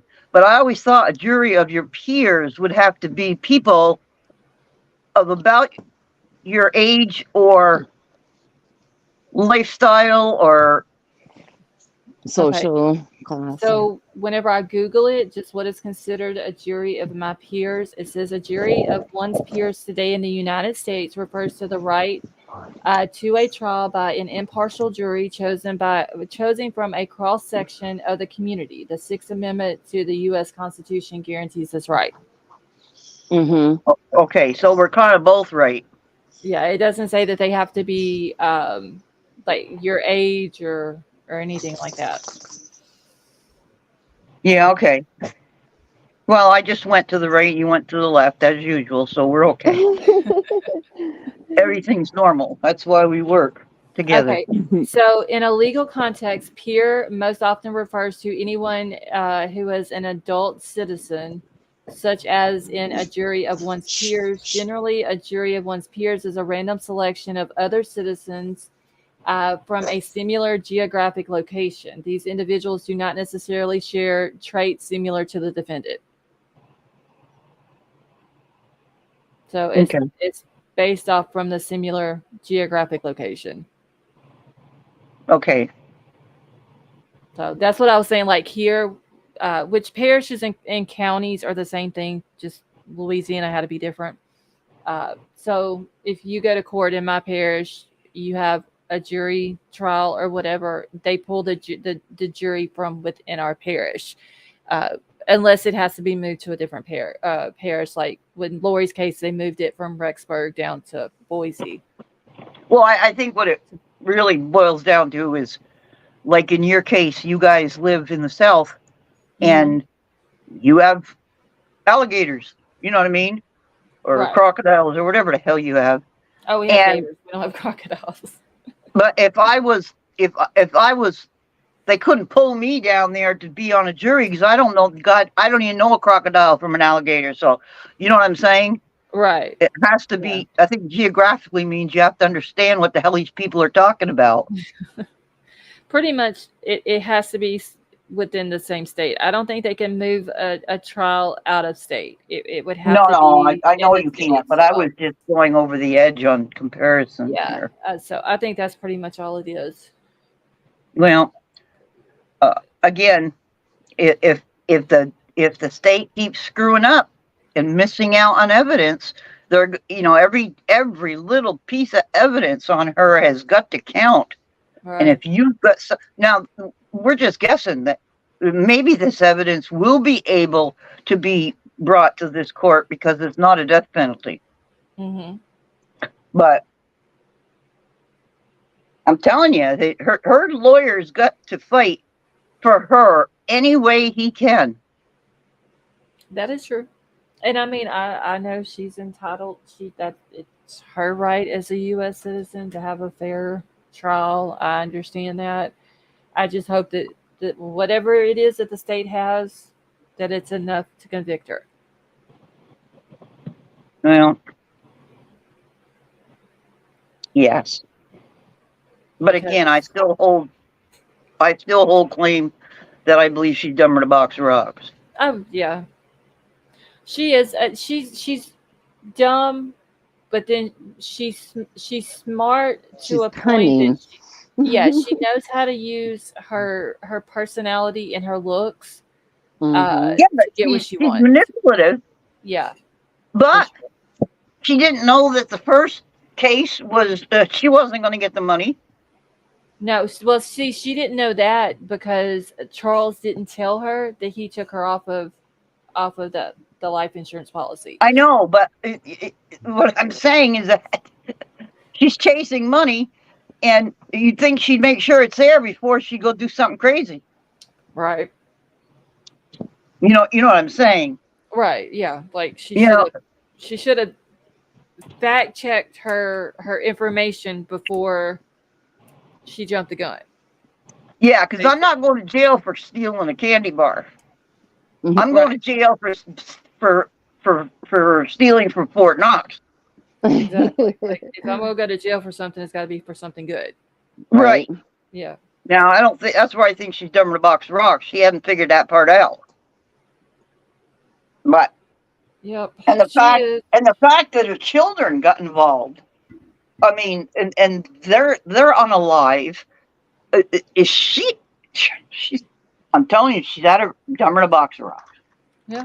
And she was collecting their Social Security after they died. She was just letting it roll on in. Well- Used Charles's Amazon account to buy the wedding rings, her wedding dress, what Chad wore to their wedding. She used Charles's account for all that off of Amazon. Wow. And that was all done before Tammy ever died. So, I mean, like, there's got to be some way for them to prove premeditation. Well, I'll give her credit. She's got a set of gonads. And she didn't know that during the time when she had left for those 58 days, and Kay had went out and was staying with Charles and JJ, she didn't know that Kay was helping Charles with this business, and Charles gave her all of his logins to his emails and all of his accounts, passwords, and all that. And that's how Kay found out about the Amazon account being used to purchase all that. Well, if she had all of his emails and everything else, by the Jesus, Yeah. she should have figured out she didn't have the life insurance policy. No. She's talking about not her having it, right? It wasn't. No, it was Charles's sister Kay, which is JJ's biological grandmother, had Okay. all of Charles's email accounts, logins, passwords, and everything. And Lori didn't know that. So whenever Lori used the Amazon accounts to purchase the ring and the dress and the bathing suits and Mama caught it. Chad's wedding attire for them, and had it delivered to Lori's Rexburg address. Lori didn't know at that time that Kay had the logins, and when she logged into Charles's email account, there sat the email confirmation about the purchase from Amazon. And Kay said, for whatever reason, she said, I've never woke up before at 4:30 in the morning, but for whatever reason, I woke up at 4:30 that morning, and I was thinking about Charles's printer that he had left there. And when she got to messing with it, and she got it all hooked up and everything hooked up, she went into Charles's email, and there it all was. No.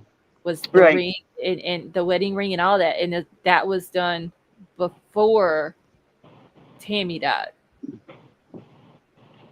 Well, even if the That's premeditation. I mean, even if that whole cell phone story is all a fake, okay, we'll say it is. She still dreamt it up. Yeah. She still knew how to push his buttons. Oh yeah, because they were married. Oh God, they were married 14 years. 14, 15 years, something like that. Yes, that's what she told the cop. She knew how to work him. Exactly. Yeah, exactly. She knew what to do, and she knew just how much to push him to make him mad, and then she plays the victim. Right. That's what I'm saying. So even if that cell phone thing never happened, Something happened in that house. Right. Maybe the story they told was a lot simpler because the daughter said, if you catch this, the daughter said that she had the bat. He took it away from her, and in the process of that, she fell down. Right. The police officer said, and what were they doing? And she said, they weren't in my line of sight. The door was, so I went out the door. Okay? Mm-hmm. That's what she said initially. Do you agree? Yep. Mm-hmm. Okay. Then when they're talking to the daughter, then later on the conversation, the daughter says, well, I turned around and looked and blah, blah, blah, blah, blah. Now, which one is it? Yeah, I think Tylee was coached into what to say. I think Well, she was. I'm not denying that, but I'm just saying there. Yeah. I caught that right off. I think that she, more than likely, if the truth was known, Lori hyped Tylee up. Probably said, oh my God, Charles is coming to get JJ. He's in a bad mood. He's this, he's that. Probably got Tylee worried. That's the reason why Tylee grabs the bat. Tylee goes outside with JJ to check on him because he's left in a car by himself.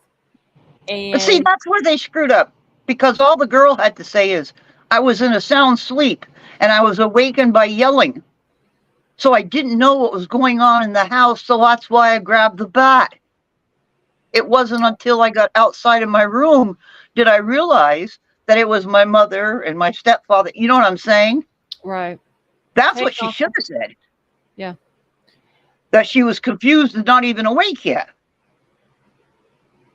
Yeah, because she says that she heard Charles come in, but she knew that Alex was staying there. She knew that Charles was supposed to be coming over there, so that's how she knew it was him coming in the house. And obviously, like, she knew that her mom and JJ was there. So but the point is that when she woke up out of a sound sleep and heard yelling, she didn't know nothing. Yeah. Really. It took her a few minutes for her mind to put two and two together. Mm-hmm. You're not even responsible for your actions for the first so many seconds after you wake up in a court of law.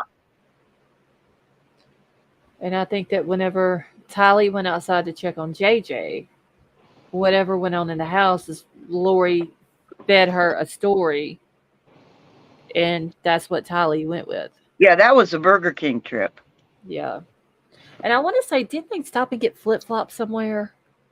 Flip-flops for what? Yeah, it's like that when Lori got back to the house, she talked to an officer outside of the house before they went down to the police station, and I want to say that she said something about they stopped and got flip-flops or something, because that night Lori was at a pool party. Well, here's the deal. Where the flip-flops came in. Okay, here's my opinion, whether you agree with it or not. You got somebody laying on the floor of your house. You got kids outside. You going to bring the kids to school, or you going to call 911? Because you're holding his phone. You couldn't be any closer to a phone. So that's right there. And Alex is the one that called 911 after Lori and them left. Well, you don't leave the scene of a crime. And it's considered a crime until it's deemed not a crime. Or, vice versa. Right. You don't not give medical aid or assistance. You just don't do it. It's against humanity, for God's sakes. But they don't care. Lori and Alex, they didn't care about none of that. I understand that. Yeah. Even if it would have been in self-defense when he shot Charles, a normal person usually in self-defense would have been like hysterical. They didn't want to have to do it, but they had to do it because it was in self-defense. These two. No, but the girl had a license, correct? She had a vehicle and a license. Tylee, yes, she had her license and was driving a vehicle that Charles had gotten for her. Okay, so mom should have gone outside with the keys to her vehicle or her vehicle and said, we got a situation going on in here.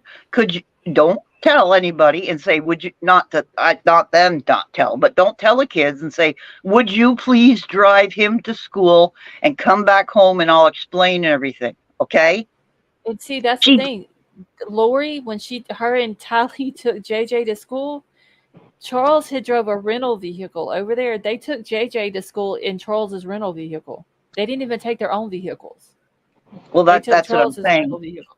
There was no reason why Lori had to leave that area. No, None. I mean, Tylee could have drove him.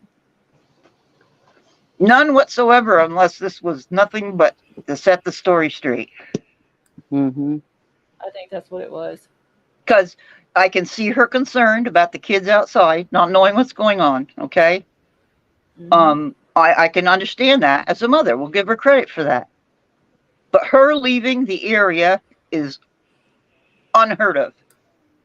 And they never asked her, why did you leave if you were in the house when it happened? Like, because Lori says she was in the house, but she didn't see when it happened. She was around a corner, basically. But she went around the corner after and saw the results. Right. You don't leave the scene.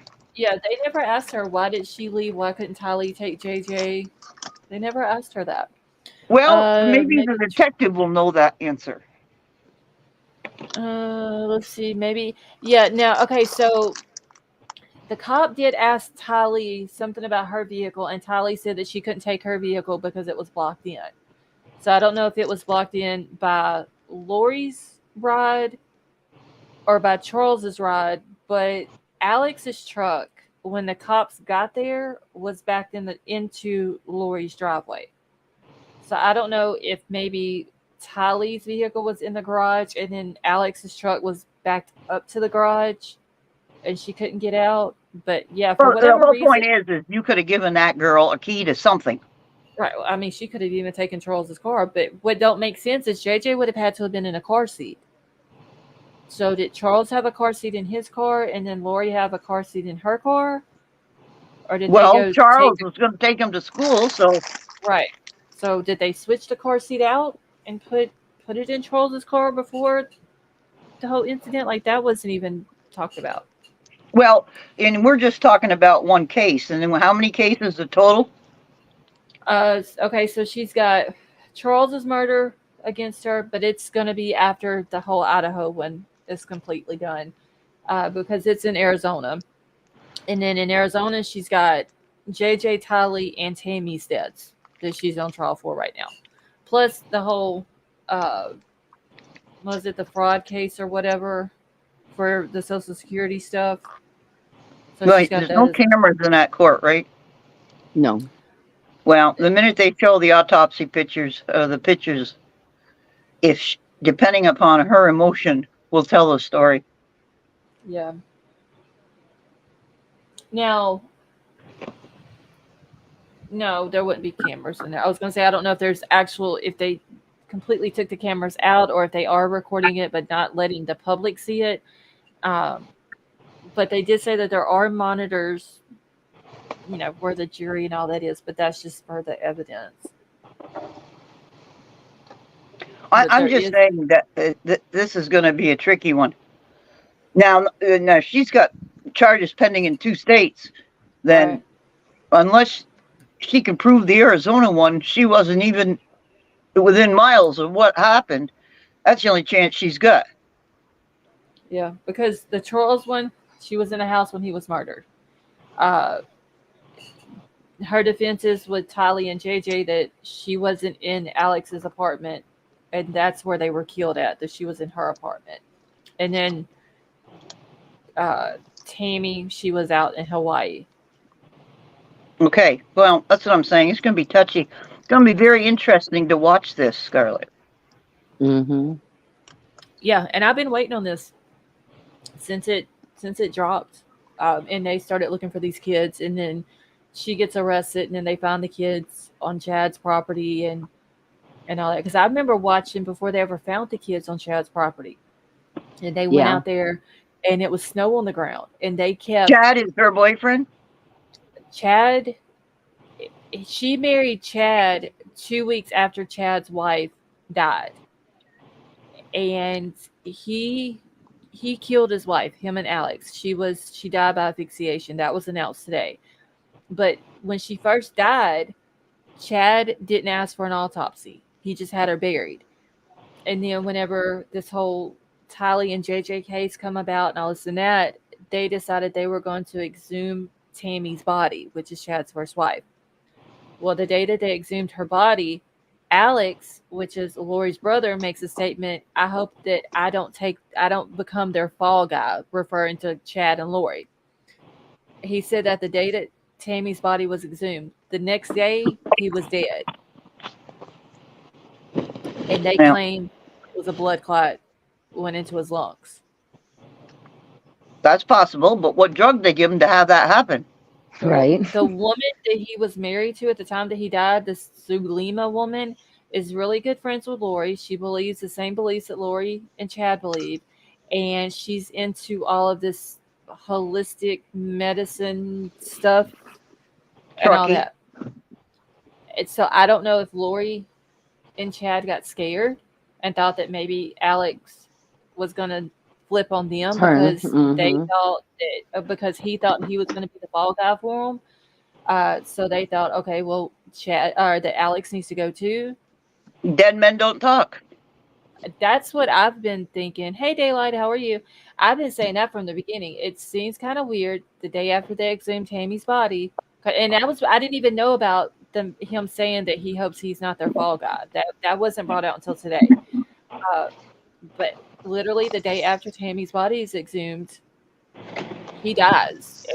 And you tell me that's not getting awful convenient, isn't it? Yeah. And that is true. I've been talking about this case way before my channel. I have we lost Judy. I have been waiting on this.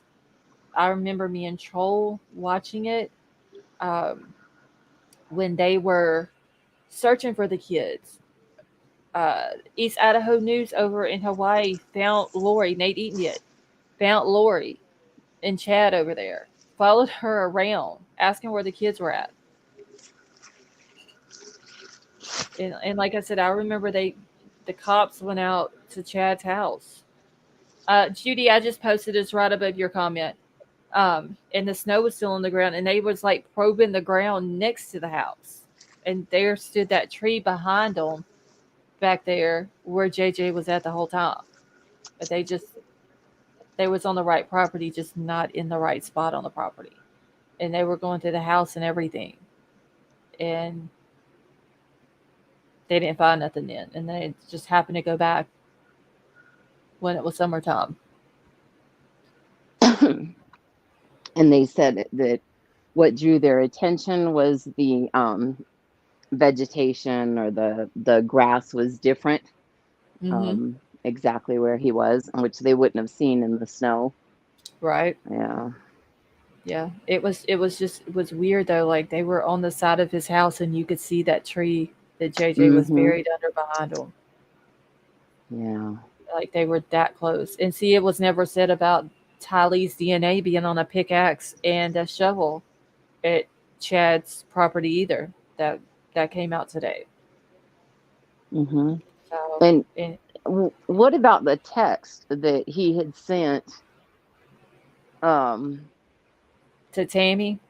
About the he what was it, a raccoon?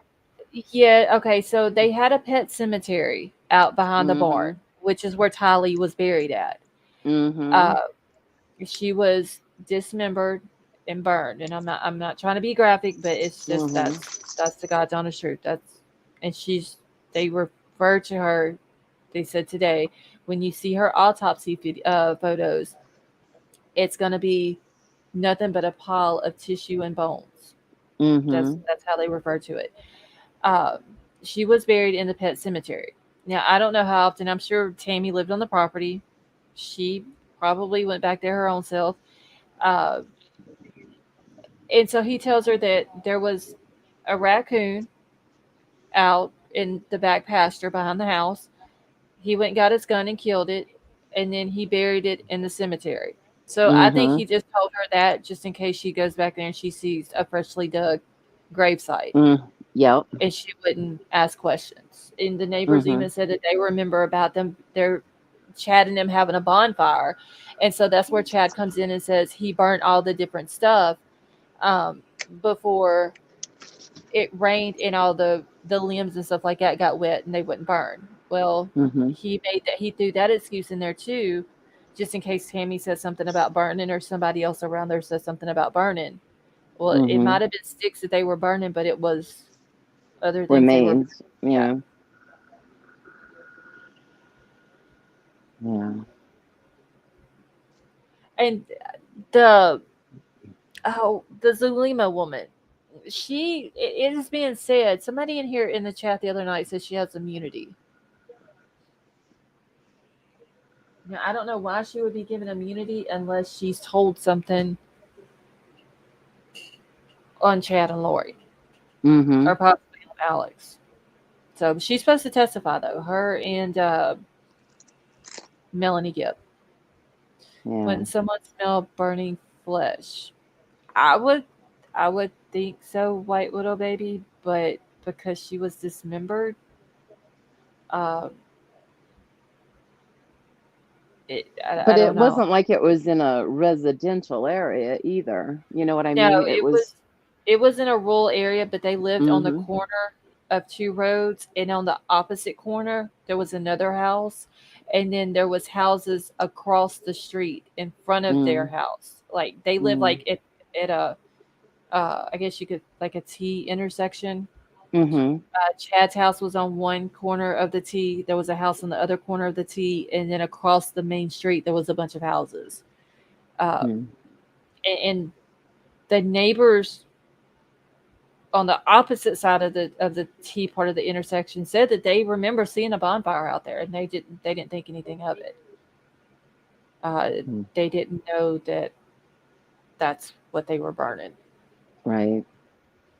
So, and they're also the people who, when Chad's kids went out there and tore down the whole memorial off of Chad's property, off the fence on Chad's side of the road there, he's the one who let everybody hang the memorial up on his fence across the road.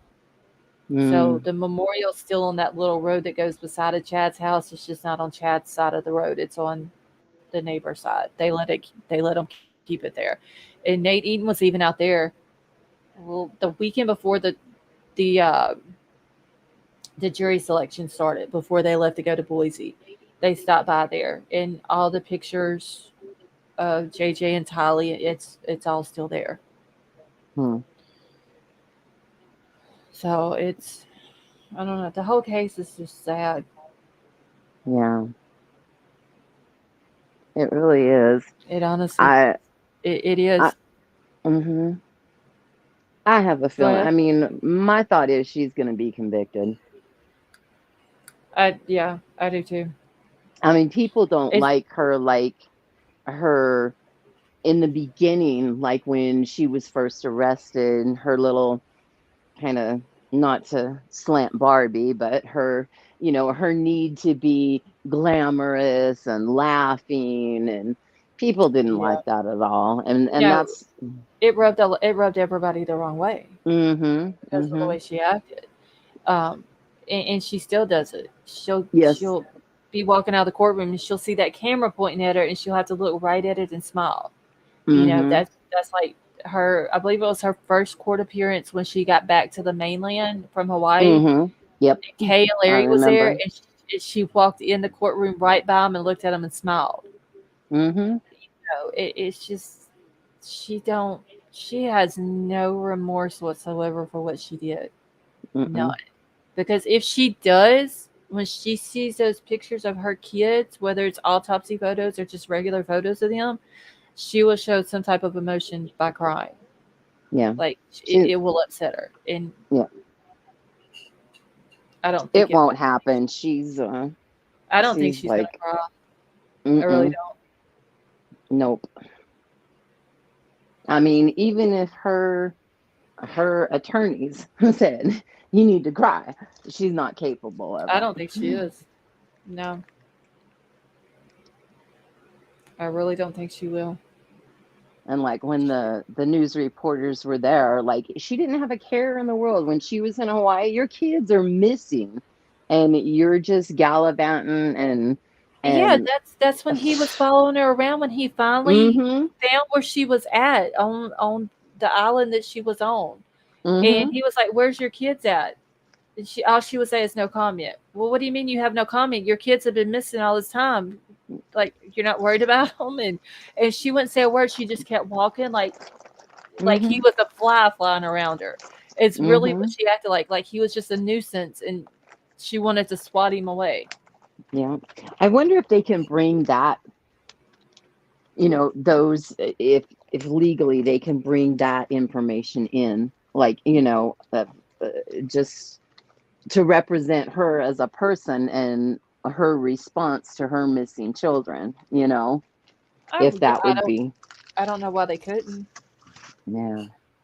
They need to Uh, make sure everybody's clear on, right. if Yeah. it's supposedly the jury hasn't followed the case, they need to see this woman for what she was when her kids were missing and where she was and how she acted. And Well, the fact that there was a court order for her to produce the kids, mm-hmm, both JJ and Tylee, she was supposed to produce them in Idaho at the courthouse, mm-hmm, and she had by a certain date, and she didn't produce the kids. She knew she mm-hmm. couldn't produce the kids because they were already murdered and buried in Chad Daybell's property. Yep. Okay, so real quick, Daylight Disinfectant says, who is the bigger whack job? One, Lulu Lori, or two, Latrashia, who killed Gannon? Latrashia. Oh, God. That is a hard question. Because I heard some of Gannon's injuries today. He had Mm-hmm, 18 skull fractures. mm-hmm. Uh, I honestly, this Daylight, I don't know. That's a hard question, honestly, because uh,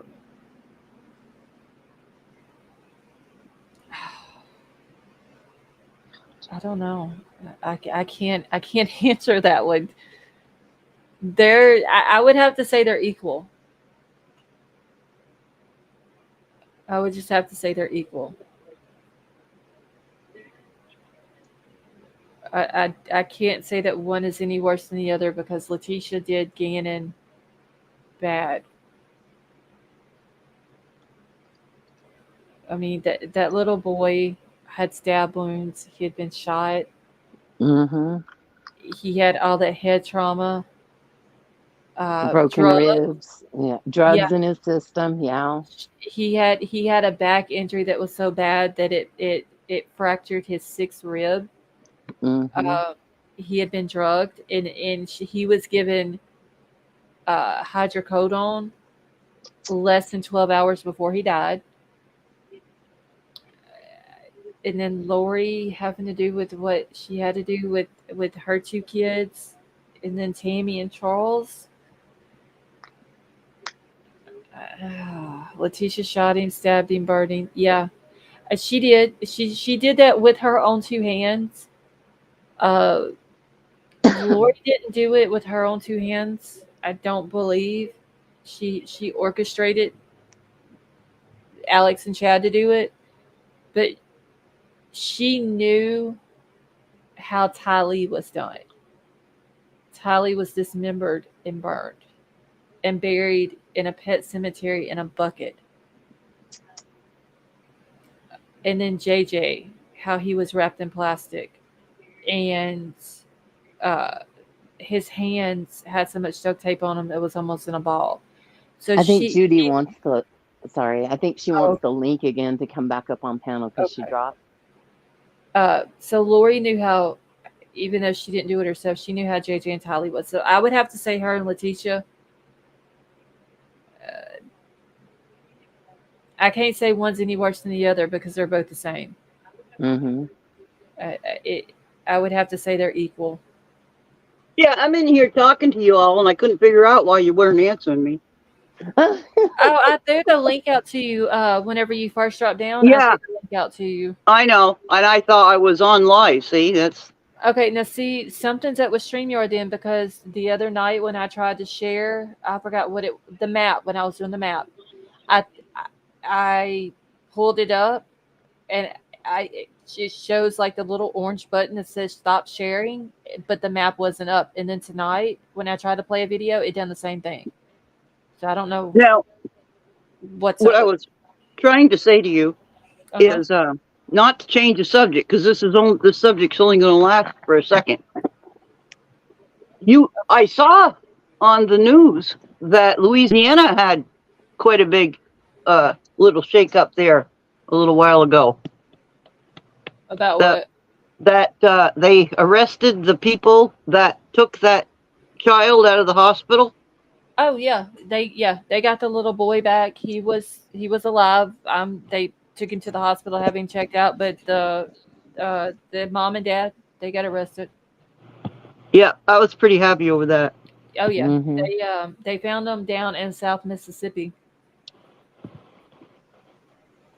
Someone in chat said that they didn't think that the children would have been killed if Lori didn't have somebody, had the two willing participants do it.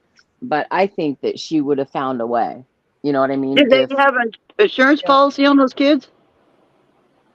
No, I don't believe so. Oh well. But the daughter was to collect the husband's insurance policy. You know what I mean? So there was still money to be gained. She was supposed to get something off of her dad. Right. I can't. Joseph Ryan. For some reason, I can never remember that man's name. She was supposed to get something off of him, but she was collecting his Social Security. Social Security. Yeah, Mm-hmm. like the survivor's payments benefits. or whatever. Mm-hmm. And that's what JJ was getting also off of Charles. And once they died, Lori just kept collecting them. Mm-hmm. Like, she never turned it in that JJ and Tylee were missing or that they were dead or whatever. Well, she couldn't because if she said they were dead. Yeah, so, you're right. She never turned it in, so you don't turn something like that in. They just keep monthly. They send the payments to you. So mm-hmm. she kept collecting the monthly payments because they both died in September. So she got October, November, December, January, February. She was arrested in March. So she got 6 months worth So on top of this, she'll have the feds on her ass. Yeah, she's being charged with that for too. the fraud. Yeah, Mm-hmm. she's being charged with that as well. Now, she's got herself in a little pickle now. Right.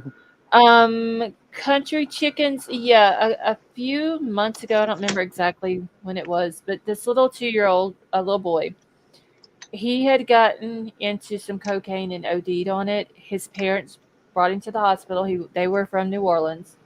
The hospital, he went into the pediatric ICU. The state of Louisiana come in and was going to take custody of him. Well, whenever they physically went into the hospital to take custody of him, they noticed that the parents had taken the little boy out of the hospital and they ran with him. Hey, Miss Amir, how are you? And he was on medical equipment.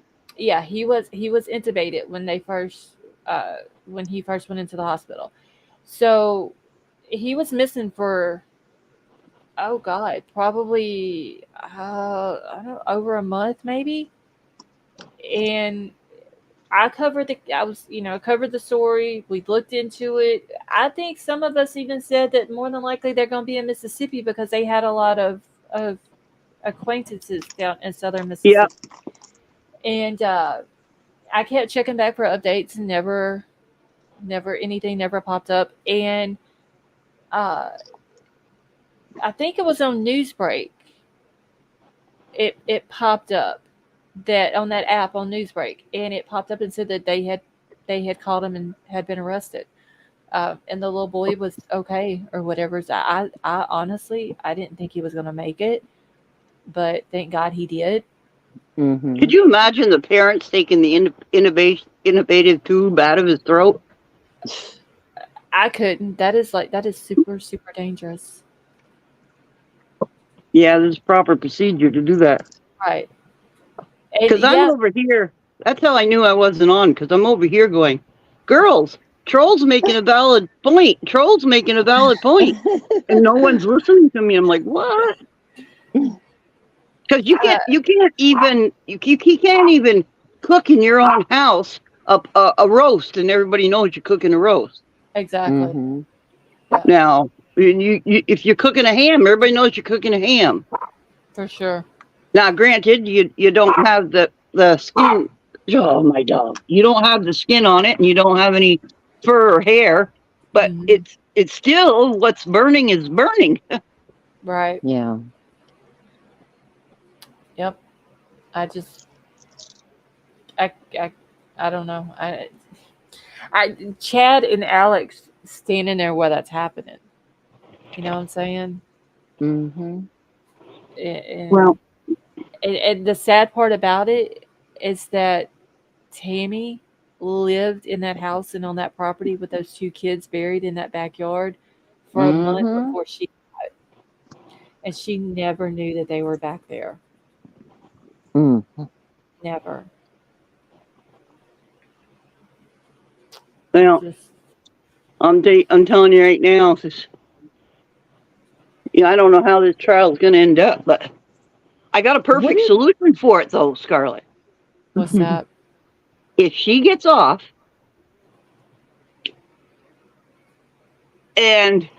or she gets a little bit of time, and BK gets off and gets a little bit of time, I think we ought to lock them in the house together and see who comes out.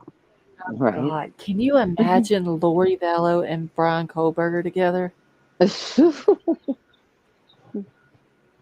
I say if whoever walks out the door can go free. I couldn't imagine them two. But somebody did bring it up in chat, though, that if Brian Kohlberger gets the death penalty and Chad Daybell gets the death penalty, then Chad and Brian are going to be in the same, sitting on death row together. Mm-hmm. How old was Chad's kids? I don't know. They're all grown. I mean, were though. they adults? Yeah, they were adults. Yeah. They were all grown whenever this happened. Well, they can teach each other how to write a book. Just crazy. Hold on. I need to mute for just 1 second, y'all. Mm-hmm. Probably Trolls flashing a flashlight at her.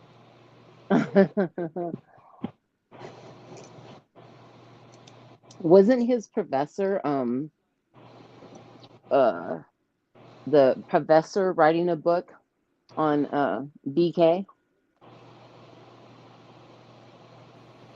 Okay, real quick, Tonka. Are you talking about Gannon, or are you talking about the 2-year-old little boy from Louisiana that I was talking about? Because Gannon did have hydrocodone in his system. The little boy that was from Louisiana, the 2-year-old little boy, he had cocaine in his system. I think Troll was confused about which one. She's asking about the little guy there in Louisiana at Trollbusters. Okay, so yeah, the little boy in Louisiana, he OD'd on cocaine. And his parents took him to the hospital, and they intubated him, put him in the PQ, and then his parents left the hospital with him. But thank God, I guess is going to be okay. They did take him to the hospital. There hasn't been an update on like his condition or anything like that, but he was alive. But think about it though, they can't. If they're going in the front door with the paperwork to take custody of kids, and the mother and father are going out the back door with the child and haven't been served with that paperwork, then the only thing they can get the parents for is endangerment or something. Yeah, I don't even know what they were charged with. I would have to Yeah, look it up on because Jefferson. they weren't legally told that the state was taking custody of that child. Right. Hey, Maisie, how are you? So yeah, they probably got him for child endangerment. Um, I mean, just having the cocaine sitting out for him to get into Mm-hmm. was one charge right there. Yeah, that's real bad. Yeah. So the hey, Commander, how are you? Just thank God he's okay though, Mm-hmm. because I even said it on here. I didn't think he was Gonna Well, make that was it. a good I, surprising outcome. I said it. If they find him, he's not going to be with them. So at least that was some good news that we had too, though. Yeah, I like that kind of news. If they can find little Noel, Oh my God, I um, was tied up. I was tied up in that a lot today. I know they're supposed to be doing some searches, but I just Searches. yeah, The mother. Get this.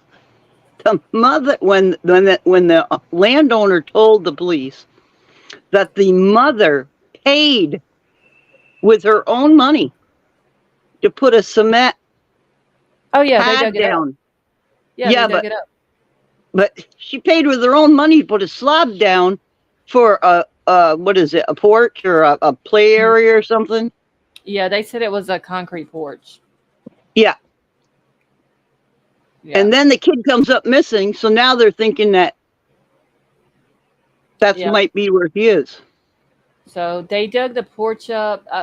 So they brought the cadaver dogs in. The cadaver dogs didn't hit on the porch, but they brought in oh, what is the thing over the ground? I can't think of what it's called. But anyway, the scan found an anomaly, so they dug the concrete up, but they didn't find anything under it. Uh, she's telling, or she had told her mom that she sold the little boy to a woman in at the Fiesta Market, and she couldn't get in touch with the woman because then she was afraid that she would be charged with selling her child. Cindy's brother claims that he watched Cindy hit Noel in the face with keys that were on a lanyard uh, because he drank water because she didn't want to change his diaper. So now they're trying to track him down in India to extradite him back here because her and her husband both have warrants issued on them. Okay, so the department is now waiting. So they still haven't extradited them back from Mississippi yet? Because that was what, a week and a half ago that I found that article, the update on it. But then again, like Louisiana, Mississippi, they're slow as I don't know what whenever it comes to stuff like that. Let's see. Gannon's case has really got to my heart. I was listening. Y'all, I can only do one thing at a time. But I had Gannon's case going on the TV. I was stalking Twitter on the computer, writing down everything, trying to listen to what was going on Gannon's case, especially with how he was when he was found. And literally, that's all I heard was his injuries. I don't have a clue about anything else that was said about his case today. Well, Elena, that's what I was trying to find the words for. They do have the ground penetrating radar. That's it. I couldn't think of it. But when they used it, they found an anomaly under the cement. But whenever they dug the cement up, they didn't find anything under it. Well, you gotta stop. We all have to stop and think, though. That little boy wasn't very big. No, he really wasn't. So you're kind of looking for a needle in a haystack in a way. There's no telling what she did with that little boy. Well, she needs to come back to the United States and yeah, Her You got and some her husband. explaining to do. Yes. Her and her husband both need to And she claims, well, we know she lied about the father, but she claims she sold him at a market. Okay. Isn't that illegal to sell your child? Right. Yes. And I was mean, I he, thought it was in my day. he was one of like 8 siblings. Was he the youngest of 8? Oh, no. No. There was 10 kids. 10. Oh my 10. gosh. She had Well, 5 I of heard those twins. She had a set of twins that were just born. Yeah, they were born in October. Well, she'll be changing diapers now, won't she? Right, that's what I thought. Like, she don't want to change his diapers, but he was born. He was premature. I forgot how many weeks it was he was born. He can't help that that he has a disability. He can't help that he has to wear diapers. You as a mother, that's what you're supposed to do. You're supposed to take care of your child. But if she couldn't, all she had to do was call the state for help. Yeah. Right. Whether it be, we need to put him in a, what do you call it? Can't think of the word. It's not a nursing home, but It's like an assistant living type deal for disabled people. right. You know, because you know what? Well, a normal person would have thought, I can't handle this disabled child. It's getting to be too much. The disabilities.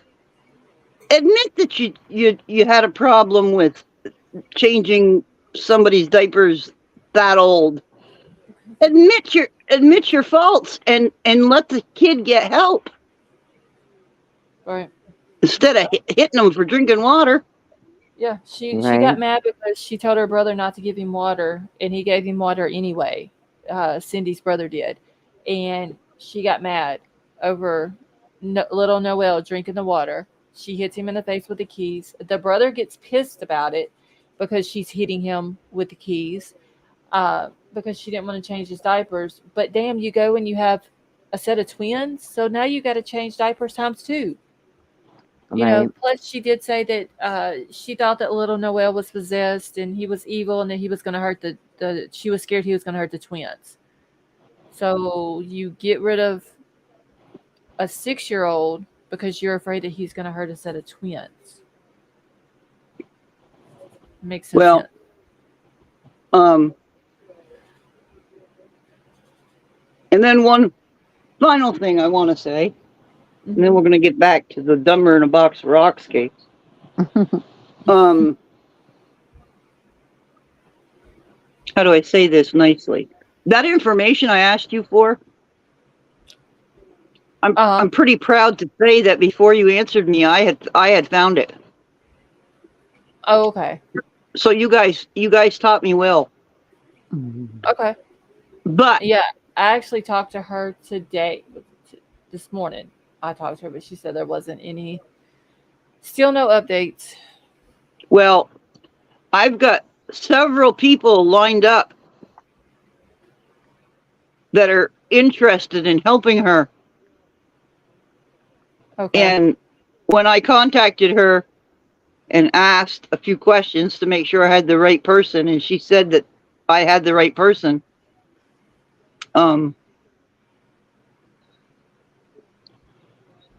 she didn't seem all that enthusiastic. I mean, not that she didn't want to do it, just, well, I'm busy right now. Well, you need to get hot on this. She was at work. Oh. Yeah, that's where she was at. That just need to advise her that I'm doing this for her behalf, not to get into her business. Yeah, that's what she was at work. Because I talked to her this morning for a few minutes. Well, this was this evening. Oh, okay. Well, let's see. I think she's 2 hours behind me. Yeah, so it would have been 6 something her time. Okay. Something like that. So yeah, she because I did tell her that we were gonna reach out to a couple that I was gonna reach out to a couple of different creators. I was gonna make sure that they were credible creators, because there are some creators out there who we all know want to take Yes. advantage of stuff and Yes. exploit stuff and all that. So Yes, because I've already explained to some people that their mods better be hot and they better be good, and there will be no, you know what I'm saying. I want it classy, like the way you did it. yeah, so and she was supposed to write me back, but I don't know if she has or not. I haven't been back on Facebook. I jumped on there this morning just to check in with her because I hadn't talked to her over the weekend. Well, I gave her a So- name of somebody that was going to get in contact with her, and I'm sure she'll give you the name, and you're going to recognize it. But this person is very outraged over what's going on, and they're going to contact some big creators. But anyway, the point is that this case really bothered me, and I worked hard, to help get it out there, and she really needs to get with the program. She's with the program. She's just she has to work during the week. I don't know about the weekends. Yeah. Okay. I don't know what time she gets off in the afternoons or anything like that. But she's been pretty much on top of it. Well, good. I'm No, glad to hear that kind of news. She's keeping up with everything. I don't know what the heck I am doing here. I'm trying to pull something up. But she's been on top of everything. Sorry, White Widow baby. She's been, she's got her GoFundMe set up. She posted the link, sent me the link. I've shared it on Twitter. I think White Widow baby shared it on Twitter. So she's been on top of things. She's Okay. trying to keep up with it. But like I said, she's trying to work at the same time. Okay. I just wanted to make sure that I wasn't, you say beating your thumb with a hammer. So, because I got the impression with you that she was very,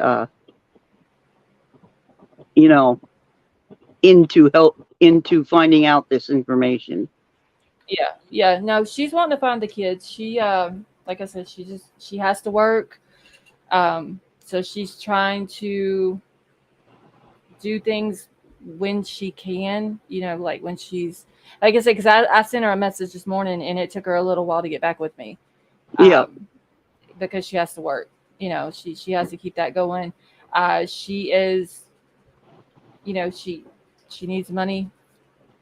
Legal fees. Yeah, I hope White Widow baby's not mad at me. I didn't mean to come across that way. I just Oh, she's on top of things. Like I said,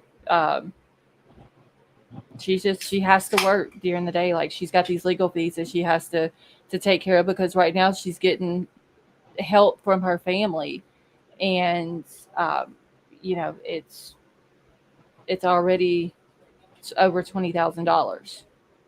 Yeah, they're expensive. In legal fees. So,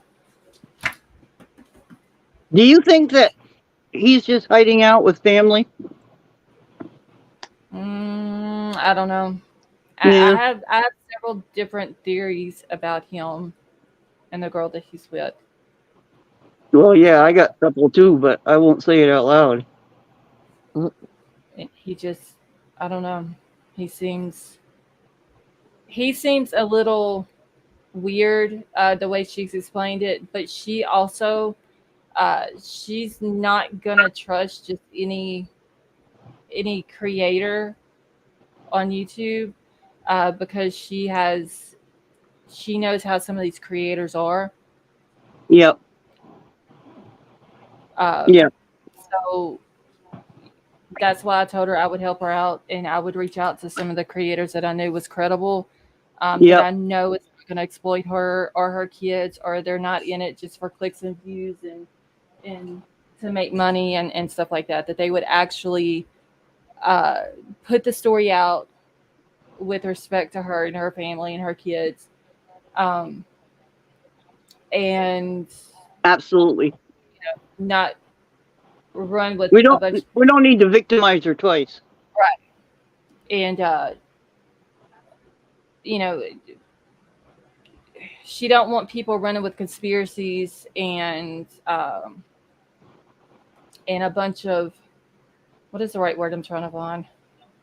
A bunch of False misinformation. allegation. Yeah, stuff like that. Yeah, judging her. Right. Because she is, like I said, she's on top of it. She has to work, and she knows that. I know that if I send her a message, it may take her a while to get back to me because she's at work. So, and like I said, she's not gonna. Well, the person that I said would contact her, Scarlett's extremely aware of this person. Hold on just a second.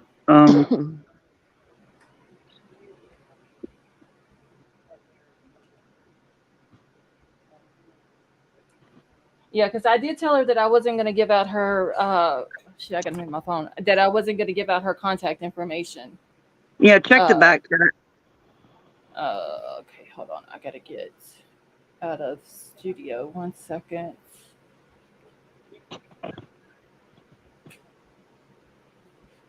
Okay, I'll let her know. But if she doesn't respond, it's because she doesn't know who she can and who she can't trust. So, and I forgot what I was saying a minute ago. I apologize, White Widow. That's not. My words didn't match my heart. Yeah, she's with the program. I will give her that. Her and her sister both. Chelsea is her sister.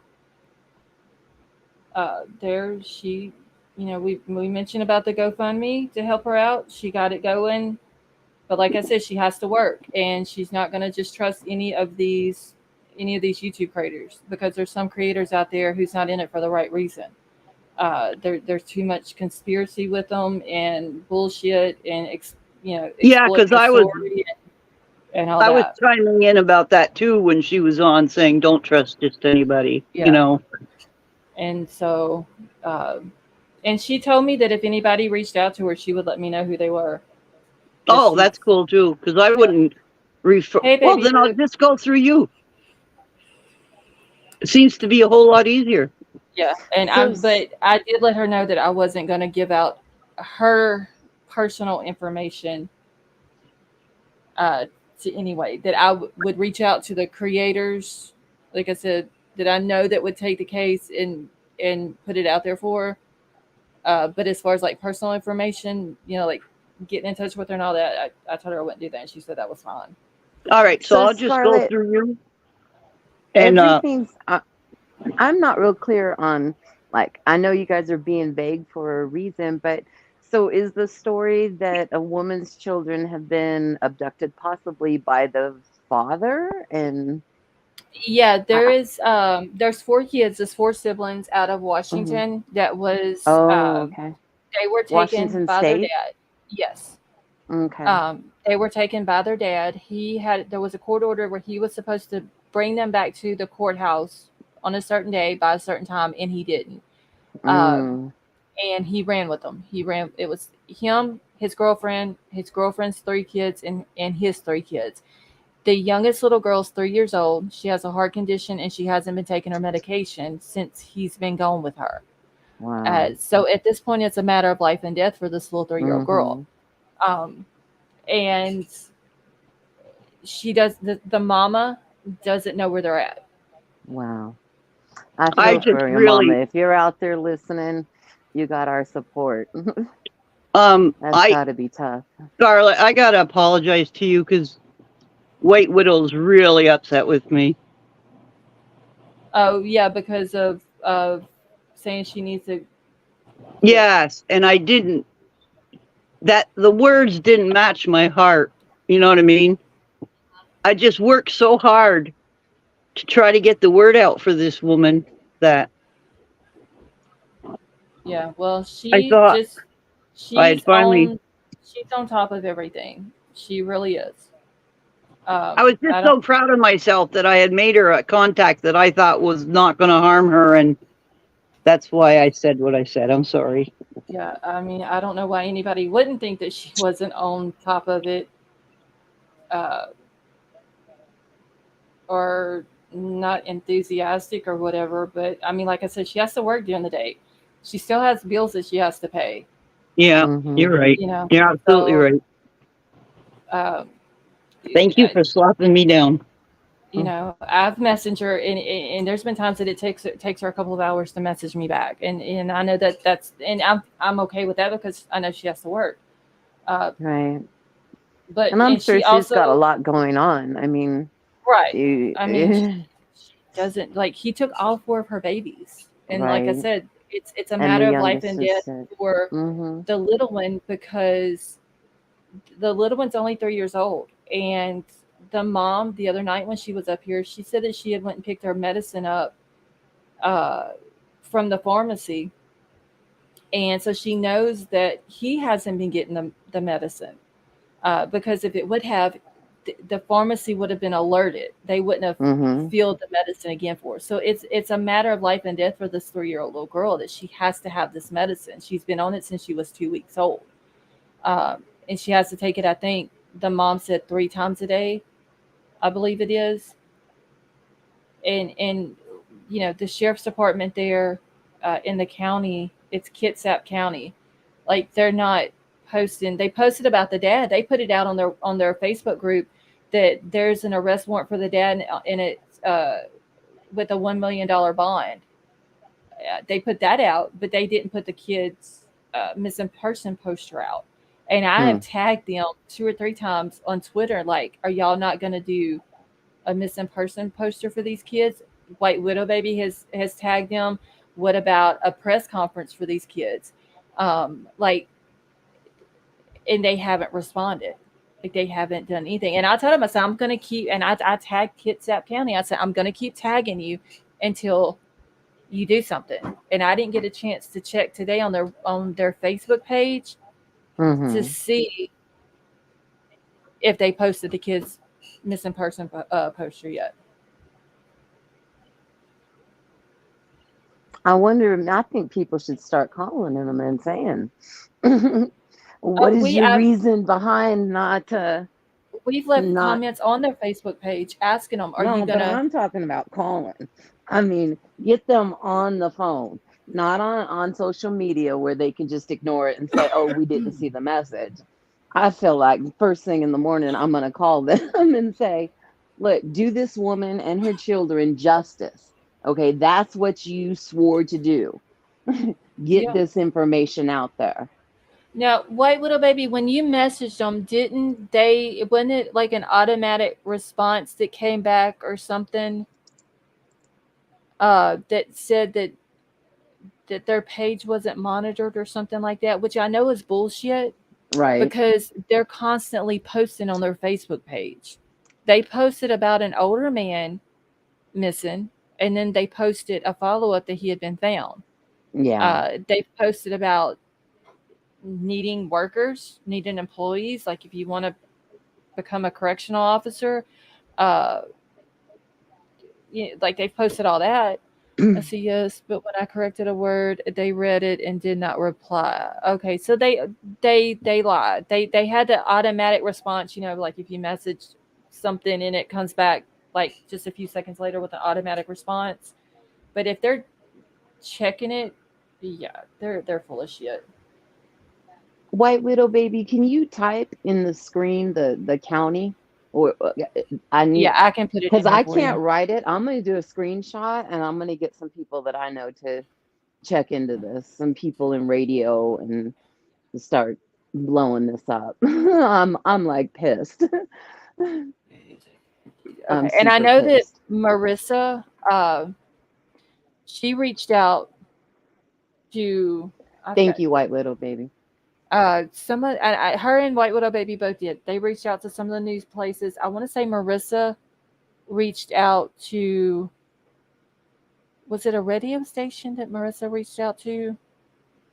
I believe. And there was somebody else that she was supposed to reach out to. If there's one thing I know people in radio. I want to say that Marissa that I don't remember who it was though, but I want to say that she reached out to one or two radio stations. I forgot who else it was. She named off like several different people that she had reached out to in the state of Washington about it. And I want to say something about the governor. She mentioned too. I have a really, really, really, really close friend who does remotes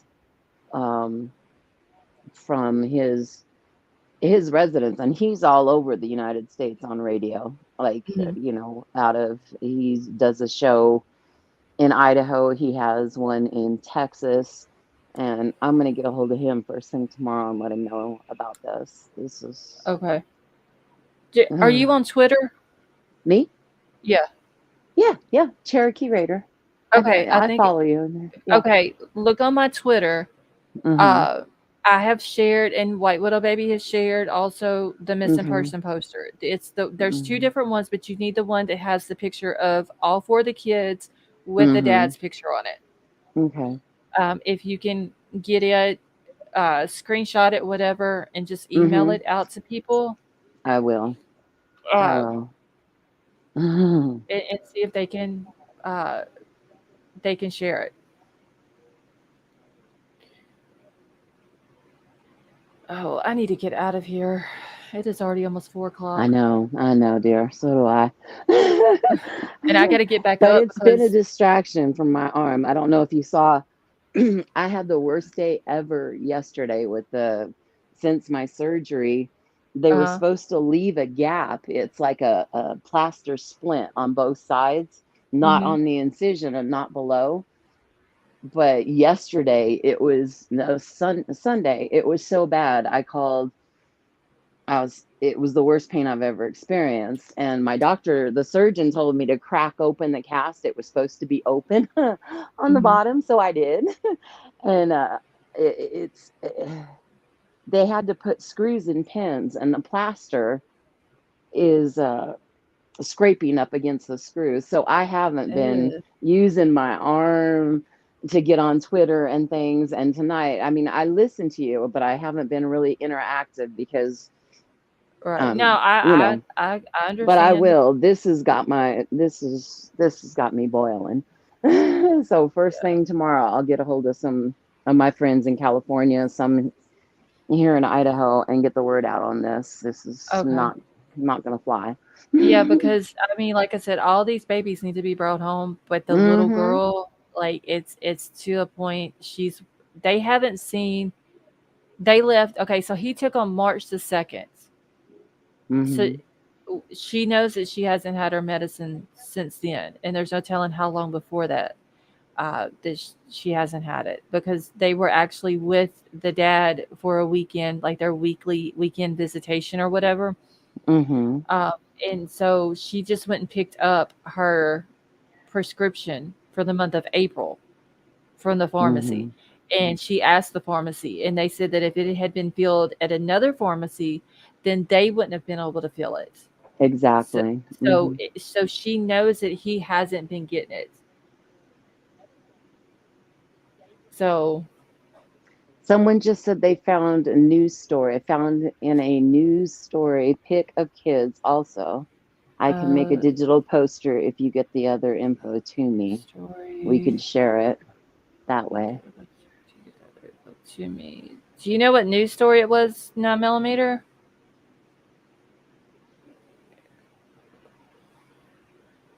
Wait, Judy, I gave you what info?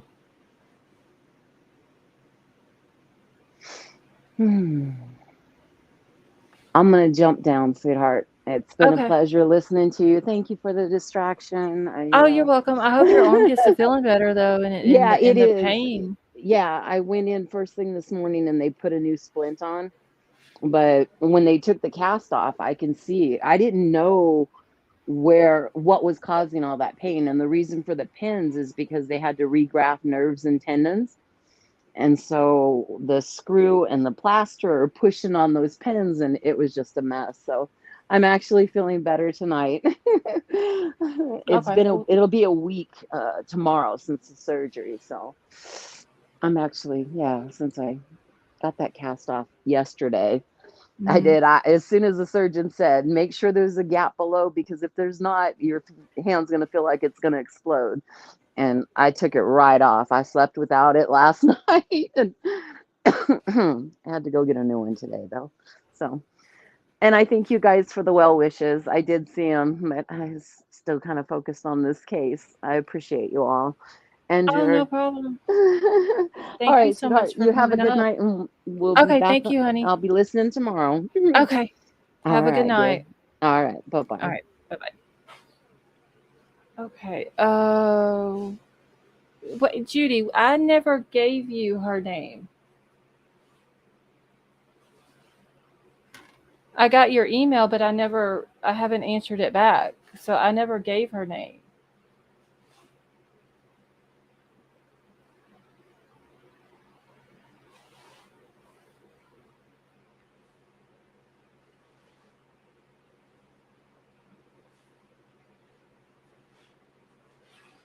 Hold on 1 second, y'all.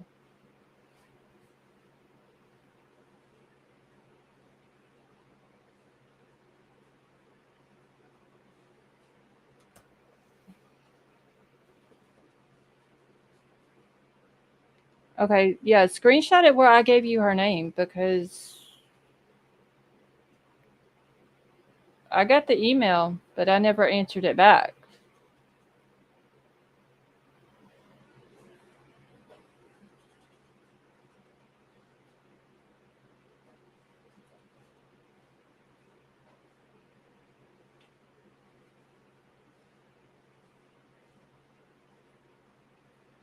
I did give the name to someone else on Twitter today.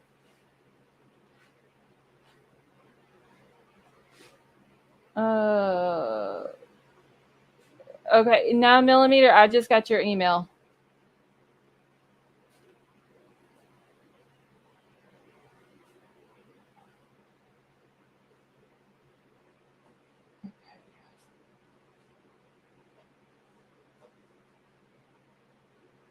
All right, yeah, I just got it. I think I've read this one, 9mm, if I'm not mistaken. Warrant issued for Kitsap County, man believes to take in. I think I read. Yeah, this is King 5 thing. So I've read this one, I believe.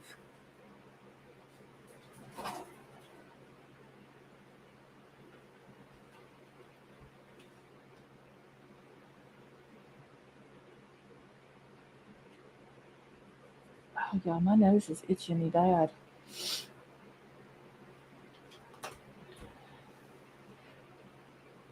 All right, y'all. I'm fixing to get out of here. It's like literally 4 o'clock. I need to get to sleep so I can get back up and do the whole Lori Vallow thing again. So, appreciate you all so much. Thank you. I love the Scarlet community. Cherokee Rada, we love you too, honey. We're going to be praying for you. Hopefully your pain will go away and everything will heal up soon for you. It was a man. What do you mean it was a man? H-Town Finest, have a good night. Judy, what was a man?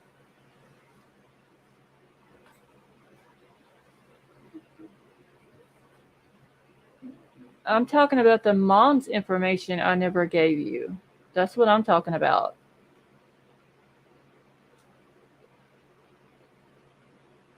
You thought what was troll?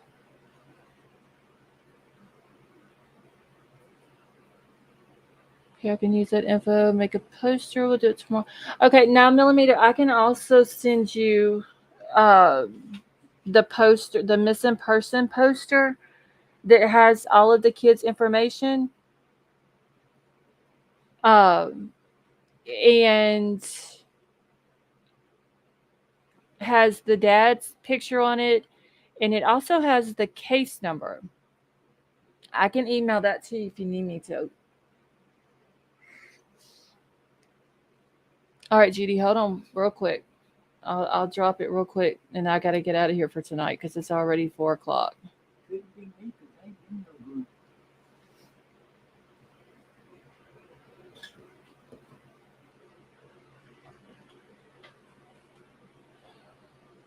Okay, Maisie, have a good night.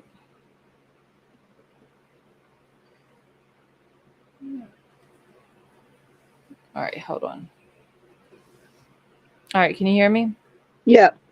Okay. I asked you for the info. Uh-huh. And I didn't hear from you. Right. Okay. Then in one of the pages you have, okay, Mm-hmm. some man answered me. So I thought it was troll. No, he's not even in that group. But the man's name that sent the info to me and directed it at me was,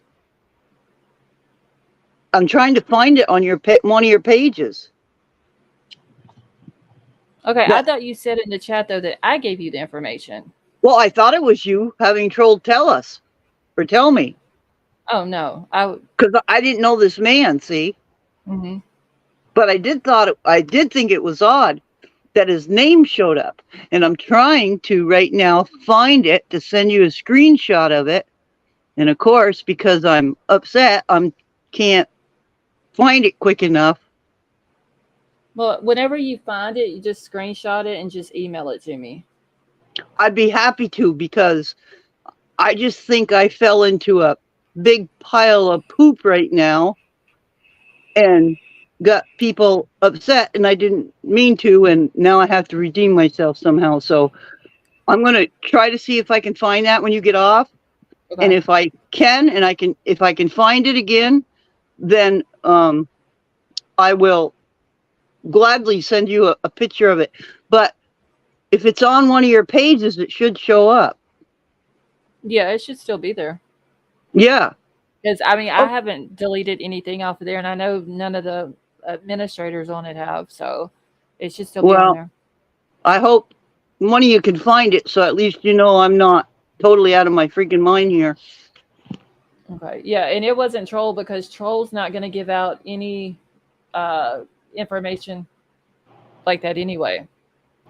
Well, but that's all I could think of, because I didn't know this person. You know what I mean? Mm-hmm. So, okay, let me get off, and if I find it, I will be glad to send you a picture of it. You know I'm honest, and I wouldn't make this up. But Yeah, just send me a picture or a screenshot of it.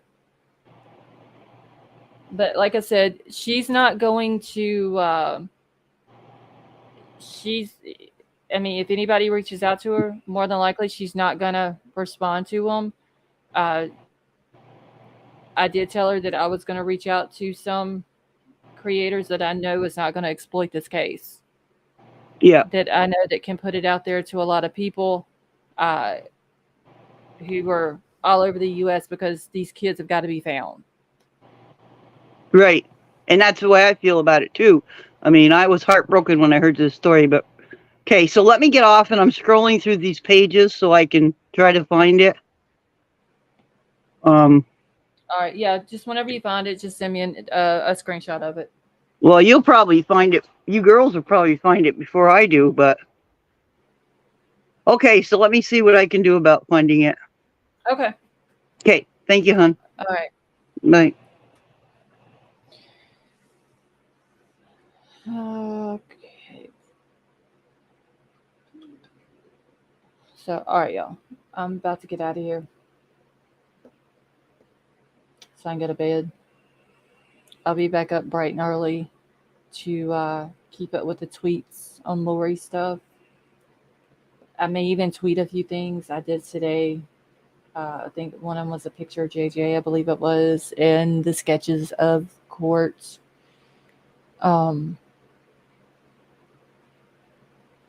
Also, whenever we have a someone up on panel,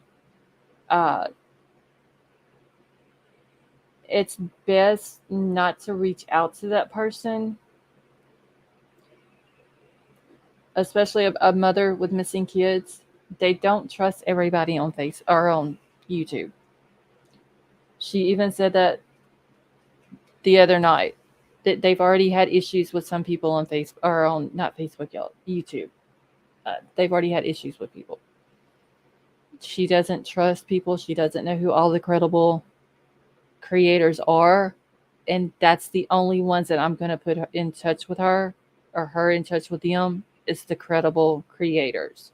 If I know that they're into conspiracy bullshit and misinformation and not fact checking their information and all that, I'm not going to put her in touch with them. So also real quick, there's still 101 of y'all in here. I might do an early live tomorrow. Put a 1 in the chat.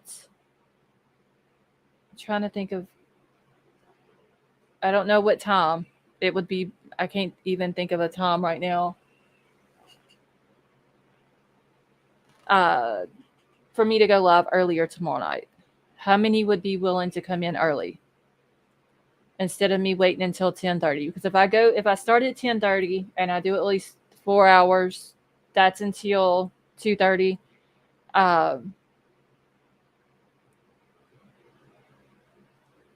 then I have to get off of here, sometimes eat after the live, go to bed, and then have to be back up in the morning whenever it starts to make sure I'm able to keep up with it. I think it would be easier for me if I went live earlier, but I want to make sure that it would be worth me going live earlier.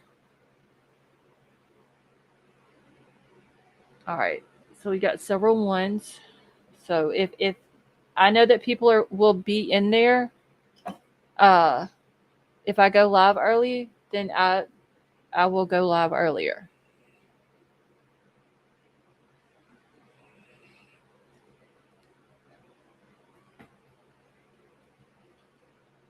So I might do that.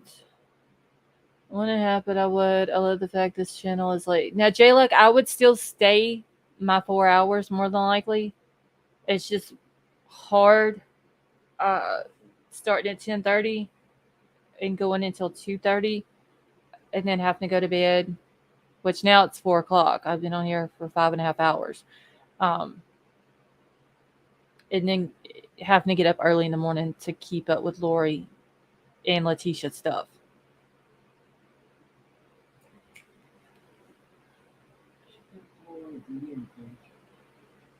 So what I'll do is I'll put a poll on my community page. Yeah, Commander, I was thinking 7 or 8 my time. Like I'm going 10:30 Central Time now. I'm thinking probably not 7. 8 or 8:30 Central Time.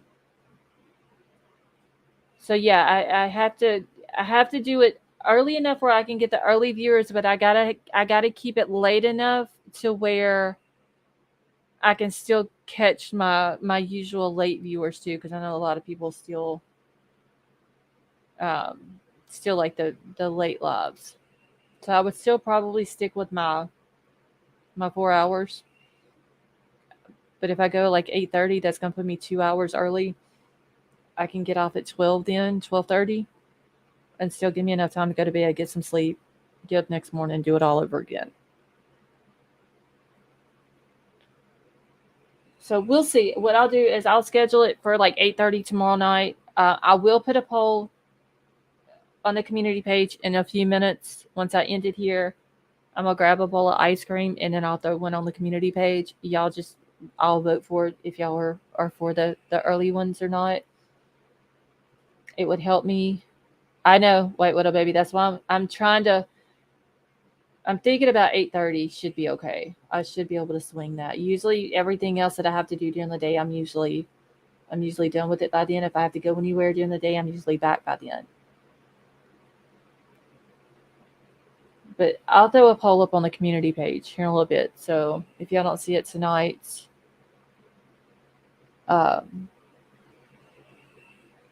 check it out tomorrow. So I'm going to get out of here so I can go to sleep. Thank you all so much for coming and hanging out with me tonight. I love you all. I will see y'all tomorrow.